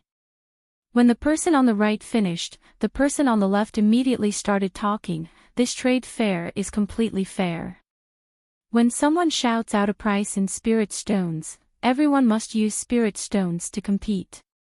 If someone doesn't have sufficient spirit stones, they will be able to use an item of equivalent value as collateral. As for its specific worth, all 3 of us will jointly evaluate it. In short, the highest price will acquire the item on sale." This person's voice was completely different. It was shrill and quiet, very much falsetto, causing those who heard it to feel at great unease. Finally, after all the items in the store have been sold, everyone is free to conduct business during this time. If there are any items you wish to sell or exchange, you will be able to step forward and present them at will and trade them independently. We will not meddle in the slightest and will only offer the place to conduct business. All right, everything has been said. Let the trade fair begin. The middle person's voice was actually simple and loud, resonating throughout the room. Following these words, the 3 flashed to the side, appearing on the sandalwood seats behind the table. At this moment, a very tall and thin middle-aged man with a shrewd appearance walked out from the wooden door. This man walked to the table and coughed several times before declaring, "This auction will be directed by me. The first item for auction will be the top-grade magic tool, Fire Cloud Sword. This item."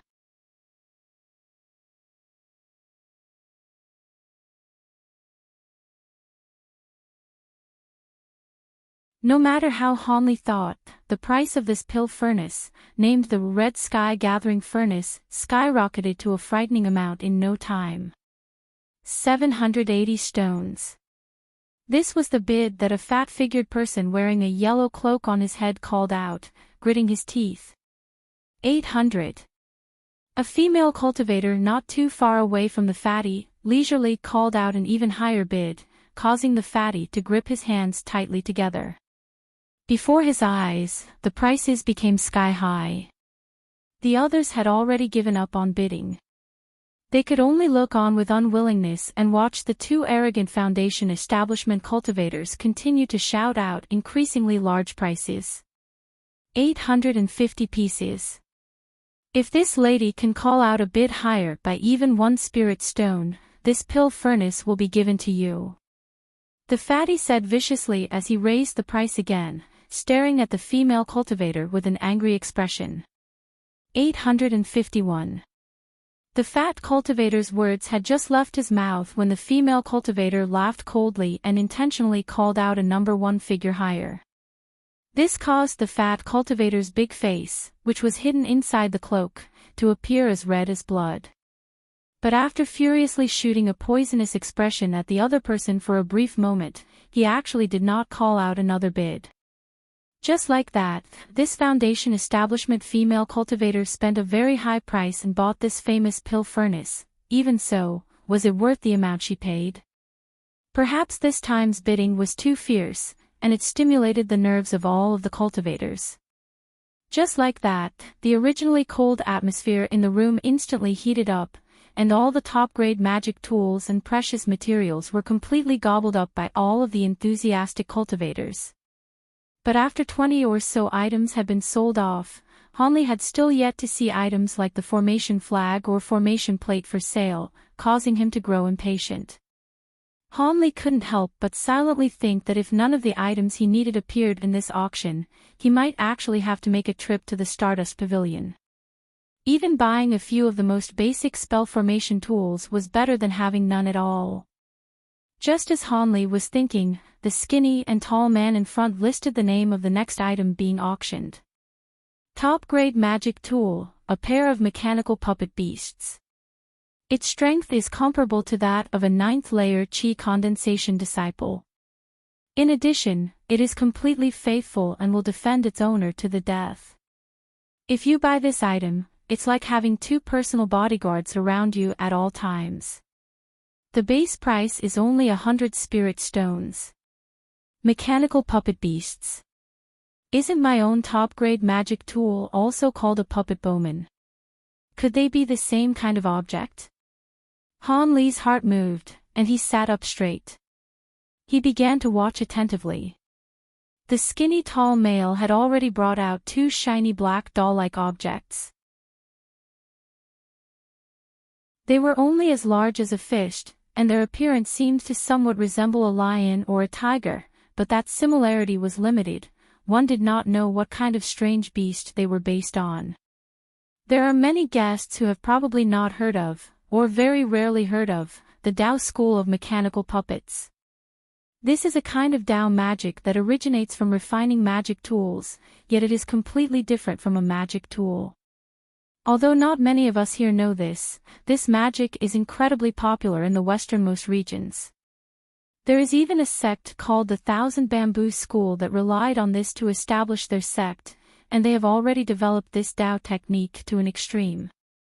Rumors have it that top-level mechanical puppeteers can contend with late-stage foundation establishment cultivators. In addition, rating these mechanical beasts as top-grade magic tools was this store's decision, when in reality, according to the official classification of mechanical magics, they should be considered grade 2 puppet beasts. Seeing the cultivators below did not seem interested in these mechanical beasts and noticing the awkward silence when no one called out a price, this man hurriedly recited the speech that he had memorized beforehand all at once, hoping to pique the cultivators' interest. Although the cultivators below had become somewhat curious after he had finished speaking, no one was willing to do something as silly as pay 100 spirit stones to buy 2 doll-like items.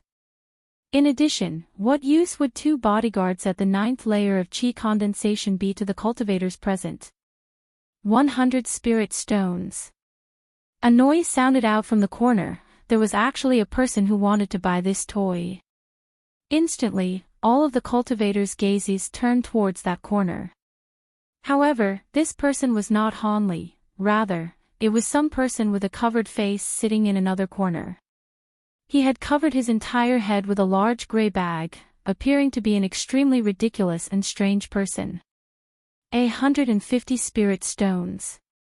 Just as other cultivators felt that the strange person was being wastefully extravagant, the sound of another strange, stiff voice calling out a price resounded in the room. Now, all of the cultivators in the room were stunned and couldn't help but glance towards the person who had called out the new price.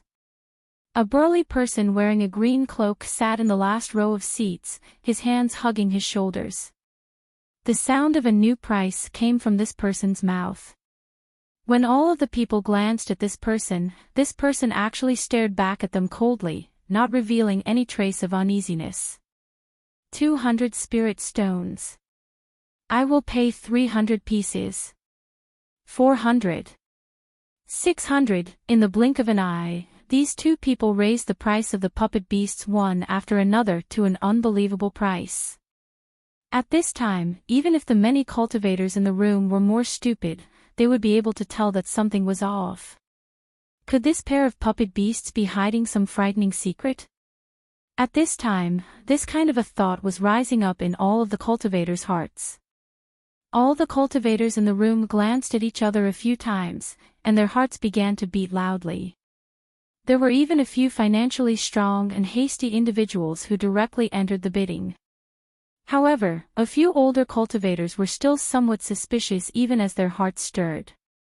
These two people couldn't have been secretly hired by the store, could they?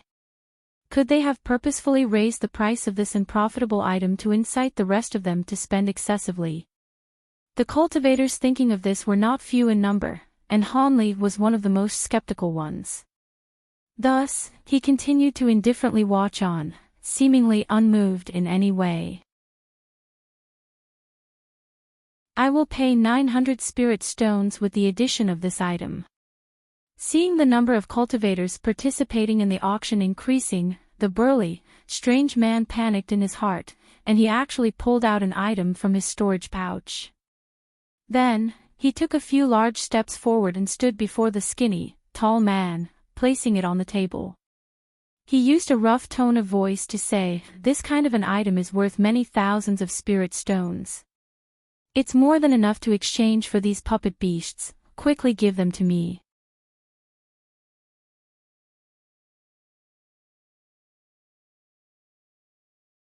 Chapter 225, Iron Essence, Spirit Medicine. Seeing that the situation was about to get out of hand, the skinny tall male had quickly retrieved the pair of puppet beasts into his storage pouch.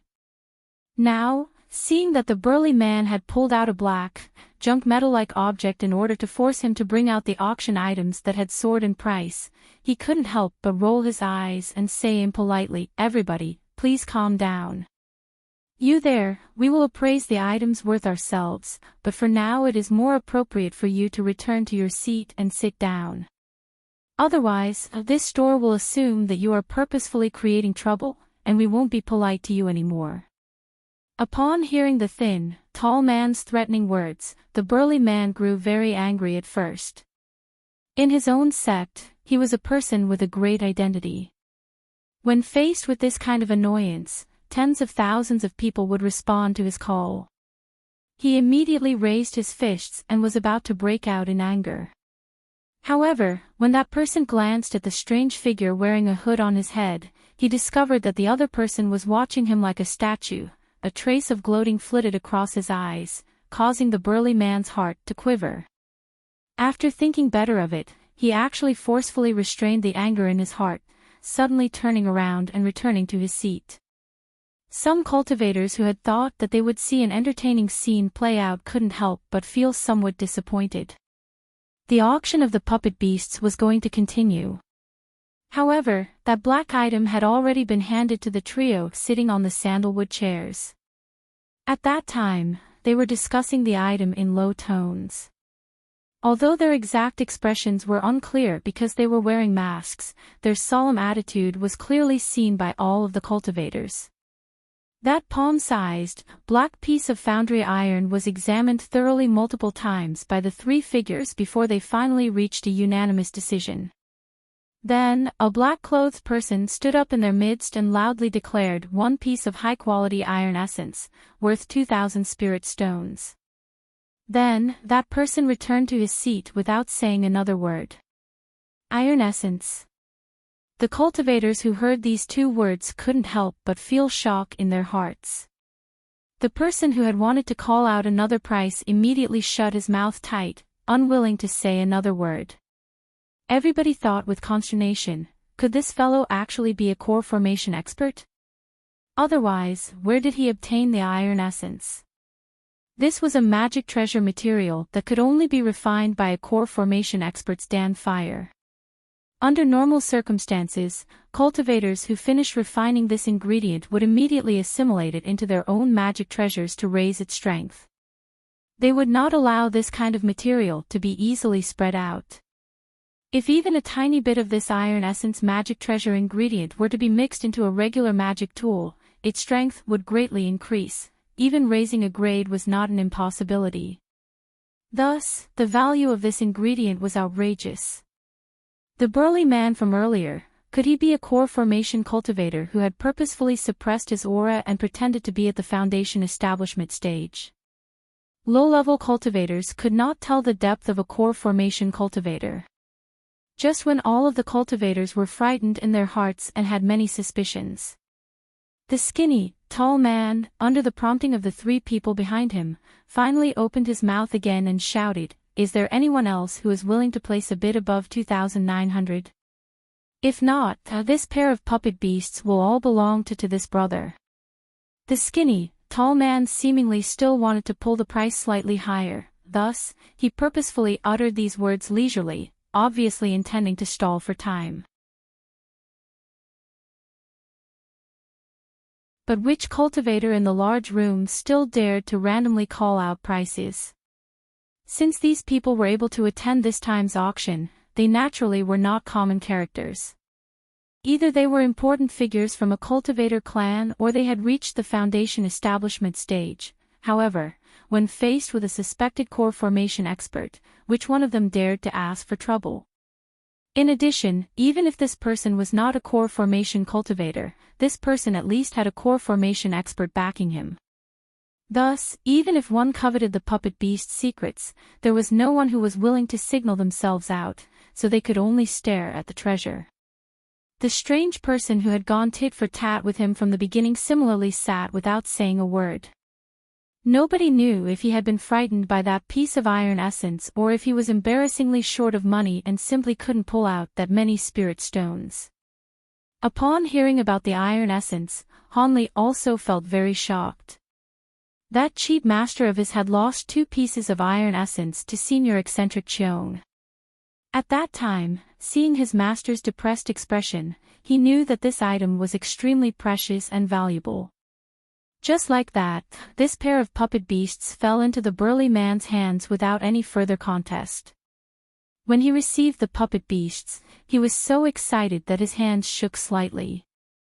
However, this provoked the cultivator's recklessness even more. A large portion of them even wished that they could just seize it in order to precisely research the secrets hidden within. After receiving the puppet beasts, the burly man wearing a cloak immediately left his seat and walked towards the stone doors, but when he reached them, he discovered that the stone doors had actually been tightly shut from the outside. He forcefully pushed on the door twice, but it did not budge an inch. What is the meaning of this? Could it be that even though I bought an item, I'm still not allowed to leave? The man's tone of voice became somber, his accent, which was already somewhat strange, became even more pronounced and uncomfortable to hear. Of course not. When the trades finish, we will immediately open the doors and allow you to leave. However, we cannot do so right now. The person who spoke directly at this moment was not the skinny, tall man running the auction, but rather the black-clothed person sitting on the left. What? What kind of reasoning is this? I want to leave this place immediately. The man began to rage, and his voice grew increasingly loud. Regretfully, this truly is this store's rule. We use some of these methods to prevent any kinds of unfortunate accidents from occurring. Sir, surely it can't be that you can't even wait this small amount of time. With a low, hoarse voice, the black-clothed person on the right exclaimed in a very gloomy manner. Humph. Of course I can continue to wait. Do you think that I'm afraid of you? I've changed my mind.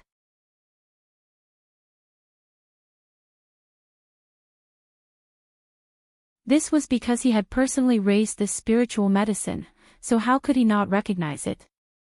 However, since the spiritual medicine was already in the hands of the Myriad Treasure Store, Hanli wouldn't worry himself about the matter anymore. Thus, after slightly blanking out for a while, Hanli regained consciousness, watching the many cultivators fight with one another as if nothing had happened. Hearing the rapid auctioning noises from these cultivators, Hanli felt somewhat self-satisfied in his heart. After all, to have an item that one previously possessed cause other people to be so frantic could also be considered a source of pride.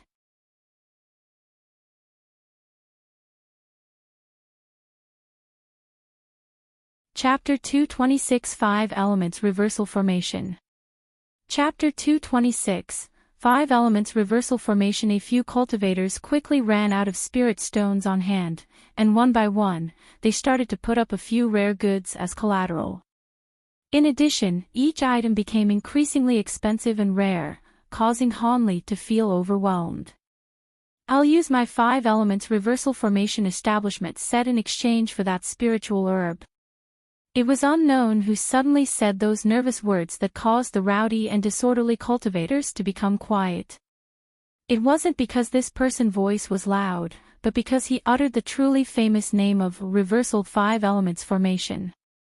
It was a name known to nearly everyone that there were few who did not know. In a few aspects, this formation was absolutely more valuable to a few cultivator clans and cultivator sects than the 1,000-year-old spiritual medicine. Apart from covering a small area and having no offensive power, this reputed restrictive formation spell could transform and conceal a sect mountain, confusing and trapping enemies. It wasn't weaker than the large protective formations of those great sects in the slightest. If their own clan or sect had such a wondrous formation, they would have no reason not to use it. However, it was said that if one were not a great formation spell master experienced with this kind of impressive restrictive spell, one would have to spend about a year of hard work and a great amount of labor and resources and still not be able to set it up, not to mention turning such a wondrous formation into a magic tool. If this were true, this auction would be a truly wondrous matter that would greatly broaden one's horizons. When Hanli heard this, a lively expression flashed through his eyes, and his spirit was moved. He then turned his head to look at the person who spoke those words. It was an extremely unremarkable chi condensation disciple with a short and thick stature wearing a tiger mask. It was truly not the person one would expect of someone that would possess such a wondrous item. However, a bit of anxiety could be seen from his eye. Your esteemed self possesses a 5 elements reversal formation establishment set. After a moment of surprise, the tall and thin man asked this calmly as he sized up the youth with a gaze full of suspicion. Although he didn't seem very convinced, if the other party truly possessed this formation spell magic tool, the 1,000-year-old medicine herb would naturally go uncontested to this person. When the other cultivators heard this, they all waited to hear the youth's reply. I have it, but as of now, it is incomplete. It can only bring out 1/10 of the spell formation strength. But if you were to agree to give this one the medicine herb, this one will guarantee that within several years, he will be able to multiply the might of the formation establishment tools to at least half of its proper strength. When the youth saw so many people look at him, he could not help but panic a bit. As a result, he stuttered out the true matter with regards to the 1,000-year-old medicine herb. So it wasn't true and was instead a defective experiment. When the many cultivators heard this, they were greatly disappointed. Originally, if he truly had this magic tool, they would have bid even greater amounts of spirit stones for it. But now that it was known to be defective, there was naturally no interest. The formation masters of the cultivation world were far rarer than pill and tool refining experts. This was because one must decide to deeply study formations to the point where one would even abandon the great Tao. After all, a person had limited energy. Within a finite amount of time, it was impossible to simultaneously cultivate and delve into the profoundness of formation spells. Thus, there were people who decided to find the spell formation master backing the youth after the termination of the trade fair.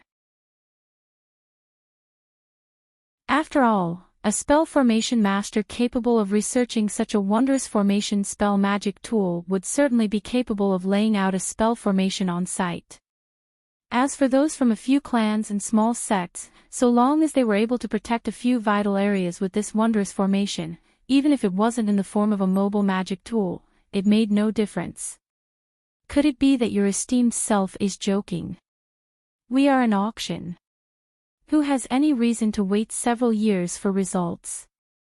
Since I see that you are young, I will drop it this time.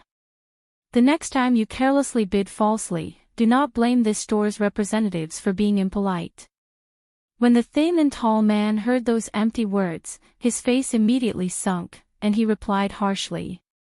When the short, coarse youth saw this, his exposed mouth quivered as if he wanted to say something. However, The man in charge of the action paid him no more heed and turned his head, causing the youth to let out a long sigh and helplessly sit back down. When Hanli saw this, he narrowed his eyes. After carefully looking at the youth several times, he firmly memorized the youth's manner of dress and figure.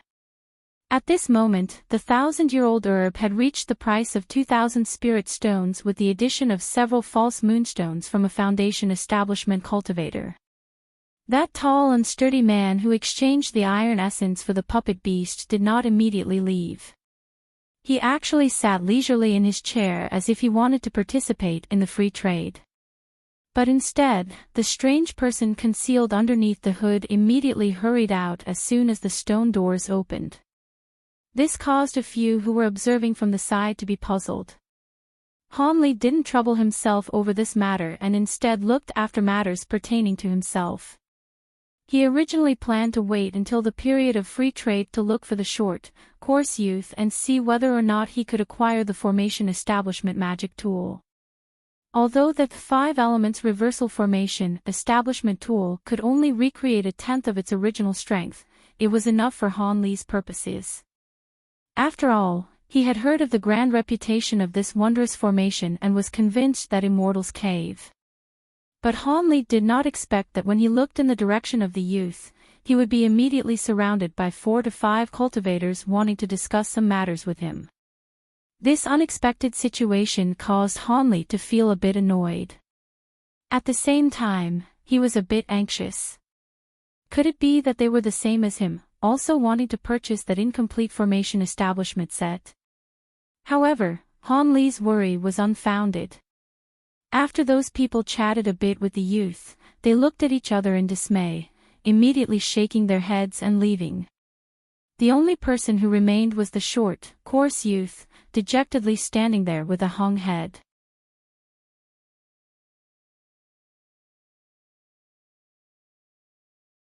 The short, coarse youth scratched his head in puzzlement. He strongly felt such an exchange wasn't suitable.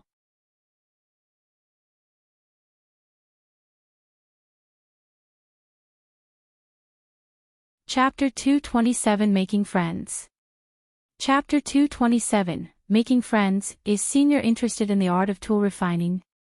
The short, stocky youth hesitated for a long time before suddenly forcing out such a sentence, causing Hanli to feel greatly stunned. What do you mean? Hanli felt some uncertainty. Could it be that you want to pass down a tool refining technique? Hanli asked without thinking. Senior guessed it. The only thing I can take out is the tool refining technique that I have on me, the youth exclaimed somewhat dejectedly. When Hanli heard this, he was speechless. He had only wanted to obtain a few formation flag and plate items, who wanted to learn how to refine tools. Even more so, who did this youth think he was? His tool refining technique was so rare. The cultivators who knew about refining tools were not few in number. However, because of ancestral rules, Junior can only give you the experience that I have accumulated. I cannot teach you this technique personally, the youth immediately stammered, complementing his previous sentence. Hanli blinked his eyes and was at even more of a loss for words. Seeing that Hanli, upon hearing his suggestion, continued to be silent as if he were unwilling, the youth couldn't help but begin to feel anxious.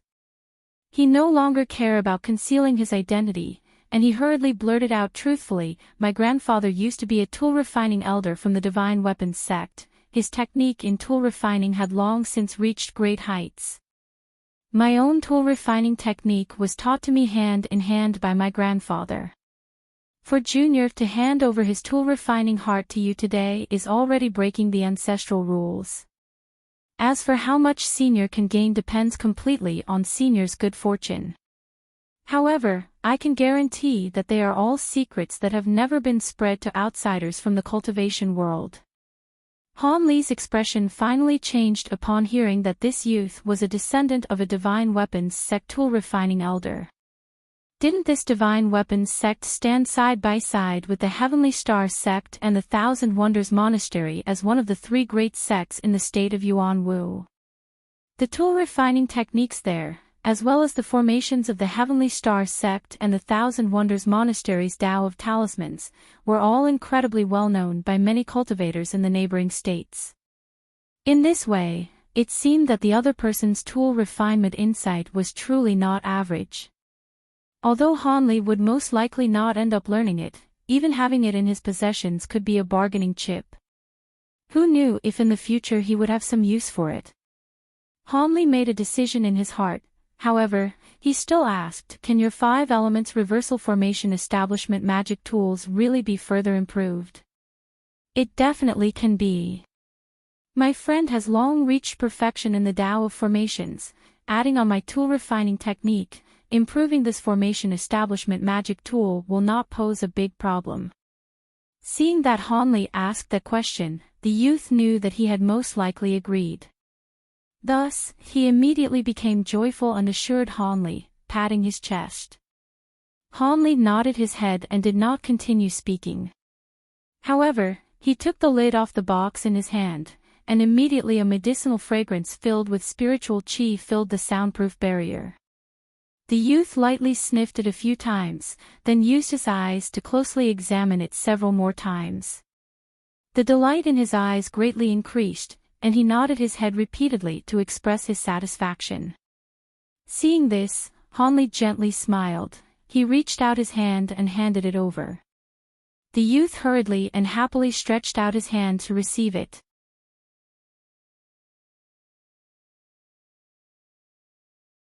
Senior can rest assured concerning this matter of improving the 5 elements reversal formation establishment magic tools. Even if Junior's friend does not successfully improve it, I will still try to persuade him to make a truly great formation for Senior. After hearing Hanli say this, the youth was overjoyed and hurriedly assured him. Hanli gently smiled and picked up the Yunxiao Experience Manual, holding it in his hands. Following Hanli's muttered incantations, a row of silver runes suddenly appeared on his hands. After circling in his palms for a while, they entered the book and vanished. At the same time, a silver light flashed across the Yunxiao Experience Manual, and a faint silver light dissipated from it. This caused the entire book to suddenly become a chunk of silver, with no way of opening it even a tiny bit. Okay, I've finished sealing it. Now, circulate your spiritual chi through the seal. In this way, when we make the exchange in the future, you will know whether or not I've broken the seal. Hanli sealed the book, then threw it over. The youth caught the book with surprise and happiness. The youth stared at it slack-jawed for a moment, but with a stomp of his foot, he left some spiritual chi on the seal. Then, with an expression both of doubt and gratitude, he returned the book to Hanli. At this time, Hanli had pretty much figured out the other person's state of mind. He knew that immediately gaining the other person's trust was an impossible task. But when he returned the sealed book to the other person after a number of years, he would presumably be able to secure the friendship of both the youth and that magic formation master, building up a relationship with them. Of course, determining whether or not the other person was really worth building a relationship with still required them to interact for a long period of time before it would become clear. Thus, Hanli stowed the book away. After asking for a method to communicate with the youth, he floated away without another superfluous sentence and left the area. The youth was left in the same location with an expression of disbelief. He had obtained this 1,000-year-old spiritual medicine just like that. He fiercely squeezed the hard medicine box, and an expression of both confusion and excitement was revealed in his eyes. Hanli naturally was in a very good mood, and he headed towards the tool refining store. Qi Yunxiao's tool refining technique and his backer's identity as a magic formation master were much more valuable than a lifeless book. If he could build up relations with them, perhaps in the future it would be very helpful for his cultivation path. Hanli had no doubts about this. Hanli finally returned to the store that had received his contract. There, the white-haired elder was waiting anxiously for his arrival. When he saw that Hanli really had kept his promise and returned, the store owner immediately beamed with joy and had the dark-skinned man quickly bring tea and rare fruits. He personally accompanied Hanli to sit down at the table and incessantly addressed him as senior. Although Hanli was a thick-skinned person, his face still faintly blushed. Next, Hanli took out the centipede's back shell out in front of the elder. This caused the elder's expression to change, and he immediately picked up a small piece, carefully caressing it and identifying it. This is the shell of an advanced grade 1 poisonous insect demonic beast. It truly is a very good tool-refining ingredient. Especially since the demonic beasts in the outside world are decreasing in number, encountering a poisonous insect demonic beast is an especially rare circumstance, the elder said with a smile. The wrinkles on his face seemed to have smoothed out. The materials the other person possessed were all within his expectations. They weren't junk metal or any kind of miscellaneous garbage. Instead, they were actually the outer shell of a poisonous insect demonic beast. They were extremely good materials, highly suited for crafting armor or shield-like magic tools. According to his estimation, prior to being refined, these bug shells could forcefully receive an attack from a top-grade magic tool without any serious damage. If it were successfully refined, it naturally could effortlessly reach the ranks of a top-grade magic tool. The white-haired elder became happier the more he looked at it, and he happily picked up these pieces of shell, about to begin. However, he was stopped by Hanli. "Store owner, don't be hasty. There are still some ingredients that I haven't brought out yet." Seeing the elder's frazzled behavior, Hanli couldn't help but knit his eyebrows together and wonder if he had found himself the wrong tool-refining master.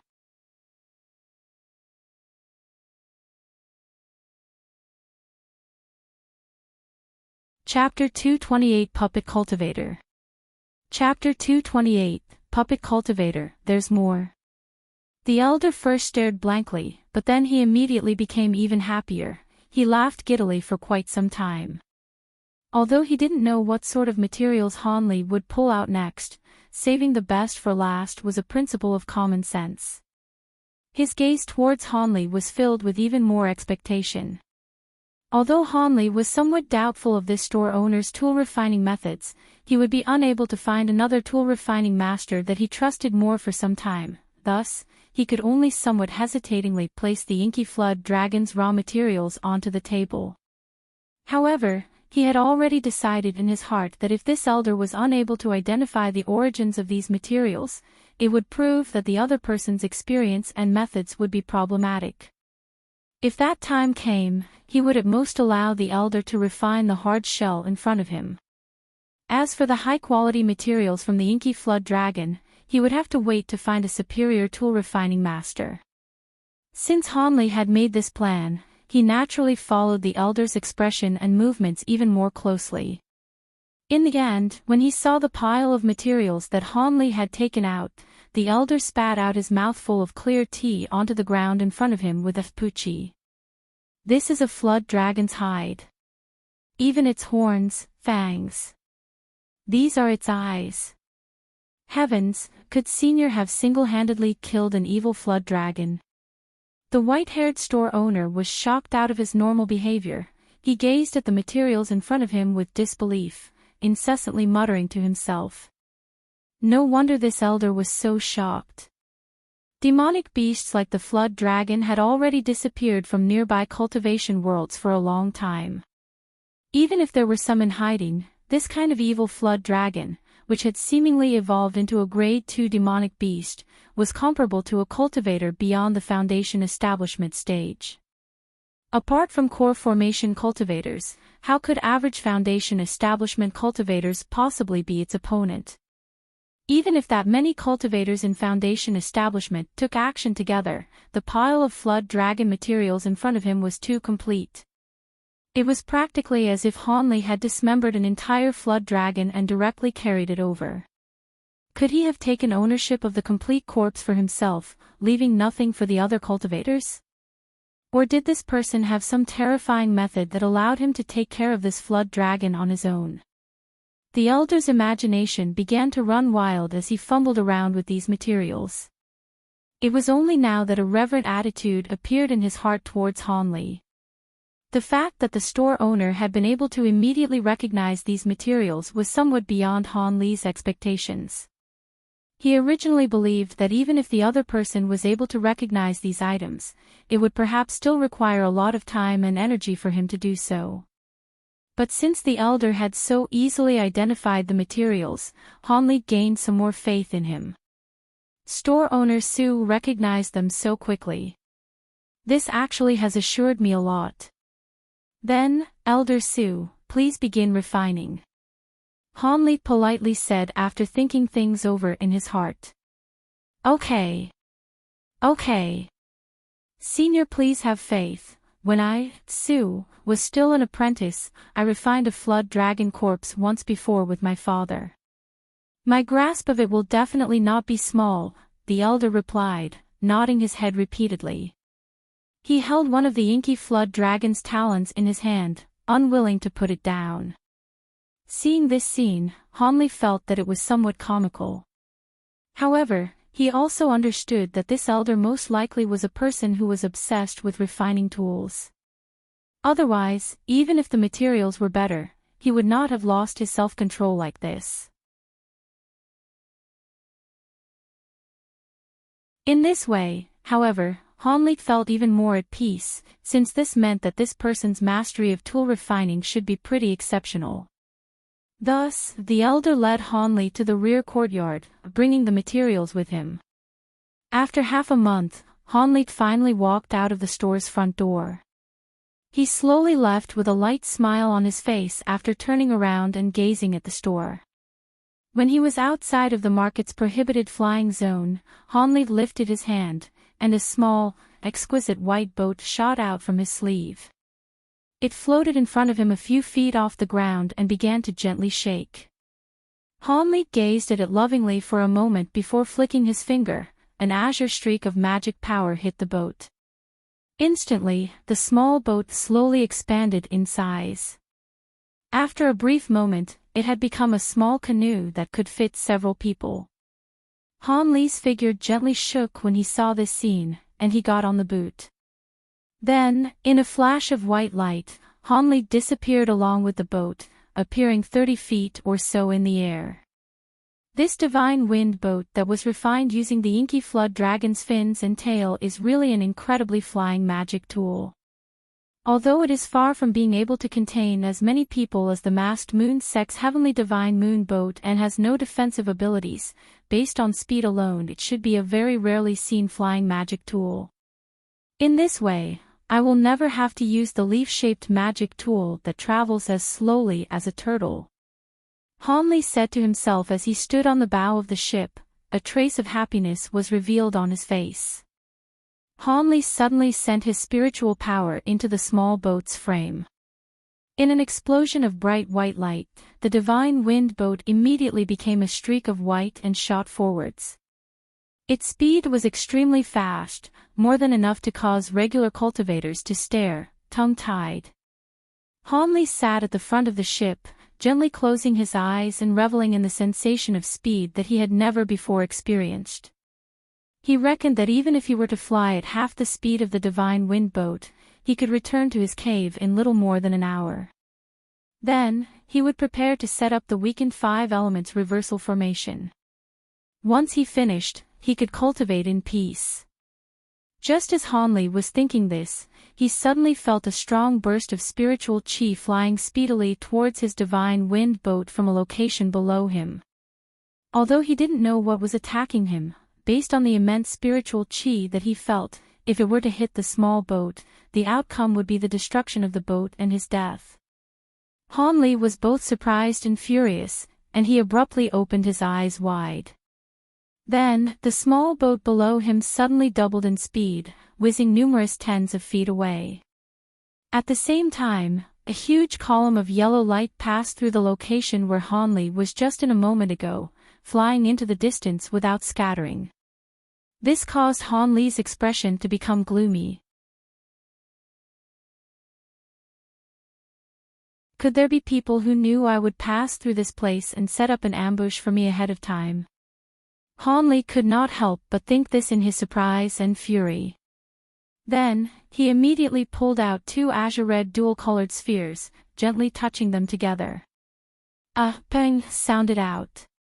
Instantly, a surge of dense, azure-red fog simultaneously shot out of the two spheres, rapidly enveloping Hanli. In addition, it continued to expand. In the blink of an eye, it had become a huge azure-red cloud roughly 100 feet in size. Hanli's figure completely disappeared in the cloud of fog. With the protection of this azure-red cloud, Hanli slightly lowered his guard, coldly gazing at the earth below. When he saw clearly the circumstance below, Hanli's jaw dropped wide open, and he had no way of closing it for quite some time. This was because there was a gang war going on below him. 4 or 5 Foundation establishment cultivators were at a disadvantage, confronting nearly 100 enemies that had completely surrounded them. In addition, their opponents were all expressionless and spiritless.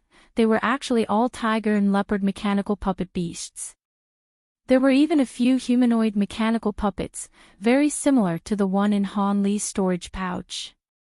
Although the seemingly slow movements of the puppets made them seem easy to deal with, when one puppet was defeated or destroyed by these cultivators' magic tools, a few more puppets would walk out of the nearby forest and reinforce them, causing the numbers of puppets surrounding them to be constant and unchanging. In addition, these puppets' offensive abilities were very frightening. When these mechanical beasts occasionally opened their mouths, a huge column of light as big as a bowl, identical to the one that had almost hit Hanli, would shoot from their mouths. However, their columns of light were multicolored, representing their various attributes. It seemed as if Hanli had been accidentally shot at by them. As for those humanoid puppets, they were even stronger. There were puppet bowmen that were the same as the puppet bowmen in Hanli's possession. They directly shot out finger-wide multicolored light arrows from the long bow in their hands. Although their strength was not as great as the light columns shot by the mechanical beasts, they were superior because they formed an endless onslaught.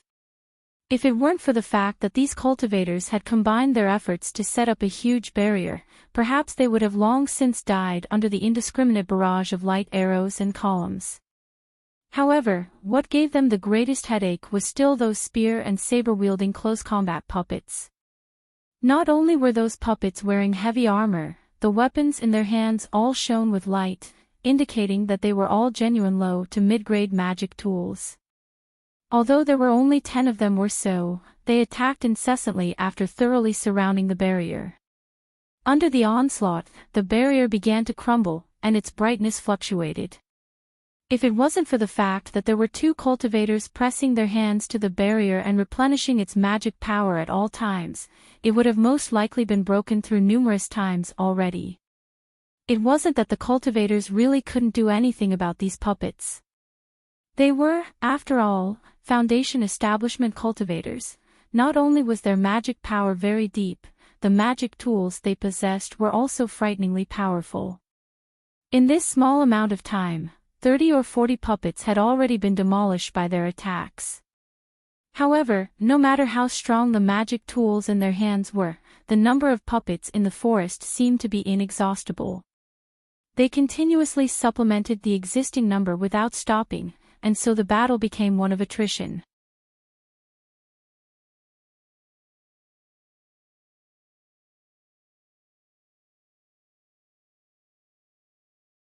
Chapter 229, Huge Tiger. The curses of the few cultivators who were furious after their companion left them without saying anything had already disappeared. They gazed at each other, seeing a trace of dread in each other's eyes. Just then, although they had been in an extremely disadvantageous position, they actually did not feel any worry in their hearts apart from a slight feeling of vexation. They all reckoned that even if they couldn't kill off all these mechanical puppets, escaping through the air was still something that could be easily accomplished. But now, the escapee's fate immediately shocked them out of their wishful dreams. He had so many protective spells on his body, and he was even wielding a defensive magic tool, but even so, he was actually unable to withstand that column of light in the slightest. How could this not frighten them? In addition, the higher one's cultivation base, the more one feared death. They had, with great difficulty, achieved a point where they could live slightly longer than regular people. There was also the possibility that they could live even longer, so how could they be willing to die so easily? However, that frighteningly thick column of light was simply too powerful. If it hadn't been directed at the fleeing cultivator but rather at their protective barrier, these people really didn't know if they could have received it. The more these cultivators thought about it, the more they panicked. They couldn't help but begin to think about retreating. But now, even if they wanted to retreat, the opponent would not easily let them go now that he had the advantage. This caused them to be caught in a dilemma. Hiding in the clouds high above their heads, Hanli was also shocked by that domineering column of light to the point that his body emanated cold air. Now he was even more unwilling to rashly reveal himself. However, he was also not very willing to just leave this place in this manner. Thus, he could rely on the outstanding speed of the divine wind boat to escape even after being discovered. Hanli continued to stay in midair, observing what transpired. However, the azure-red cloud of smoke that Hanli's magic tool had transformed into was truly somewhat eye-catching if he left it floating in midair above the cultivators and puppets. Luckily, while Hanli had been in mid-flight, he had greatly increased the altitude of the small boat to a distance of about 1,000 feet. Thus, Hanli had yet to be discovered by the surrounded cultivators or the figure in the forest controlling the puppets. However, Hanli also knew that this method could not be carried on indefinitely, but if he were to retrieve the cloud of smoke, he would definitely be exposed in midair. Besides, the top-grade magic tool, Azure Fire Miasma, that had been refined from a pair of flood dragon eyes could conceal Hanli's figure, causing enemies to be unable to determine his exact location. In addition, the remaining blood of the inky flood dragon's den had been incorporated in the dense, azure-red fog. This would cause the people who unwittingly came into contact with the cloud to feel dizzy and lightheaded, slowly being poisoned without even knowing. With such an incredible defensive and stealthy magic tool at hand, how could Hanli not choose to use it? In his desperation, Hanli suddenly saw a gray cloud floating in a nearby location above where he was hiding. He instantly rejoiced in his heart and slowly drew near to it. Finally, both him and the protective cloud around him entered the cloud. Now, any traces of Hanli had been completely covered up. Now that he didn't have to worry about being discovered, he continued to watch the battle down on the ground with reassurance. Evidently, that supreme beam of light earlier had dispelled the self-confidence of these Foundation establishment cultivators. Thus, although they were still attacking with their various magic tools and the fight appeared to be very intense, Hanli could see that the strength of their attacks was far weaker than they were originally. This was obviously because everyone had their own ulterior motives and appeared to be unwilling to resist the enemy together anymore. Just as Hanli was quietly shaking his head, an elderly cultivator within the barrier seemingly also became aware that something was wrong. He suddenly yelled loudly towards the forest, "Does Sir really want to continue the slaughter? We are all disciples from various sects of the state of Yuanwu. If you kill us, you will have wronged the state of Yuanwu's entire cultivation world. Are you not afraid of incurring a fatal disaster?" Hee hee. Fatal disaster. If you had said so before I killed that cultivator who had wanted to fly away, perhaps I would have considered it. However, now that someone has already died, offending once is still an offense. It would be better to kill everybody off. Perhaps this way, no one will know of this matter. We don't have any malicious intentions. As long as you are willing to make peace, we will swear an oath that we definitely will keep this matter a secret, a significantly younger cultivator hurriedly vowed. Humph. Swearing an oath. I don't believe in such trifles. You guys were stealthily following behind me for such a long time, yet you still say that you don't have any malicious intentions. Could it be that you want to invite me to a meal? Besides, I am not a person from the state of Yuanwu. Even if I did offend the cultivation world of your state, what can you do? Do you want to follow me back to the Thousand Bamboo School to demand justice? If that's really the case, I, Mo, very much admire your sex elder's boldness. An extremely harsh voice came from within the forest. Upon hearing this voice, Hanli thought that it sounded very familiar. It's him. Hanli quietly thought, somewhat surprised. Based on the sound of his voice, it was definitely the burly man who had bought the mechanical puppet beasts at the auction. Hearing their exchange, it was obvious that these cultivators had secretly followed this person right after the auction had ended. They probably wanted to use some dishonorable methods to discover the puppet beast's secrets. Who knew that this Thousand Bamboo School fellow became aware of their actions a long time ago and actually laid a trap for them, instantly trapping them here? Everybody, we have no choice but to go all out against him. He has already made it clear that he wants to silence us. The first cultivator to speak was not stupid. He immediately attempted to arouse the fighting spirit of the other cultivators, intending to fight to the death. Do you even have the qualifications to go all out against me? Don't talk about going all out if you can't even win against my puppet beast army. I have toyed around enough with you people. It's best if I hurry up and send you on your way. The burly man's tone was still just as harsh, but the killing intent in his words was undoubtedly revealed. Just as his words left his mouth, a loud, earth-shaking sound suddenly emerged from within the forest. Then, booming, heavy footsteps came charging out of the forest, causing the cultivators inside the barrier and Hanli, who was in midair, to glance around wildly, not knowing exactly what had occurred. Although the footsteps were very heavy, they were very quick. In the blink of an eye, they had arrived in an area nearby the forest. Now, all of the people could see what was happening clearly. A roughly 50 or 60-foot tall puppet tiger leapt out of the forest. The burly cultivator, still wearing a cloak, was naturally sitting on the head of the giant tiger. Upon seeing that the puppet tiger was so enormous, the few cultivators were all secretly shocked and couldn't help but think of the huge column of light that they had seen earlier. It was likely that it had been shot by this beast. After it appeared, the burly man did not say anything superfluous and directly patted the tiger's head. Instantly, the puppet tiger beneath him slowly opened its lower jaw. Faint white light began to condense in its huge mouth. The other puppets that were attacking the barrier instantly stopped one by one, retreating a few steps in an orderly fashion. These cultivators obviously knew that the situation did not look good, so all of them reached out their hands and pressed them against the barrier. This was the only barrier that could save their lives. As for escaping the barrier and flying away, everybody had once harbored this idea but learned from the unfortunate cultivator's mistake. Nobody dared to lightly make such a move. The huge column of white light appeared once again.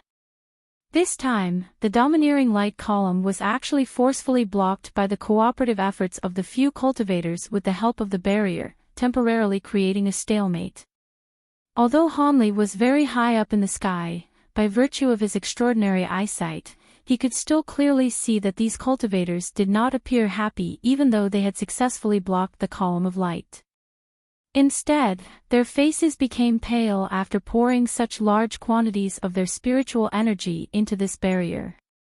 However, Hanli believed that this destructive attack could not continue for long and would be over before long.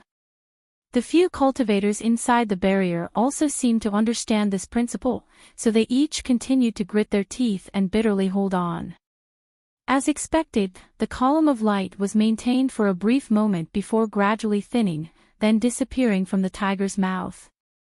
Having received a new lease on life, the cultivators revealed joyful expressions as they finally retrieved the hands that they had placed on the barrier, letting out a big sigh. However, the burly man coldly laughed upon seeing this. He suddenly uncovered a secret panel on the tiger's head, then flipped his hand and tossed a mid-grade fire attribute spirit stone into opening. Then, the originally extinguished white light in the tiger's mouth began to shine again, causing the other cultivators to become completely dazed when they saw this scene. Hanli gnawed on his lips even more, speechless at the extravagant expense. One mid-grade spirit stone for an all-out attack. How was this a battle tactic? It was clearly using piles of spirit stones to forcefully bash these cultivators. It seemed like the 1,000 Bamboo School in his faraway country was extremely rich and had huge stores of spirit stones. Just as Han Li's imagination was running wild, the cultivators who were originally able to work together finally scattered under the extremely large threat facing them. This was because the magic power they had remaining was not very much. Continuing to forcefully resist would only bring them an earlier death. Thus, it would be better for them to each rely on their own luck and escape individually. As expected, the burly man willed the huge tiger to attack two of the cultivators one after the other with the huge column of light. Their fates were almost the same as the first individual, their bodies were charred black, and their remains were truly too horrible to look at.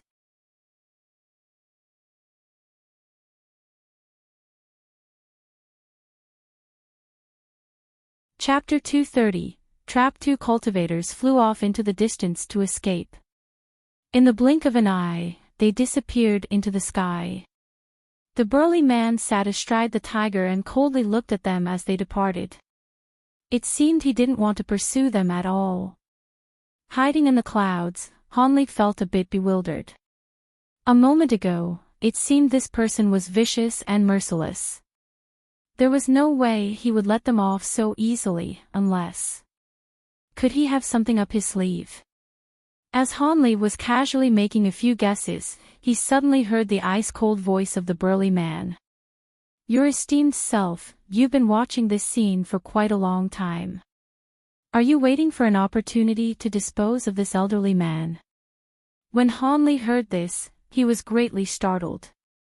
Could it be that although I was hiding at such a high altitude, he was still able to see me? With this thought, Hanli couldn't help but gulp. He felt his heart beating in his throat. After witnessing the ferocity of these mechanical puppets, Hanli did not wish to suffer the same fate as the other cultivators and become a target of the huge tiger's attacks. The speed of that transcendent light beam was far too fast, and its might was frightening. According to Han Li's estimates, if he were to directly face it, apart from fleeing with the utmost speed on his divine wind boat, he would truly have no other method to safely escape the light beam attack. After slight consideration, Han Li couldn't help but want to escape far away through the sky and avoid provoking fatal disaster. But after he took a look at the burly man's actions, all thoughts of this immediately disappeared. That was because the direction the puppets pointed their weapons was not toward him in the sky. Instead, they were pointed toward a small mound of earth not far away. Han Li was so startled he nearly bit his own tongue. There was actually a third person here, yet Han Li hadn't noticed him in the slightest. Crash! The sound of earth shifting drifted over from the small earth mound. A single eccentric wearing a gray hood on his head emerged, standing opposite of the burly man. So it really was you. Who in the world are you? It seems as if you know a bit about the secrets of this mechanical puppet. The burly man looked at him with a bone-chilling glare, viciously staring at this eccentric. Huang Long, I haven't seen you for so many years. It seems your fiery temperament hasn't changed. After a moment of silence from the hooded eccentric, he said a few words that caused the burly man and Han Li to feel great amazement. How do you know who I am? Are you an acquaintance of this one named Huang? Having heard the other party speak out his name, the burly man could not help but reveal an expression of shock. However, since his identity was already exposed, his disguise was worthless. He then bluntly tore off his cloak and threw it to the floor. A fierce-looking man with a short sallow hair was revealed. You've properly abandoned being your 1,000 Bamboo School's great protector. Now you are 5,000 kilometers away doing what? Could it be because you wanted to conceal the half-complete great development technique in your puppet beast? The eccentric ignored the burly man's actions and asked this leisurely. "You're still not revealing your identity. Don't blame me for being impolite." Having heard the other party attack his greatest secrets, Huang Long's expression changed as he hastily berated back with a stern voice. "Don't tell me you've forgotten. The one who originally taught you the first layer chant of the Great Development Technique in secret?" After a moment of hesitation, the eccentric eventually divulged this, causing the other party's face to greatly change. Huang Long stepped back several times. "Your senior martial brother Lin." "Impossible. Senior martial brother Lin passed away many years ago." "You dare to play with me? I will take your life." After a moment of shock, he immediately yelled back furiously. Then with a vicious appearance, he waved his hand. The hundreds of puppets immediately stepped forward to surround the eccentric from afar. It seems that junior martial brother Huang still hasn't forgotten his feelings from old times. This makes brother very happy. The eccentric's eyes suddenly grew soft, and he tore off the hood on his head, revealing his true identity. Senior martial brother Lin. Martial uncle Lin. The large man and Hanli, who had been paying attention this entire time, nearly shouted at the same time. However, while the large man actually shouted out loud, Hanli mere cried out in his mind. This eccentric was the old man named Lin who liked carving. Hanli had seen him in that stone room the day he entered Yellow Maple Valley. Because the small monkey he was carving at the time was extremely adorable and lifelike, the old man had left a deep impression on Hanli, so Hanli was thus able to recognize his present appearance. It truly is senior brother Lin. Why does senior brother have such an aged appearance? Furthermore, you haven't already. Although the large man yelled this, he still went through a moment of disbelief before grabbing the senior martial brother Lin in front of him with both hands, wearing an expression of great emotion. Hee. Junior martial brother Huang, this brother only faked his death that day. That death was only. What are you doing? Han Li's martial uncle Lin was saying this with a smile, but his expression immediately changed. He suddenly shook off the hands of this junior martial brother Huang with fright. Two deep wounds as thin as chopsticks appeared on his wrists. Black blood freely bled from the wounds, there was clearly poison within them. It seems senior martial brother Lin's mind has spoiled during these many years of hiding. How could you be this careless and let your junior martial brother injure your wrists? TSK. That was black thread venom that I acquired from the venomous poison sect with quite some difficulty. I'm afraid that it is quite hard to get rid of. This is senior martial brother's fault. Since you feigned your death, how could you want to form a relation with your previous subordinate and futilely try to steal the second half of the Great Development Technique? The current schoolmaster Jean is very unhappy, so he sent this junior martial brother to come and clear the weeds. Huang Long coldly chuckled several times before mocking him. Good. Truly my good junior martial brother is passionate toward me. After a short moment of fury, senior martial brother Lin quickly regained his calm. He hastily moved his hands as fast as the wind, forcing some of the poisonous blood out. He then took out a green jade bottle and poured all of the yellow medicine powder it contained down his throat. Rigidly staring at the large, yellow-haired man, he said with an ice-cold expression, "It seems the information that my good subordinate gave me was all false. The second half of the Great Development Technique simply does not reside within the puppet beast. This was all a trap to lure me in. But what baffles me is how the secret shop managed to cooperate with you in this manner. Money moves people's hearts. This proverb from the mortal world applies to the cultivation world all the same. So long as the school pays enough, nothing is impossible." Huang Long said with a slanted mouth. Then he turned his head, and yelled off to the forest at the side, "Come out. Everyone come and see the handsome and confident schoolmaster Lin's only son, the great martial brother Lin. Hee hee. Little sister has heard of senior martial brother Lin's reputation for a long time. It is a pity that she had entered the sect late and didn't get the chance to see your face.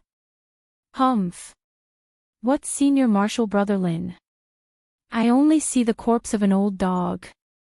The voice of a dainty woman and the coarse voice of a jealous man came from the woods.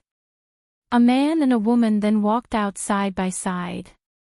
Let me introduce senior martial brother to these two. They are new great protectors of the school. Huang Long was currently thinking of willfully teasing him for a moment. This senior martial brother Lin had pressured him from above during those past years. However, without even finishing his sentence, he already knew he had fallen into senior martial brother Lin's trap. Senior martial brother Lin's figure suddenly whirled as he disorderly waved his hands without stopping. Black specks radiated in a large area, shooting out from his body in all directions. Then, the countless radiant specks on the floor immediately flickered without end. One by one, small and fully armed puppet soldiers emerged and grew in size. There were more than 200 in the vicinity. It was an extremely marvelous sight. Be careful, this fellow has reached the third layer of the great development technique and is able to control these many puppets.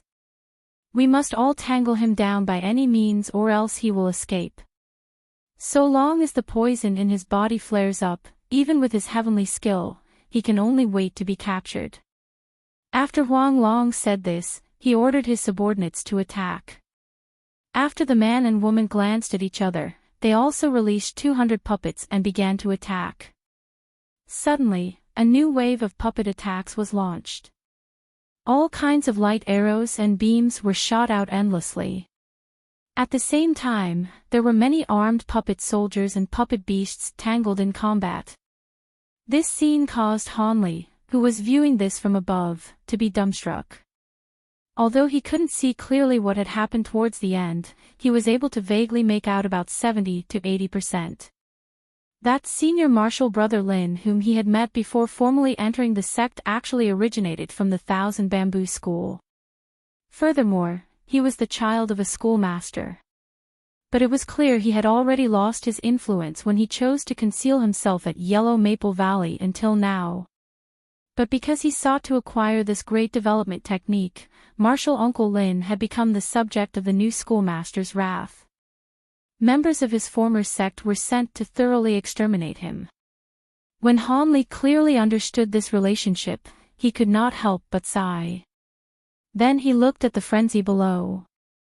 He knew that this wasn't something an initial stage foundation establishment cultivator could opportunistically stick his hand into, but rather something he should escape from as best as he could out of fear that he could get himself caught up in it. Clearly understanding his own interests, Hanli immediately put away the azure fire miasma, and moved his divine wind boat with the greatest speed, immediately turning into a rainbow streak that cut through the sky.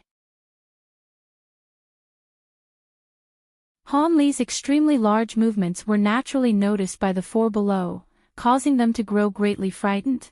They could not help but slow down their fighting.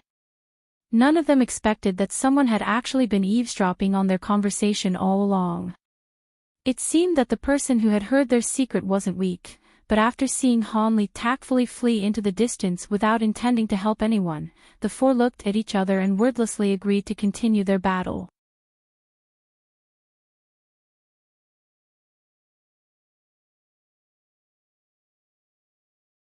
Chapter 231 Disaster Knocking on the Door. Chapter 231 Disaster Knocking at the door. Flying as fast as he could, Hanli returned to his immortal's cave after a short while.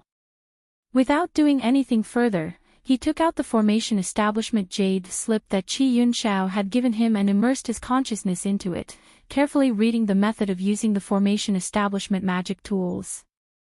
Hanli decided to push his previous plans to the side and first set up the great formation around his immortal's cave.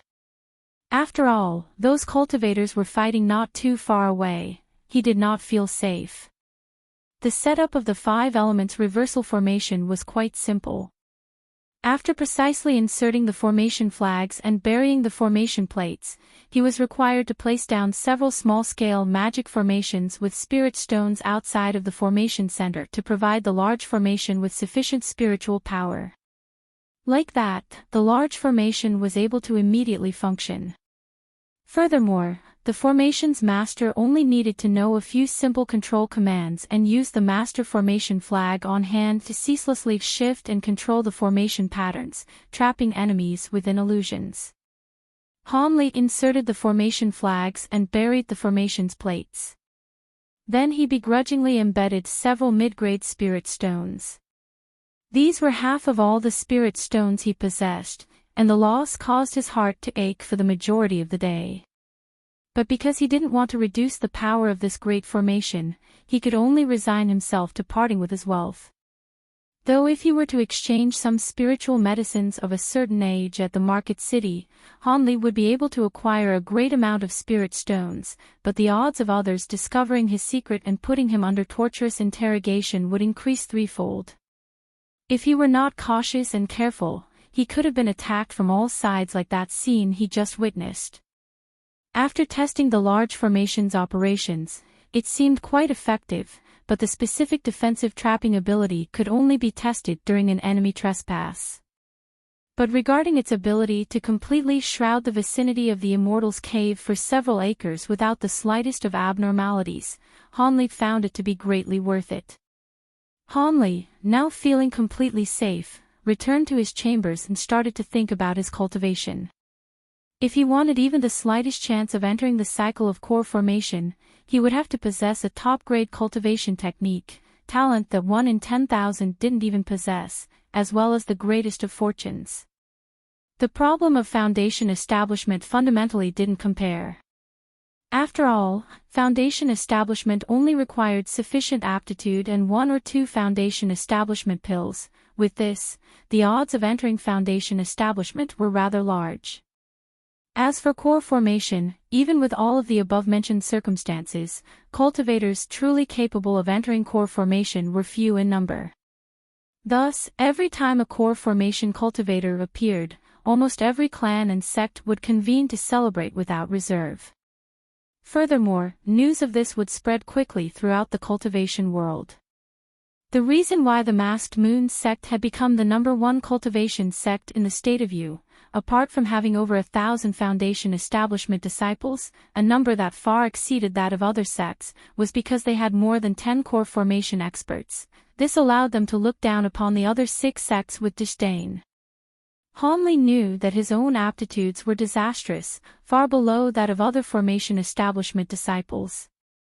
The only cultivation technique he possessed was a very dubious, Azure Essence sword art, a cultivation technique he couldn't use under any circumstance. His current chances were as thin as a veil.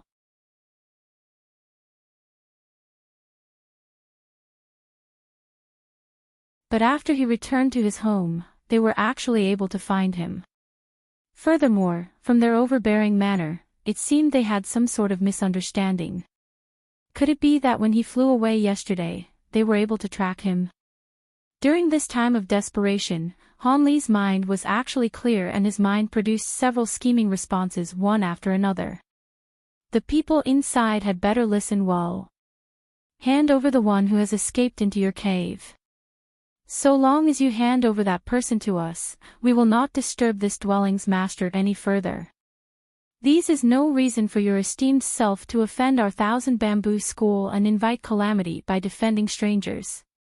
Even under these people's fierce, unrestrained assault, their attempt to dissolve the 5 elements reversal formation produced no visible effects. A man's persuasive voice came down from the sky, belonging to that person Huang Long. When Hanli heard this, he could not help but look up. In the patch of sky with the most puppets, a green jade raft was suspended in the air. There were 6 or 7 differently clothed individuals with Huang Long at the very front. Behind him were the man and woman Hanli had seen before, as well as 4 other slim men who looked completely similar. They were rarely seen quadruplets. It seemed they were reinforcements from the 1,000 bamboo school in a rush. When Hanli heard they wanted him to hand someone over, he was startled.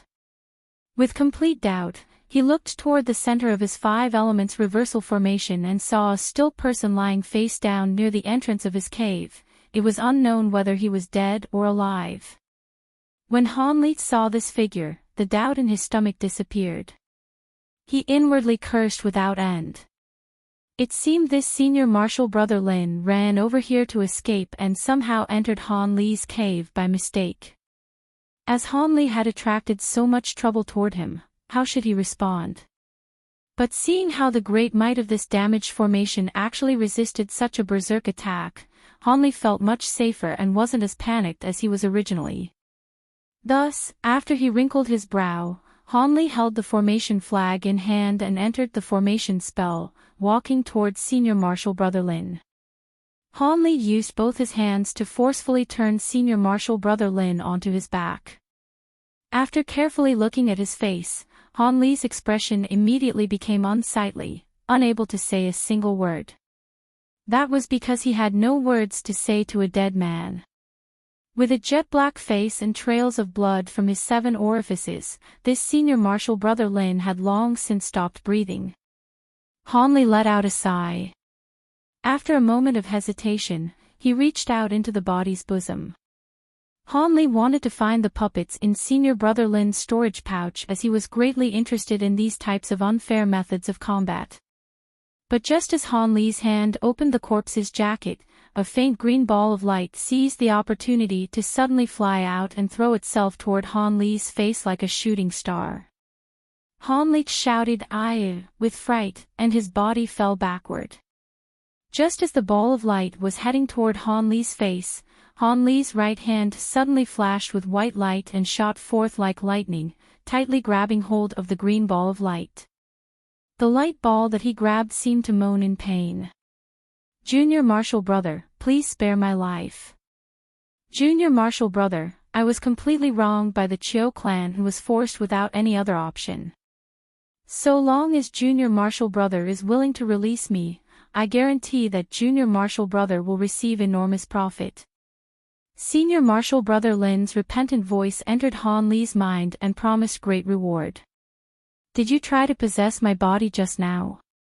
Han Li ignored the enticement with a dark face.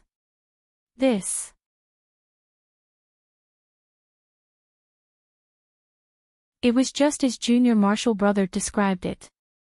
However, I was confused during that time. I will certainly compensate junior martial brother for the fright. I wish that Sir Junior Martial Brother will be gracious and will not stoop down to Senior Martial Brother's level. Han Li heard Senior Martial Brother Li's embarrassed response along with repeated apologies.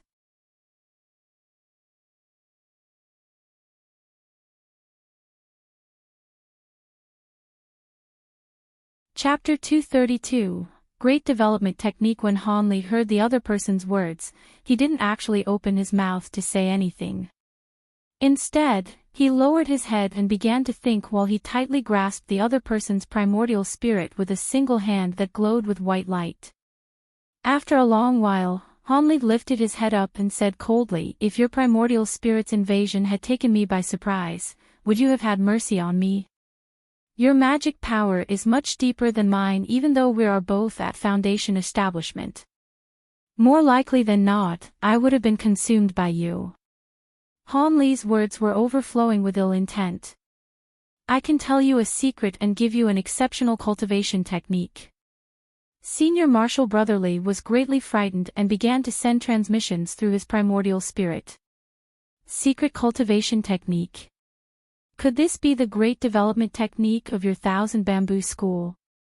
Han Li's indifferent sentence immediately caused the primordial spirit's green light to flash. In addition, it began to transmit with shock, stuttering, "How do you know of this matter?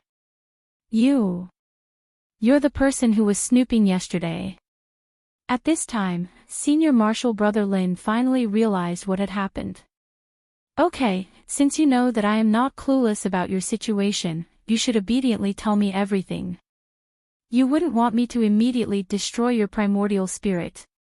Although Han Li spoke very casually, this caused Senior Martial Brother Lin's primordial spirit to tremble in his hand. Didn't Junior Marshall Brother pretty much hear all that there was to say yesterday? Senior Marshall Brother Lin let out a long sigh and asked faintly. Meanwhile, those people from the Thousand Bamboo School outside the formation, seeing that no response came after they transmitted their words through the large formation, couldn't help but be shamed into anger. They released their puppet beasts, unleashing a new round of attacks. The large formation became lively once again, but the interior of the formation was still just as calm as before apart from some noise and aftershocks.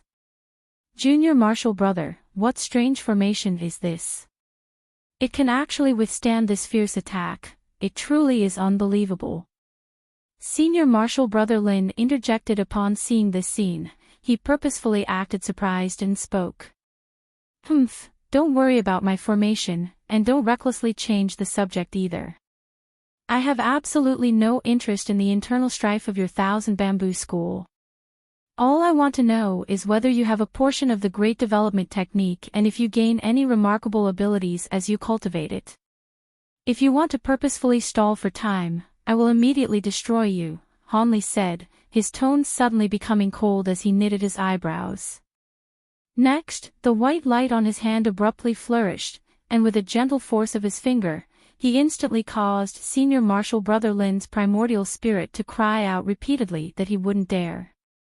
This great development technique is the original secret technique created by my sect's founding ancestor.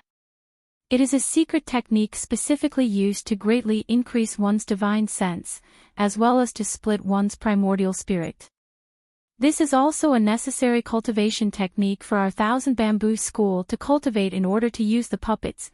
Only when one has cultivated this technique can one imprint one's divine sense on all the numerous puppets and control them with ease.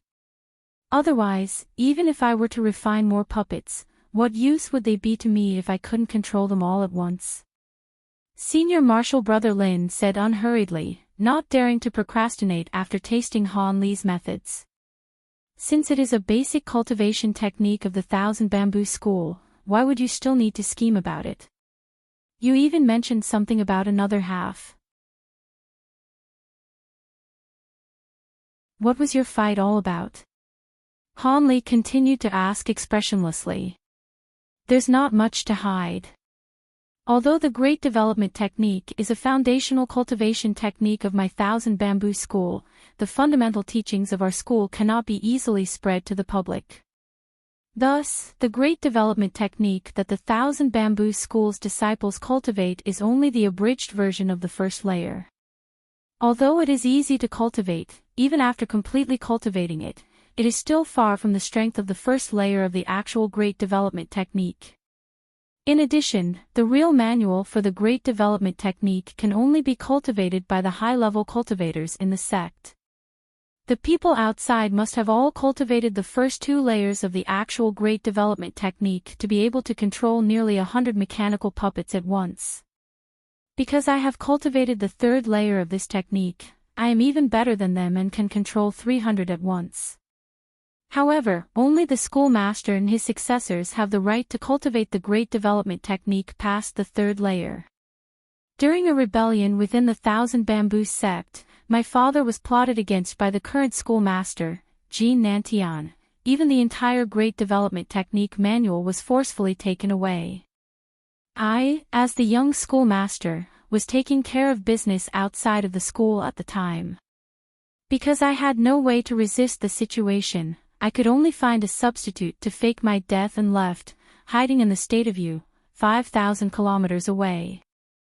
At that time, although I didn't have the entire Great Development Technique, because I was the only son of the schoolmaster, I still knew the cultivation technique for the first 4 layers. Thus, I compiled it all into the first half of the Great Development Technique. Originally, I had wanted to spend the last years of my life here, but who knew that my breakthrough to the third layer of the Great Development Technique was just around the corner. This caused my desire for revenge to greatly rise. In a moment of confusion, I contacted a group of my loyal subordinates, asking them to steal the incantations for the final 3 layers for me, but who knew that my fate would turn out this way? I don't know if they were captured after failing to steal it or if they directly betrayed me. Senior Marshal Brother Lin spoke slowly this time and in great detail, but when he reached the end, his voice was filled with wrath and objection. Han Li coldly watched the other person's primordial spirit vent its anger and didn't make any moves. When the other person had finally calmed down somewhat, he continued to interrogate without politeness. What exactly is the secret that you just mentioned? This. I hope that. Ah.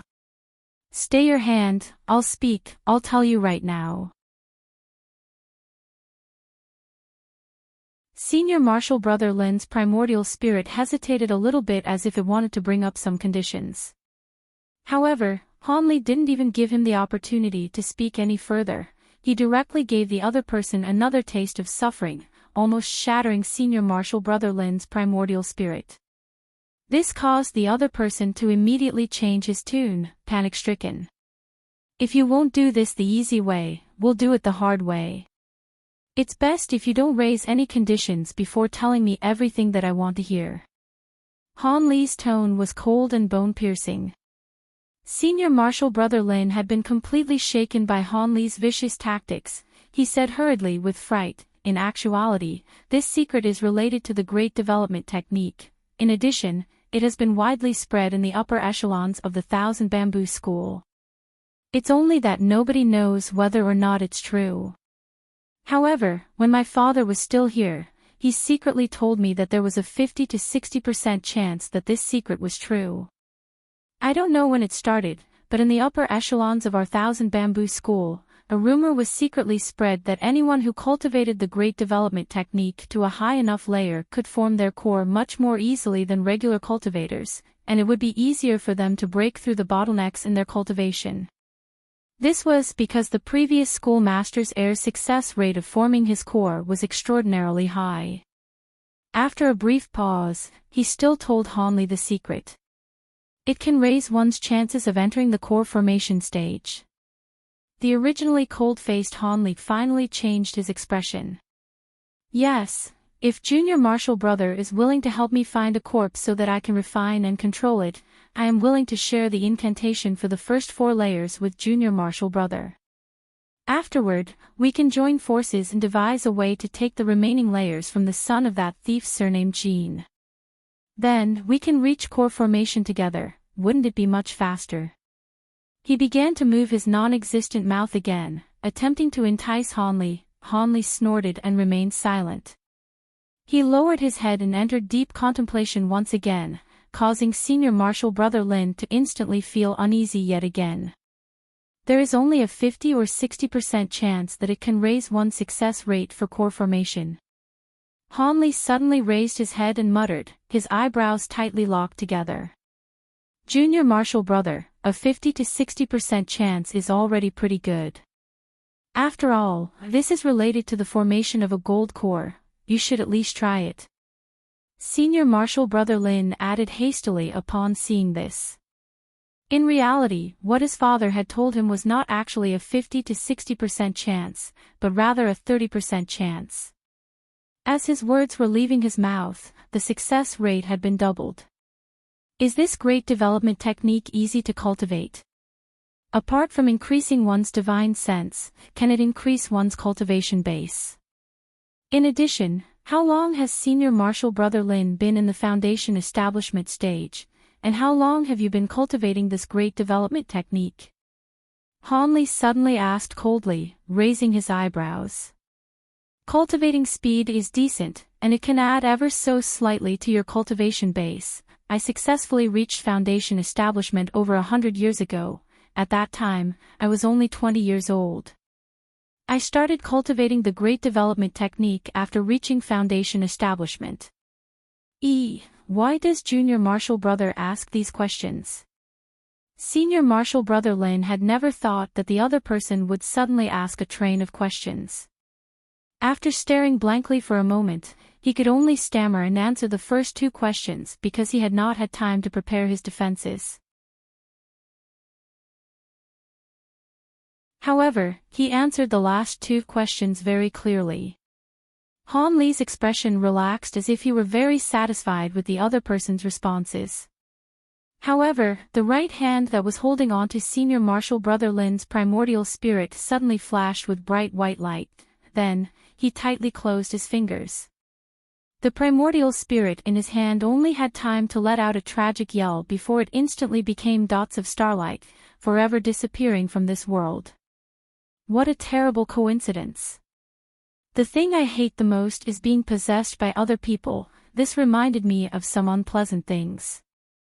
In addition, although I am truly piqued by the great development technique, it is difficult to cultivate and cannot increase one's magic power.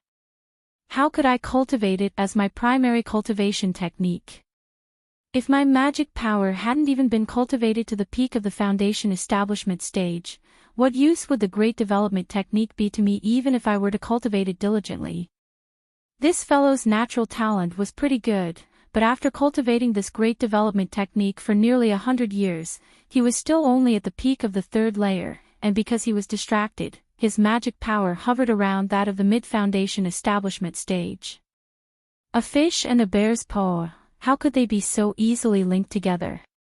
In addition, there is nothing strange about the Thousand Bamboo School's previous schoolmaster being able to balance the two and form a golden core.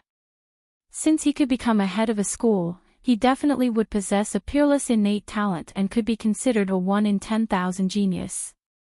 Thus, the credibility of the claim that the great development technique can increase one's chances of forming one's core is even lower. I am definitely not considered a genius, so I have no faith that I can cultivate both my own magic power and the great development technique to any deep point. TL, a fish and a bear's paw means you can't have your cake and eat it too. The worst is that he doesn't even possess the entire great development technique. He even wants me to become an enemy of a sect school. Isn't this just bringing about my own destruction? Even if I were to let you go, who could guarantee that you wouldn't bear a grudge about today's matters and use underhanded methods behind my back? Please tell me, with all these reasons, how could I let you go? Hanli muttered to himself, looking at the right hand that had taken the life of a foundation establishment cultivator.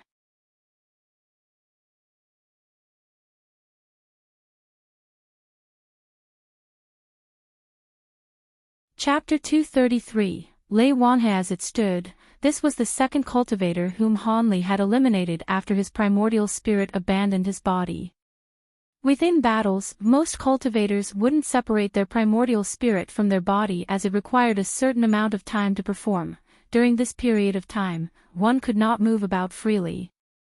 During a battle between cultivators, who would give their enemy enough time to escape? Long before one would have the time to separate their primordial spirit from their body, they would have already died more than 10 times. Furthermore, only those in the nascent soul stage or later would be able to separate their primordial spirit from their body in an instant with the help of their nascent soul. This senior martial brother Lin was just as unfortunate as that Yu Zhitong. Note, Yu Zhitong was the primordial spirit inside Dr. Mo. He originally thought to pass through the location of Han Li's Immortal's Cave and head straight to Yellow Maple Valley for treatment and protection.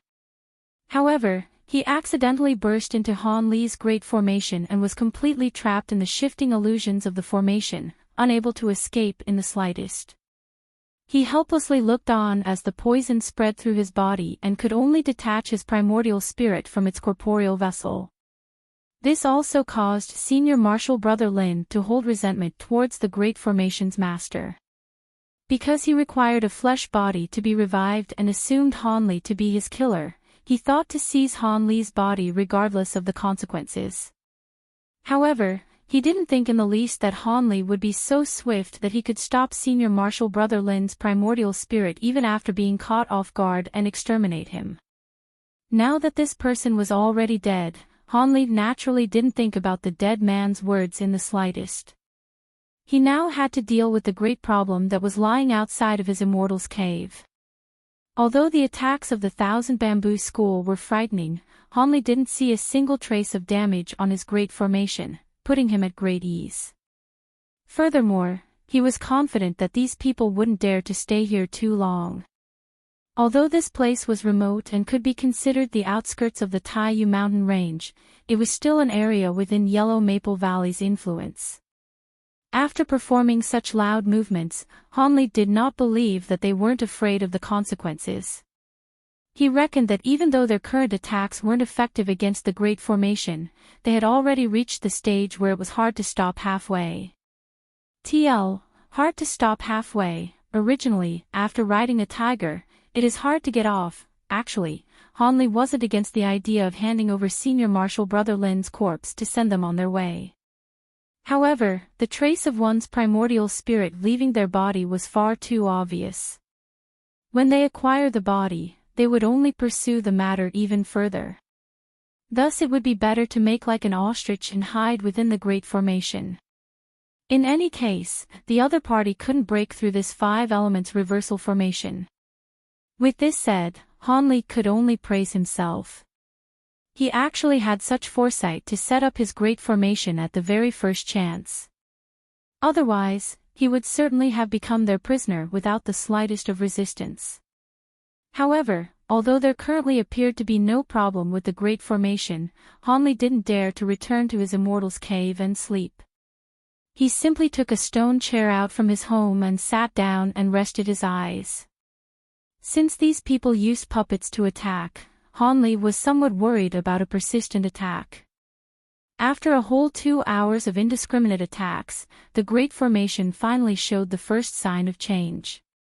The formation that was originally as peaceful as water began to flicker with dim azure light. The formation covering the sky began to ripple like water from the light arrow and light beam attacks coming from above. Seeing this, those from the Thousand Bamboo School began to grow excited. After all, seeing this kind of change meant that the formation could be destroyed by force. With more strength, it was possible to burst the formation open. In truth, if the barrier maintained its originally peaceful appearance, Huang Long and company would have decided to retreat. Just as the Thousand Bamboo School planned an even greater offensive and Han Li's expression slightly changed, a thunderous roar came from the distance. You dare to cause such ruckus in the Taiyu mountain range and even dare to attack our sect disciples' immortal's cave? Since you are tired of living, this old man will send you off. This roar left Hanli, who was protected by the Great Formation, with his ears ringing and with a pale complexion, not to mention those outside of the formation. Having directly heard the roar, they were swaying side to side, nearly falling off their boat. It's a core formation cultivator. Quickly retreat. Although Huang Long seemed to be the crude and ferocious sort, he was actually the shrewdest among them. Thus, after he heard this person's voice contain such power, his face lost color, and he immediately wanted to escape. But it was clear that Huang Long had underestimated the flight speed and the immeasurable magic power of a core formation cultivator. Just as those several people were putting away their puppets in a panic and intending to escape, thunder and lightning suddenly appeared on the horizon. White light flew across the sky, closely followed by a strand of silver light. In a blink of an eye, it arrived in front of them, scaring them so much that their spirits nearly left their body. They were unable to retrieve the remaining puppets and instead jumped up to escape individually. However, the huge streak of silver light that spanned over 30 meters simply didn't give Huang Long and company any chance. The streak of light suddenly separated into 6 or 7 smaller silver light streaks, surrounding those from the Thousand Bamboo School, all of whom were already in mid-flight. "Senior, please spare our lives. Huang Long grew terrified, and he hastily wanted to say something. However, these silver lights didn't stop in the slightest. They lightly coiled around them. Then after several soft thunderclaps, these people who were vainly trying to escape had all turned to ash. Huang Long did not have the fortune to escape this end. At this moment, all of the silver lights converged into one, revealing a very large fatty. All that was seen of his eyes were 2 slits. His chins were folded with many layers. It was unknown how many there truly were. In addition, his waist was as thick as a barrel. This was undoubtedly the fattest person Hanli had seen in his lifetime. But it was this very person who was able to become a core formation cultivator.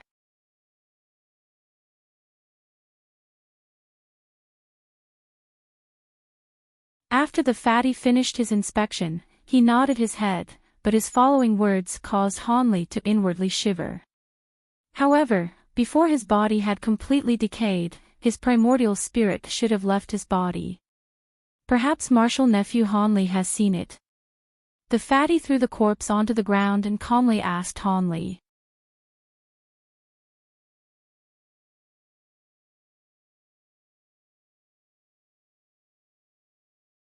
Chapter 234, Restrictions and Spiritual Medicine. When Hanli heard this, he secretly said in his heart, "Sure enough, he asked about this matter."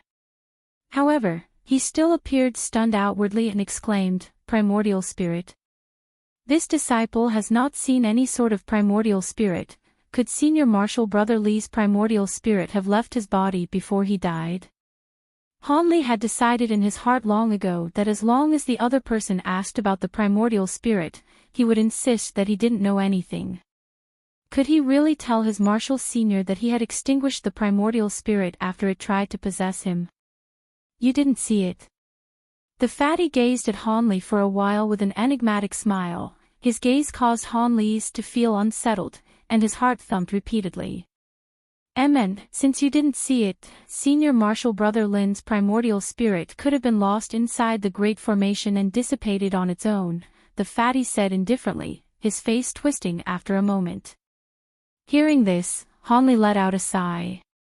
However, he was very clear in his heart that the fatty did not believe what he said, but based on Marshal Senior Lei's seemingly nonchalant attitude towards Senior Marshal Brother Lin's survival, he would not investigate too seriously. After all, everyone knew that the first thing a cultivator's primordial spirit would do after leaving the body was to immediately attempt to take over someone else in order to be revived. However, apart from Hanli, no other cultivators were present in the formation, so the only body that could be possessed would have been Hanli's. Since Hanli was still fine, it could only mean that Senior Marshal Brother Lin had failed to possess his body and his primordial spirit had been eliminated. As for whether or not Hanli's body had been appropriated by Senior Marshal Brother Lin's primordial spirit, could Senior Marshal Brother Lin be controlling Hanli's physical body? The answer was even more obvious at a glance. This was because possessing someone was very harmful to the primordial spirit. Even if the possession was successful, there was simply no way to control someone else's body freely without spending at least a week to recover behind closed doors. Naturally, this Marshal Senior Lei could see through it. Thus, both Hanli and Lei Wanhe were both well aware of how Senior Marshal Brother Lin's primordial spirit met his end. However, because his initial impression of Hanli was pretty good and he was too lazy to ask about this kind of matter, this fatty allowed the topic to pass somewhat carelessly. On the other hand, Hanli, who understood clearly what was happening, still pretended to be confused because he knew that no matter what his reasons were, if this matter were to spread, he could not escape from the offense of mutilating a cultivator from the same sect. This would be very unfavorable towards him. But in this way, Hanli actually felt that this Marshal Senior Lei was much more pleasant than his own master. Marshal Nephew's cave is truly too crude. How can you welcome outsiders in this way? Although we cultivators aren't too concerned with these things, it still has to be at least barely passable. For some reason, this Marshal Senior Lei didn't leave this location after finishing up his business. Instead, he stood at the entrance to Hanli's cave and began to slowly evaluate.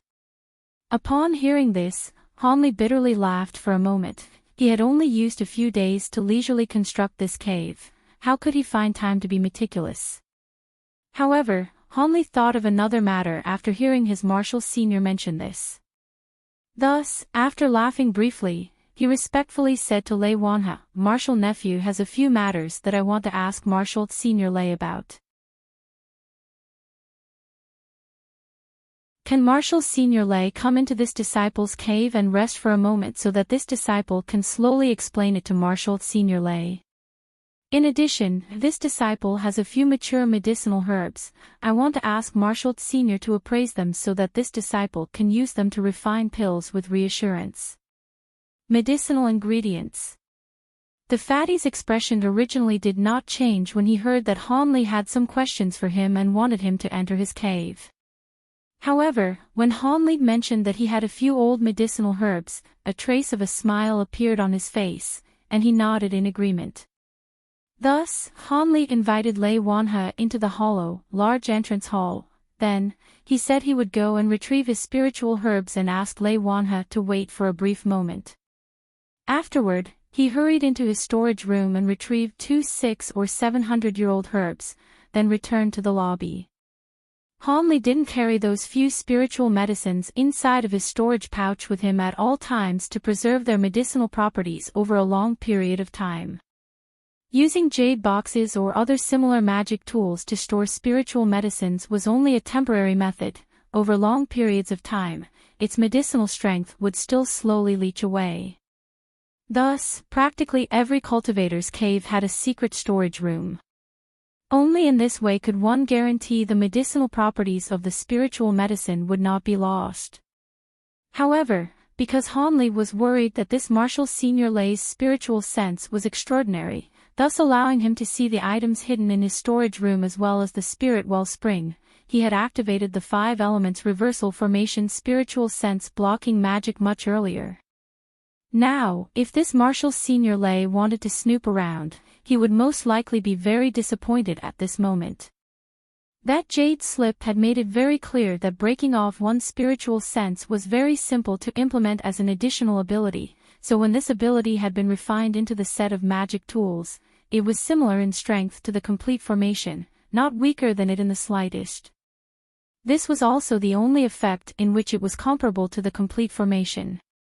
After Hanli had set up the large formation, he had once tested the strength of this ability. As expected, his spiritual sense could only spread a few feet around him. There was simply no way for him to further increase the range of his spiritual sense. As for this Marshall Sr. Lei, even though he was a core formation cultivator and his spiritual sense would inevitably surpass Hanli's, he most likely would not be able to search beyond the 100-foot-long entrance hall. This was also the reason why he dared to invite the other person in. Otherwise, the other person could use his spiritual sense to sweep both the secret storage room and the spirit wellspring that he had sealed up. He believed that this Marshall Sr. Lei Wanhe most likely did not harbor any ill intentions.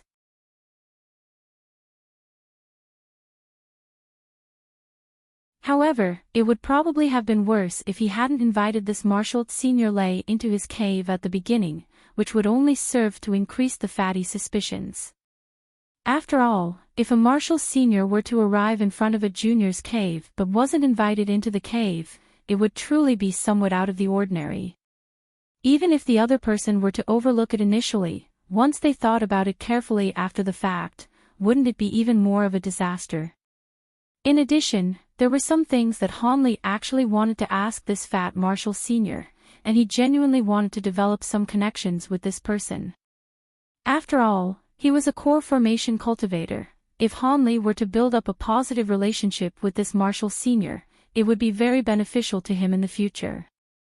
As Hanli quietly thought this to himself, he held 2 medicinal boxes in his hand and walked into the entrance hall. Then, in front of Lei Wanhe, he took off the covers of the boxes one by one, asking the other person to perform the so-called identification. At this time, Lei Wanhe felt very unhappy in his heart. This was because he had actually sent out his spiritual sense when Hanli went to retrieve the medicinal ingredients, wanting to survey and size up the extent of his cave. This wasn't because he had any malicious intentions, rather, it was a subconscious action that he performed as a core formation cultivator. However, his spiritual sense had only left his body a distance of roughly 100 feet before it could not continue to disperse even an inch. It felt incredibly sluggish, as if 500 kilograms had been placed on his spiritual sense. This caused Lei Wanhe's large face to immediately reveal an expression of shock. It wasn't that he had never been in circumstances where his spiritual sense was limited. He had experienced these circumstances many times in the caves of cultivators he had good relations with. This meant that there were some restrictions in place that could cut off one's spiritual sense. However, his friends were all core formation cultivators. The fact that their caves had these kinds of restrictions was not so strange. However, this Marshall nephew was clearly a foundation establishment cultivator, and this cave appeared to have been constructed not long ago. For this kind of restriction to appear in this cave was quite strange indeed. Lei Wanhe did not actually connect the appearance of this restriction with the formation outside of the cave. This was because to him, it was already very impressive for the large formation outside the cave to have such a strong defense. If it could also be manipulated to break off one's spiritual sense, wouldn't it be similar to the great protector formations of some small sects? How could such a strong restrictive formation appear outside of a foundation establishment cultivator's cave? This Lei Wanhe most likely never could have imagined that Han Li's formation was actually the simplified version of the widely known 5 elements reversal formation. Even if its magic power was only 1/10 that of the original formation, it would not be much worse than a city faction's great formation. Thus, when Han Li opened the medicine boxes for him to look at, the fatty's heart was still pondering this matter. His gaze did not actually immediately go towards the contents of the box. It was as if it didn't matter whether he looked inside the box or not. However, when his gaze finally landed upon the 2 600- or 700-year-old medicinal herbs, his originally laid-back attitude immediately disappeared. As for restrictions and spiritual sense, he tossed these to the back of his mind. At this time, Lei Wanhe's eyes existed solely for these 2 medicinal herbs that released a very pressing spiritual qi. This disciple bought these 2 spiritual medicines in the secular world for quite a few spirit stones. However, Marshall nephew's experience was too shallow, and I had no way of determining the age of the medicine, which is why I never used them. Marshall Sr. Lei's arrival today is very timely. You can help Marshall nephew identify them. Amen. Lei Wanhe didn't hear what Han Li said at all. He carelessly ed a few times before carefully picking up a spiritual medicine and scrutinizing it in detail. Han Li secretly watched the other person's expressions very carefully and lightly smiled in his heart. It seemed he had picked the correct spiritual medicines. He had heard others mention that core formation cultivators' need for spiritual medicine greatly surpassed that of foundation establishment cultivators. After reaching the realm of core formation, one mustn't easily say that they wished to turn their core into a nascent soul. It wasn't a matter of simply cultivating one's magic power a layer higher, it was a matter that was beyond difficult. Thus, taking lots of medicinal pills became the common way for core formation cultivators to raise their magic power.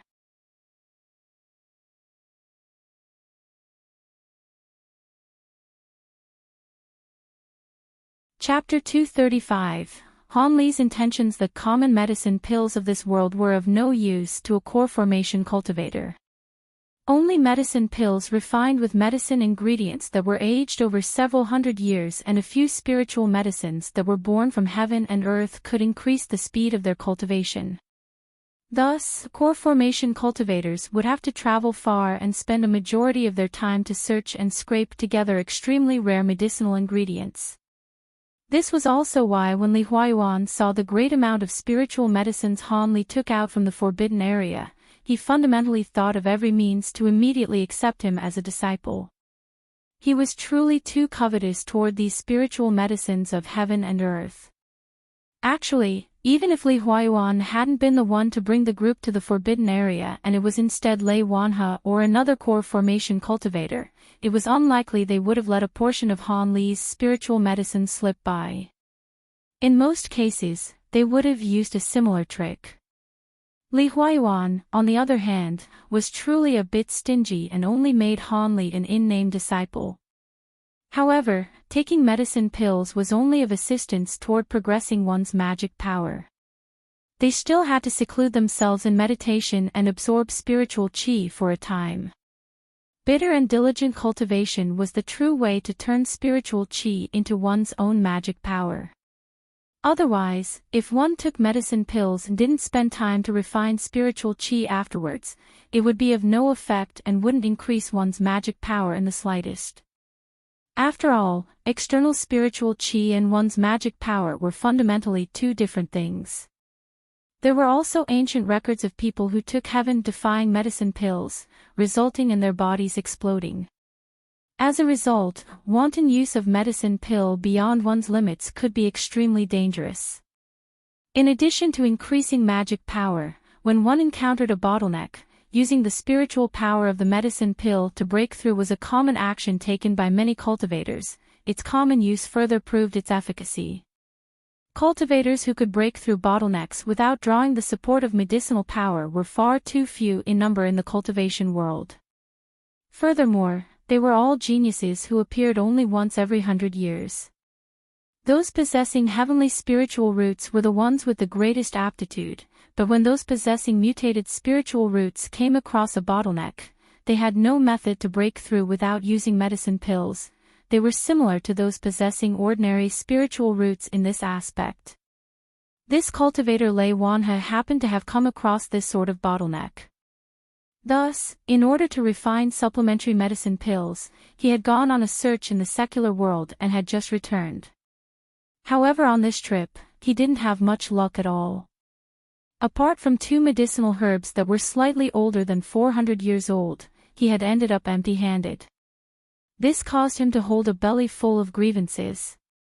This was also the primary reason why he immediately killed the cultivators from the 1,000 Bamboo School when he laid eyes on them. If he hadn't vented his feelings at that very moment, his mood would likely not have improved for quite a long time. It could only be said that Huang Long and his company were too unfortunate and happened to run into this foul mood demon. Up to this moment, Lei Wanhe's mood was continuously fluctuating. In his 300-year-long experience as a cultivator, he had never seen such spiritual herbs before. When these 2 spiritual herbs entered his eyes, he immediately made an accurate judgment of their age. He couldn't help but become exalted after doing so. He was currently planning to refine soul-strengthening pills but was lacking medicinal herbs that had reached a maturity of 500 years, thus, he went on this trip that had nearly taken a full year. However, after browsing everywhere, including the state of Yu's large and small market cities as well as the great medicine stores of the mortal world, he still hadn't found any medicinal ingredients that satisfied him. He could only reluctantly take the 2 mediocre 400-year-old herbs and make his preparations. However, he knew in his heart that using these spiritual herbs to refine the soul-strengthening pills wouldn't be enough. Perhaps their medicinal efficacy would be greatly reduced when he created them and wouldn't be of much assistance to him. However, he truly did not have any appropriate core medicines at hand. Could he even refine them? He continued his search, but he only ended up squandering his time. Even if a great medicinal ingredient had actually appeared somewhere, it would have long been hastily acquired by a cultivation sect or clan. By the time he arrived, there wouldn't be a single strand of medicine left. As for the cultivation worlds of nearby countries, looking there would be even more uncertain. That was why when he heard that this martial nephew had medicinal ingredients of a certain maturity, his heart beat. He decided to take a look, entering the incomparably crude and simple cave dwelling. Actually, Lei Wanhe thought to himself, how could a foundation establishment disciple possibly stumble on good medicinal ingredients? It's most likely a 200- or 300-year-old medicinal herb. After all, he had searched for such a long time but could only acquire 400-year-old medicinal ingredients. This was also because he was a core formation expert. No one dared to compete with him over them. All of a sudden, this pair of 600- to 700-year-old medicinal herbs before him. This caused him to become absolutely baffled and overly joyous from the surprise. Thus, although it seemed that his eyes were staring at the 2 medicinal herbs, appraising it, he was actually already considering how he would ask this martial nephew to hand it over to him. After all, leaving such rare items in this martial nephew's hand would be far too much of a waste. They would reach their greatest potential in the hands of this great cultivator Lei if he refined them into pills. However, he was also an old fox of many years. He had already thought of a good excuse in the blink of an eye. He coughed 2 times, and after reluctantly returning the medicinal herbs to the case, he turned his nearly obscured neck toward Han Li and amiably said, "These 2 medicinal herbs are truly rarely seen items of value. They are over 600 and 700 years of age. Martial nephew must have spilled quite a bit of blood to acquire them." "That's right. This disciple spent quite a bit of strength to acquire them from an action at a secret store. At that time, there was also a 1,000-year-old spiritual herb that appeared. Unfortunately, this disciple lacked the power to acquire it.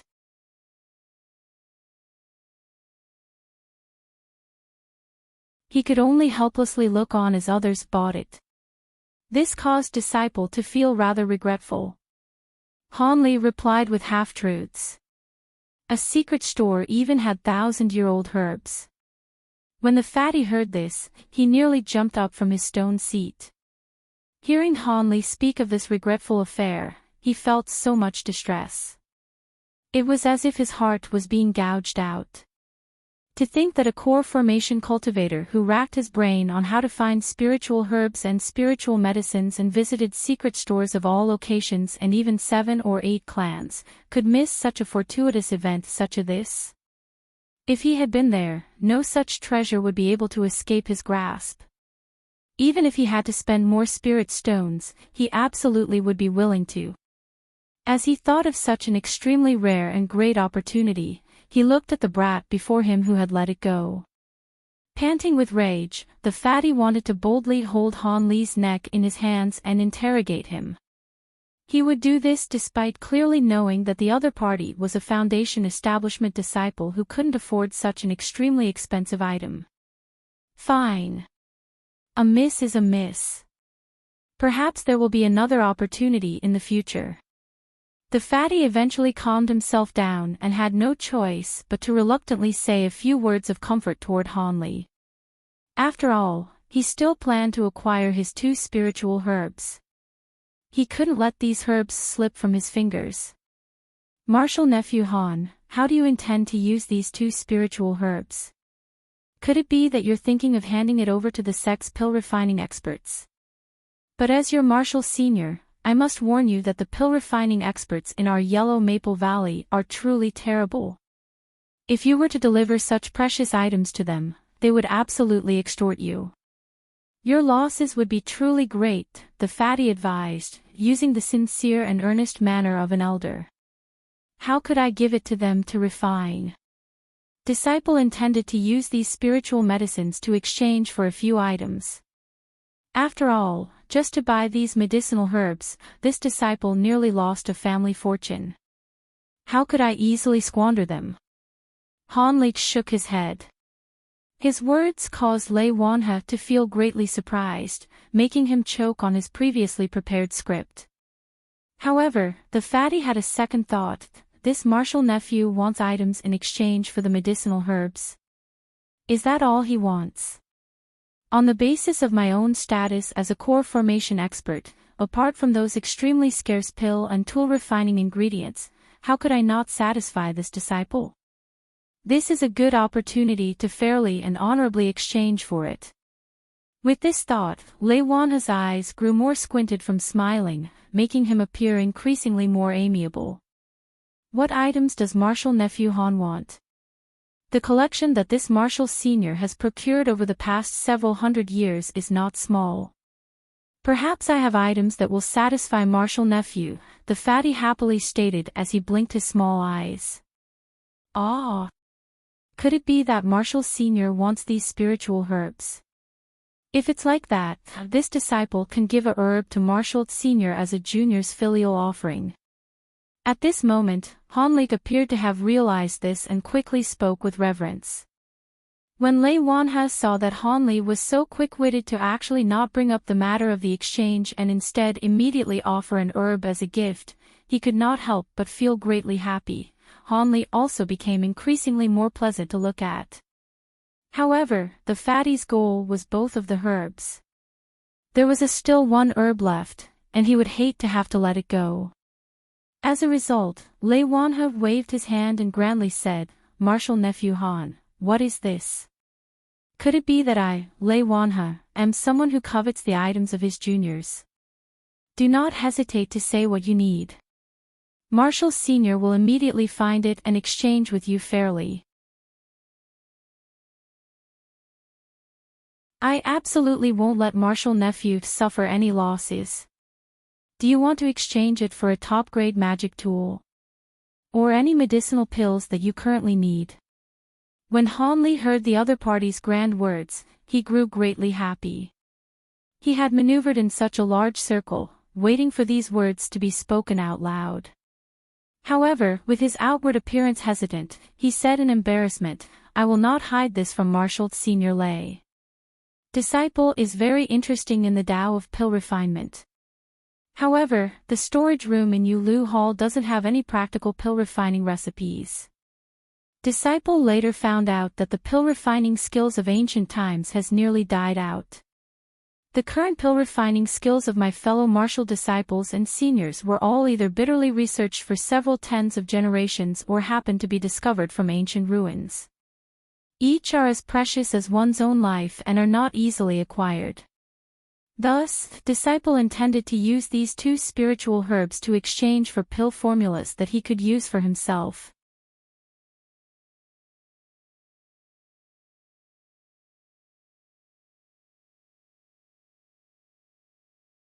Chapter 236 Ancient Formula. Chapter 236 Ancient Formula, Exchange for Pill Formulas. The fatty's originally smiling expression instantly froze. This disciple knows that pill formulas are precious to every martial brother and senior, so I won't be too picky. It's enough as long as it can slightly raise this disciple's cultivating speed in foundation establishment. I will definitely not pick and choose. Han Li said very sincerely. After a certain conversation with the small old man from whom Han Li had learned about the circumstances behind pill formulas in the cultivating world, he racked his brains on how to obtain a few pill formulas for his own uses. After all, he owned a secret technique for ripening medicinal herbs. How could he not exploit this advantage as much as he could? However, the slightly better pill formulas all landed in the hands of core formation cultivators. Even if foundation establishment disciples had one or two pill formulas, they could only refine insignificant medicine pills. Thus, his original plan was based off of his master, Li Huayuan, but since he had run into this Marshal Senior Lei, Han Li immediately changed the target of his plan. No matter how one looked at it, this Marshal Senior Lei was easier to manipulate than that master of his. This was not merely Han Li's intuition. Li Huayuan was truly too stingy towards this in-name disciple of his. In addition, he was even more demanding and restricting because of their master-disciple relationship. Most likely, if today's methods had been used on Li Huayuan, Han Li's master would only need to make an understatement and say, "Good filial piety," taking away these two spiritual medicines in a justified way. Han Li would have to act as if he had been moved to tears and thank his master for kindly accepting his offering. Now, with great difficulty, he had finally encountered another core formation cultivator, so naturally he wanted to seize this rare opportunity. You want to exchange medicinal formulas? This truly is a very tricky matter. Lei Wanhe's expression finally eased up after he seemingly thought of something. Then, his eyebrows became tightly knit, as if he were uncertain about it. Upon seeing this, Han Li did not feel disappointed. In fact, he began to yell, "There's a chance," in his heart. Otherwise, this Marshal Senior Lei would not have this kind of an expression. As long as it's useful to this disciple, any pill formula is fine. Marshal Nephew won't make things difficult for Marshal Senior. Han Li hurriedly lowered his demands a notch. Marshal Nephew Han. Marshal Senior does have some pretty good pill formulas, but these things are all the foundational, secretly transmitted formulas that only my clan possesses. I truly cannot bring them out to exchange with you. Lei Wanhe said with regret, shaking his head. Han Li was incredibly disappointed after hearing this. He didn't attempt to cover up any of his emotions, so when the fatty noticed this, he began to laugh and said, "Although I cannot exchange my clan's pill formulas with you, I still have a few ancient formulas on hand. Some I found within historical ruins, while others I obtained by exchanging with friends. There'd be no problem if I were to exchange them with you." "Really?" Then this disciple thanks Marshall Sr. Han Li hurriedly thanked with joy. "Wait until I finish speaking, it's still too early to thank me," the fatty interjected disapprovingly, waving his hand. "Since we are going to make an exchange, as a Marshall Sr., I need to make one thing clear," the fatty said seriously, causing Han Li to be startled slightly. "Please, Marshall Sr., say it, this disciple will definitely listen to your teachings." Han Li immediately answered respectfully. "What do you mean listening to my teachings? I want to tell you the bad news first before you regret it in the future." Lei Wanhe glanced at Han Li and added indifferently, "If you follow these ancient formulas to refine medicinal pills, the result will all be genuine top-grade spiritual pills. But most importantly, the ingredients of these pill formulas are truly too difficult to find. I don't know if you will be able to obtain these items. Of course, although these ingredients are difficult to find, they definitely do exist in this realm. It's not the same as some other ancient formulas, where the ingredients have already gone extinct for an unknown number of years. In reality, many of the newly researched pill formulas are only the results of testing many ancient formulas with substitute ingredients, so although the ingredients for refining pills are there, the pill's effectiveness decreased significantly. This is truly something that the cultivation world can do nothing about." The fatty's words shocked Han Li multiple times upon hearing them. However, he still understood the other person's meaning. Marshall Sr.'s meaning is, "It's very easy, after you obtain the pill formulas, if you truly can't find all the ingredients to refine the pills, look for a substitute and try it out. Who knows, there might be a chance you'll succeed," the fatty solemnly said to Han Li. When Han Li heard this, he was speechless. However, he was clear in his heart that this Marshall Sr. probably felt that the ingredients for the pill formulas he was about to exchange for were truly too difficult to obtain. Most likely, he felt somewhat sorry, thus, he gave Han Li a reminder. It seemed in this way that Marshall Sr. Lei's integrity was not too bad. Han Li secretly thought this, but he nonetheless put on a lovable outward appearance, repeatedly saying, "Okay," demonstrating that he was not considering backing out from the exchange. Seeing this, Lei Wanhe was extremely happy in his heart.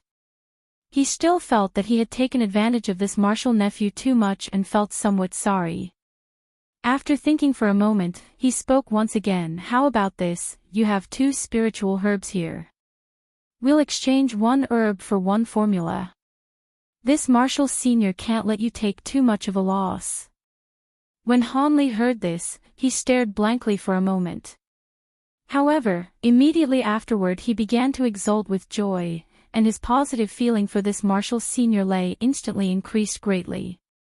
He repeatedly thanked Lei Wanhe. This time, Han Li said it out of complete sincerity without any pretense. "Enough. This is the list of pill formulas. Pick 2. All of the medicinal pill attributes and the necessary ingredients are listed in there. When you have finished picking, I will give you the actual pill formulas." Saying this, the fatty pulled out a jade slip and tossed it towards Han Li. When Han Li excitedly received this item, he felt that something was strange. When had this Marshall Sr. prepared this catalogue? But this question only flashed briefly in the back of his mind.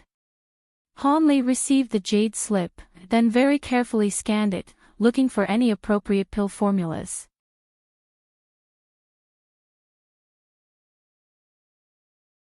This spirit gathering pill and this chi refining powder. Han Li retrieved his consciousness from the jade slip, then excitedly exclaimed, "Spirit gathering pill, chi refining powder. The fatty indifferently nodded his head after hearing this and didn't say anything. He immediately pulled out 2 more jade slips from his storage pouch and tossed them out. "Alright, it's no longer early, I should be heading back." The fatty happily stored the spiritual herbs on the table, then immediately said his goodbyes and left. Now that he had gathered all his ingredients, he hurried back to refine his own soul-strengthening pill. Upon hearing this, Hanli hurriedly stood up to escort him out. However, when Hanli was escorting him to the cave entrance, he suddenly remembered something. He then asked the other person about the whereabouts and cave location of his master, Li Huayuan. When the fatty heard that Hanli was actually Li Huayuan's in-name disciple, his shock was not small. However, he still told Hanli the location, then flew away on a streak of silver light.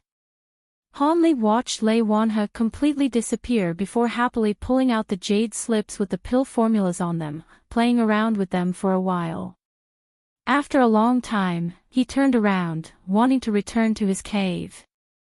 However, Hanli had only taken 2 steps before an object near the cave attracted his attention. With a glance, it was actually Senior Marshal Brother Lin's body lying on the ground, curled up. It even preserved the posture of having been thrown out by the fatty. Hanli started for a moment, then walked towards it without hesitation. When he reached the corpse, he bent down and began to search. He remembered very clearly that Marshal Senior Lei had not touched anything on the corpse. He didn't know whether it was because he was too ashamed to do it in front of a junior like him, or if the items of a Foundation establishment disciple simply couldn't enter his eyes. As expected, Hanli found a storage pouch on the corpse's waist. This caused Hanli to begin to grin widely. After all, he was very interested in those puppets. The other person's storage pouch should have a huge pile of them. But when Hanli examined the storage pouch, the smile on his face gradually disappeared. The storage pouch actually did not have a single puppet inside of it. Apart from a few spirit stones and 2 bottles of regular medicinal pills, there was only an unassuming jade slip inside.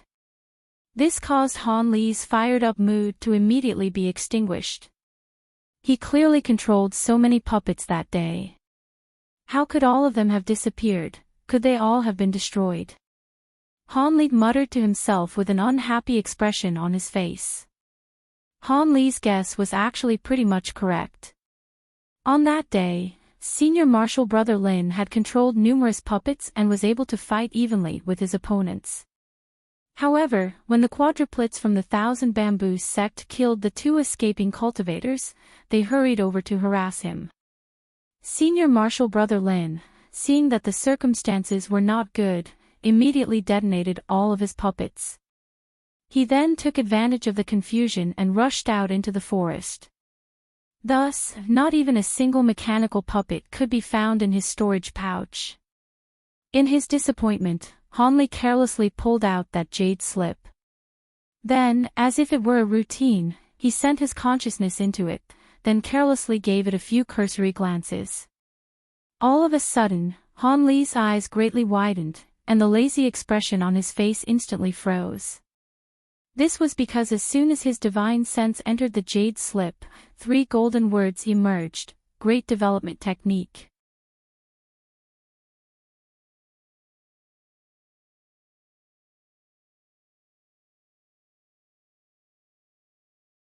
Chapter 237 Paying Respects. Chapter 237, Paying Respects, a Great Development Technique. This was what Hanli had repeatedly heard of from Senior Marshal Brother Lin, the cultivation technique that the primordial soul tried to entice him with. He was actually able to rummage through his body as he wished and easily found it.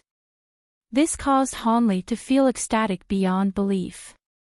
This great development technique had actually been carried on Senior Marshal Lin's body. This truly went against his expectations. Hanli truly didn't know whether this Senior Marshal Brother Lin had been extremely stupid or extremely clever. He quickly skimmed through the jade slip with the great development technique once through and found that it was as Senior Marshal Lin had said. There truly were only incantations up to the 4th layer. However, what appeared next caused Hanli to feel even more shocked.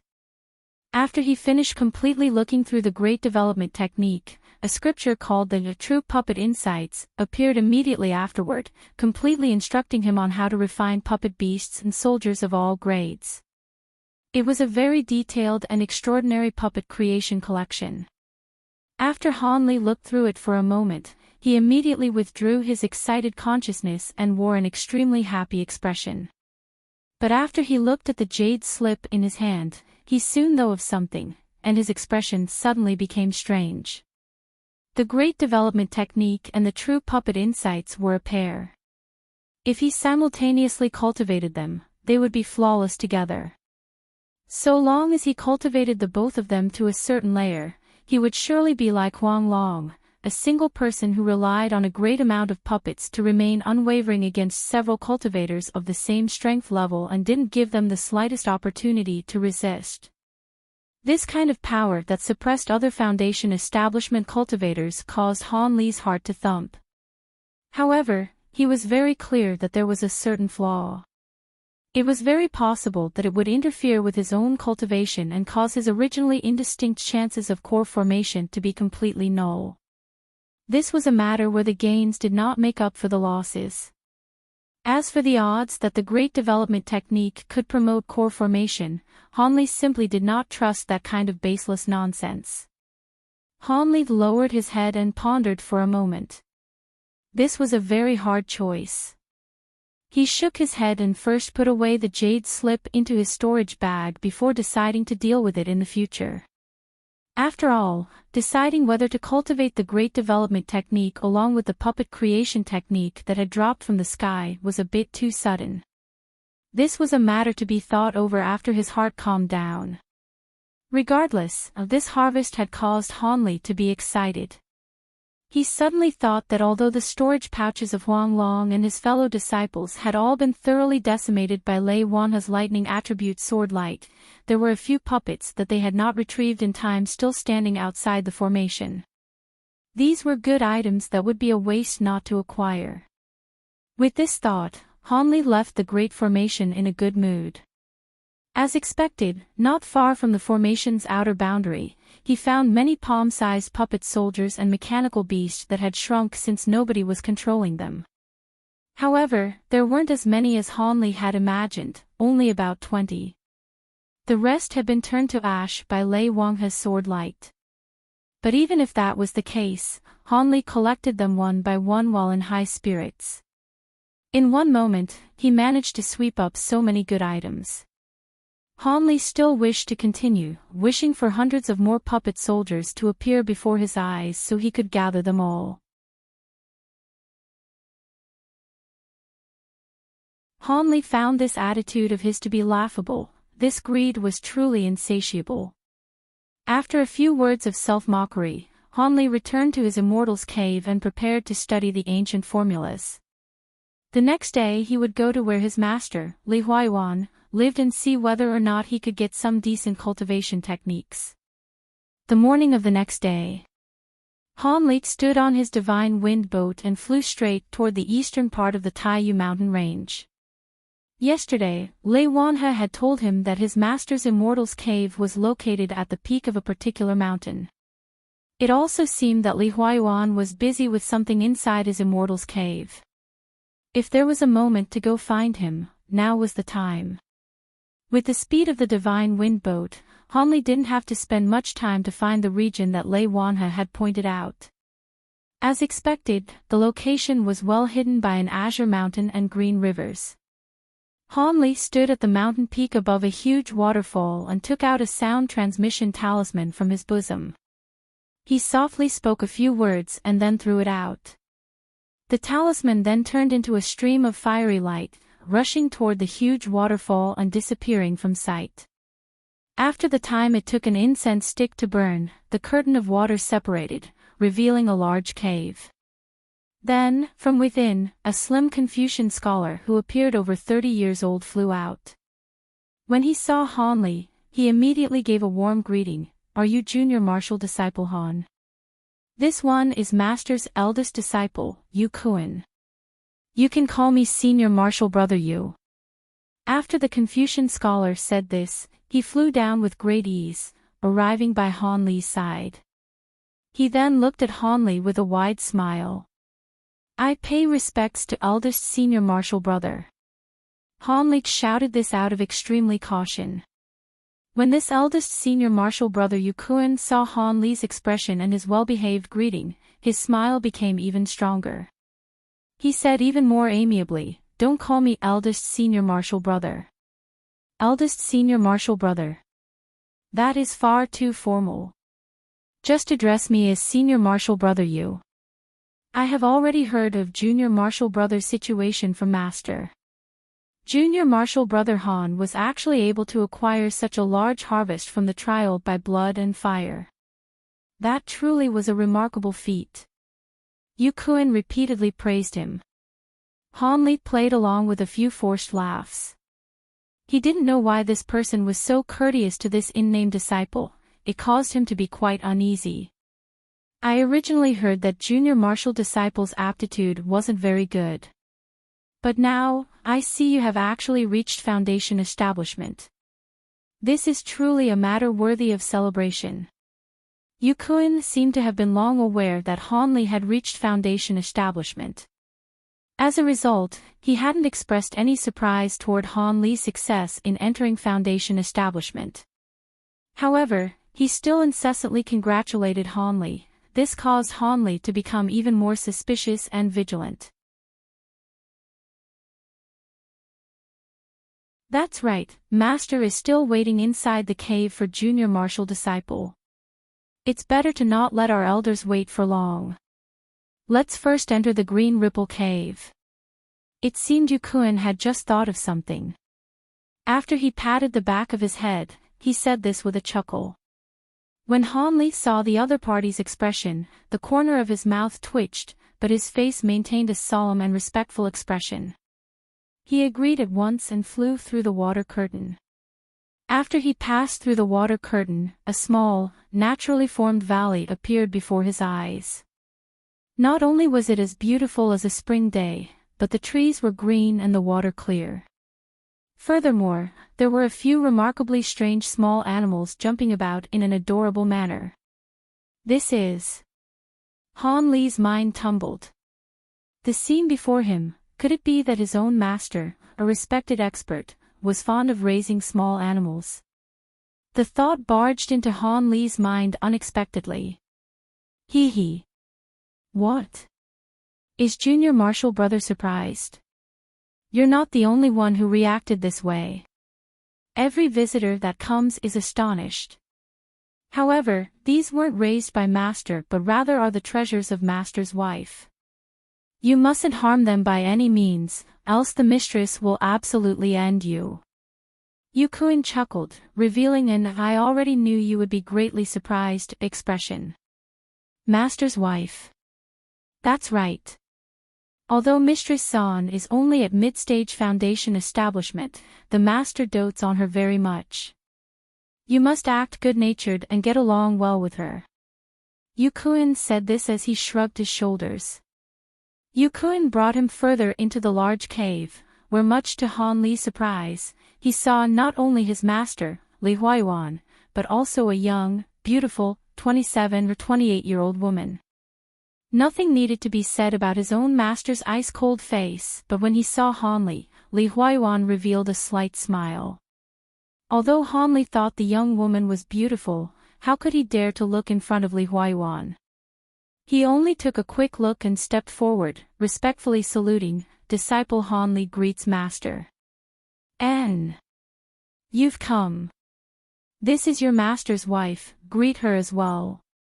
Li Huayuan was greatly satisfied with Han Li's respectful and solemn bearing and pointed to the young woman at his side.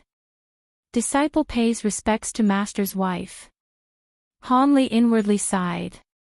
He could only salute to this woman who didn't seem much older than himself. That's enough, no need to be overly polite. When the young woman saw Han Li step forward to pay his respects, she said this with a smile. Her voice was soft and pleasant, displaying the sweet temper of a woman from a river village. As expected, she was an extremely dainty woman. "Hanli, I've only heard of the matter of your success into foundation establishment a few days ago. To tell the truth, this matter was rather hard for me to believe and amazed me by no small amount." Li Huayuan said this with a smile and an incomparably gentle tone. This caused Hanli to truly feel overwhelmed by his superior's favor. This was disciple's fluke. Achieving foundation establishment also shocked this disciple. Han Li's face was slightly red, appearing as if he were embarrassed. He.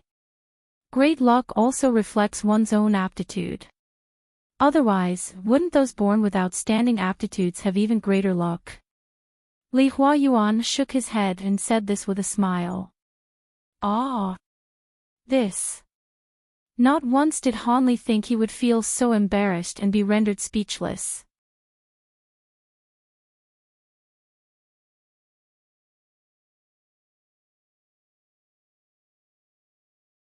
Chapter 238 Yu Kuan's Fearsomeness. Chapter 238 Yu Kuan's Fearsomeness. Humph, this fellow has only been a disciple for a short while. Don't use a lecturing tone immediately upon meeting him, the young woman said gently to Li Huayuan upon seeing Han Li's uncomfortable appearance, a trace of laughter in her eyes. Okay. Husband knows. No matter what, this good disciple is also my wife's savior. As his master, I must compensate him well. Li Huayuan glanced at the young woman with a tender gaze, then turned around and said to Yu Kuan standing to the side, "You can withdraw for now. Your master's wife and I are going to talk individually with your junior martial brother Han. Don't let anybody disturb us." "As you command, master." Yu Kuan respectfully replied, then stole an envious glance at Han Li before quietly withdrawing. Savior.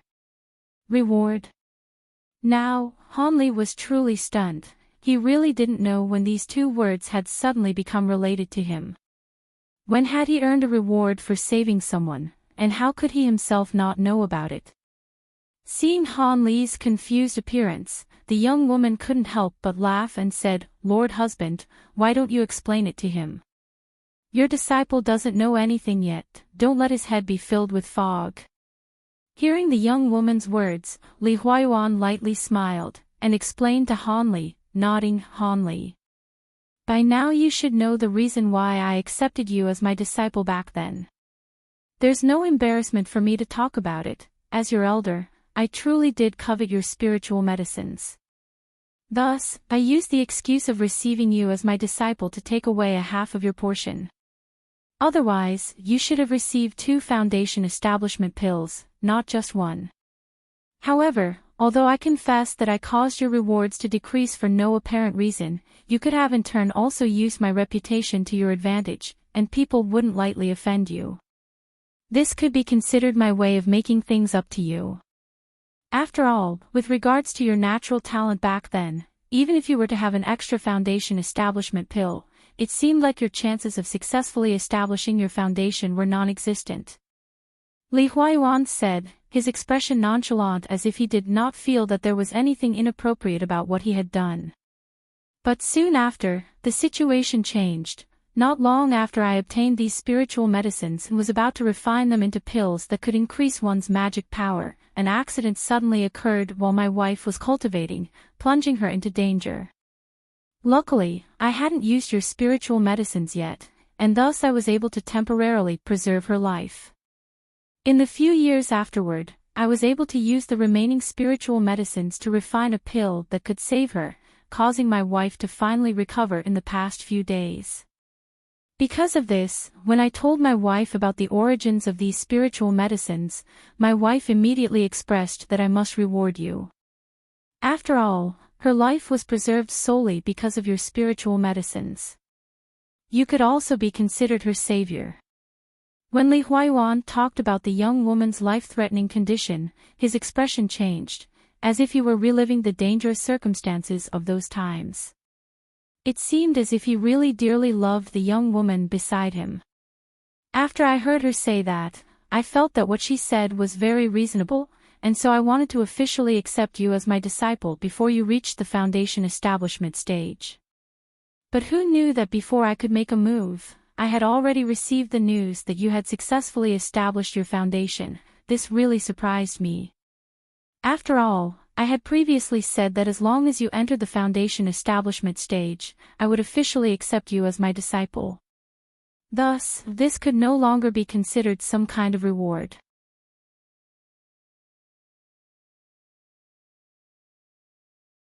I could only think of other ways within my abilities to reward you. Li Huayuan finally explained the whole situation once, causing Han Li to become somewhat dazed upon hearing it. He never expected that meat pies falling from the sky could actually land on his head. Even when he heard Li Huayuan personally say that he would reward him, Han Li still did not dare to believe it. Instead, he could only stand there, stunned. What about this? Since it seems you haven't thought it through yet, you can think about it in your cave for a day. Tomorrow morning, you can come to your master and raise a request. You have to think about it carefully. Normally your master is not a very generous person, so this is an opportunity that is hard to come by, the young woman gently said to Han Li, glancing at Li Huayuan. This caused Li Huayuan to dryly laugh a few times as if he were somewhat embarrassed. Han Li, who finally regained consciousness, hesitated for a moment. Originally, he wanted to request a cultivation technique, but upon being reminded by his master's wife, he could not refuse the other person's good intentions, so he nodded his head and accepted. Then, Li Huayuan called Yu Kuan to give Han Li a tour of the cave. This senior martial brother immediately agreed with a smile, then brought Han Li and walked out. They had not yet left the large lobby when he had already begun to introduce Han Li to the entire cave. Master, your Green Ripple Cave is about a few hundred acres in size. As for rooms. The young woman, after seeing Han Li and Yu Kuan walk far away, suddenly said to Li Huayuan with a smile, "Do you think our new disciple can handle Yu Kuan's harassment? Every time I see Yu Kuan open his mouth, I feel a headache coming on even if he hasn't said anything yet. Yu Kuan's long-windedness truly causes many headaches. Not to mention you, even I have no way of dealing with him. Han Li definitely cannot endure for too long." Li Huayuan said with helplessness. This is also true. But what kind of request do you think this disciple of yours will make? The young woman suddenly asked as she opened her round eyes. A trace of cunning could be found within them. What requests could he make besides pills, cultivation techniques, magic tools, and the sort? If it weren't for Madame's relentless requests to reward this disciple, I really would not be willing to be so generous. Li Huayuan had not even handed anything out yet, but he already appeared to be in excruciating pain. What are you talking about? If you don't repay his saving grace, the ice heart technique that I cultivate would contain many leaks, and I would not be able to cultivate it to the great circle of completion. Then, in the future, how could I enter the core formation stage and spend the rest of my life with you? The young woman first gave Li Huayuan a haughty look, but her next sentence was filled with deep affection, causing Li Huayuan to feel greatly moved upon hearing it.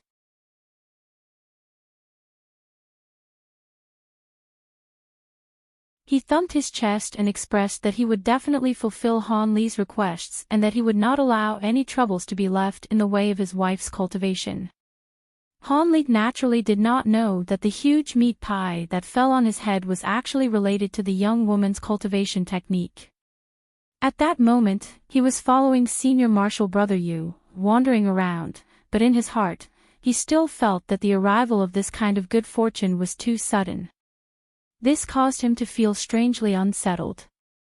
Senior martial brother Yu has time to come to this sword discussion hall. How about us senior martial brothers exchange a few magic techniques? When Yu Kuan had brought Han Li near an extremely large stone room, an extremely buff man just so happened to be walking out of it. When he saw Yu Kuan, he carelessly said this. However, his gaze was constantly sweeping over Han Li, who hasn't heard about the combat strength of 4th Junior Martial Brothers' 5 Elements magic technique. It is the number one under Master's family. I think I'll pass and not make a fool of myself. Yukuin's expression first changed upon hearing the man's words, then laughed and refused. However, he suddenly turned around and pointed at Hanli while laughing. I still haven't introduced fourth junior martial brother to this individual. He is the new disciple that Master is going to accept. He is the junior martial brother Han, who is soon to become our 8th junior martial brother. And this is your 4th senior martial brother Song Meng. You can just call him senior martial brother Song. Everyone come meet each other. After today we will all be martial brothers from the same family. 8th junior martial brother. When this 4th junior martial brother heard these words, a radiant light shone out from his eyes, focusing directly on Hanli. Hanli's expression did not change, but in his heart, he quietly sighed. This individual was clearly a battle-crazy individual. Being gazed at him could not have any good outcomes. Thus, before this individual even opened his mouth, Hanli spoke first. Greetings, 4th senior martial brother. Junior martial brother has just recently entered the foundation establishment stage. I ask that senior martial brother take good care of me. Having said this, Hanli greeted him. However, these words from Hanli caused this man to reveal a disappointed expression. He lost interest in Hanli, and after indifferently nodding his head a few times, he didn't glance at Hanli even once. Then, he coldly walked directly between the two of them, leaving to attend to his own business. Only Hanli and Yukuin remained, and they looked at each other in dismay for quite some time. Junior martial brother Han, please don't take offense. Junior martial brother Song just has this kind of a strange temper. Although outwardly he appears somewhat cold, in actuality his personality is pretty good. It was still Yukuin who recovered first, and with a few sentences he shook off the awkward atmosphere. Hanli naturally adopted an understanding attitude, and the two of them immediately continued on their way, laughing and talking. Although the cave was not small, apart from Li Huayuan and his wife as well as that Song Meng, there were no other people in such a large place. Hanli did not encounter any of the other 5 senior martial brothers.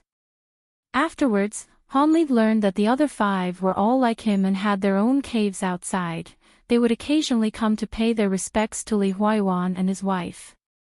As for Yukuin and Song Meng, they had grown up next to Li Huayuan and his wife. As such, they already had very deep feelings for them, so they naturally would stay in this place instead of building their own cave. As Hanli was idly chatting with Yukuin, he finally gained some understanding of the other few cultivators. However, he had unwittingly finished touring the entire cave. This eldest senior martial brother's spirits seemed to rise the more he spoke, so he just pulled Hanli and began to walk towards his own room, wanting to continue their extended discussion. Although Hanli felt slightly surprised, he didn't mind, and so he indifferently followed him over. After all, this person was the eldest senior martial brother, so he still had to give him this face.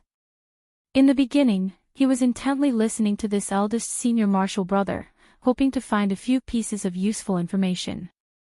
But not too long after, this senior martial brother Yu's ability to chatter away was revealed to be truly frightening, and Hanli slowly began to experience it firsthand. The endless flow of words snuck into his head like evil spirits, causing Hanli's head to begin to hurt, having heard them for numerous hours. It wasn't until this moment that Hanli finally realized the truth. The attitude this eldest senior martial brother had shown when he had come to pick Hanli up was not enthusiasm. It was clearly that a hard-to-find guest had finally appeared to satisfy his addiction to flapping his lips. After another moment, Hanli could not longer take it, his physical fatigue finally growing too extreme. He hurriedly escaped from the other person's room, then found a room used to accommodate guests and collapsed. Hearing this senior martial brother Yu's verbal attack was truly damaging to one's soul. Hanli had completely served this person's urges. Hanli's horizons had been broadened. This world actually contained men who could chatter like this. You're tuning into the Journey of the Soul YouTube channel. Don't forget to subscribe and join us on this journey to catch the most captivating stories.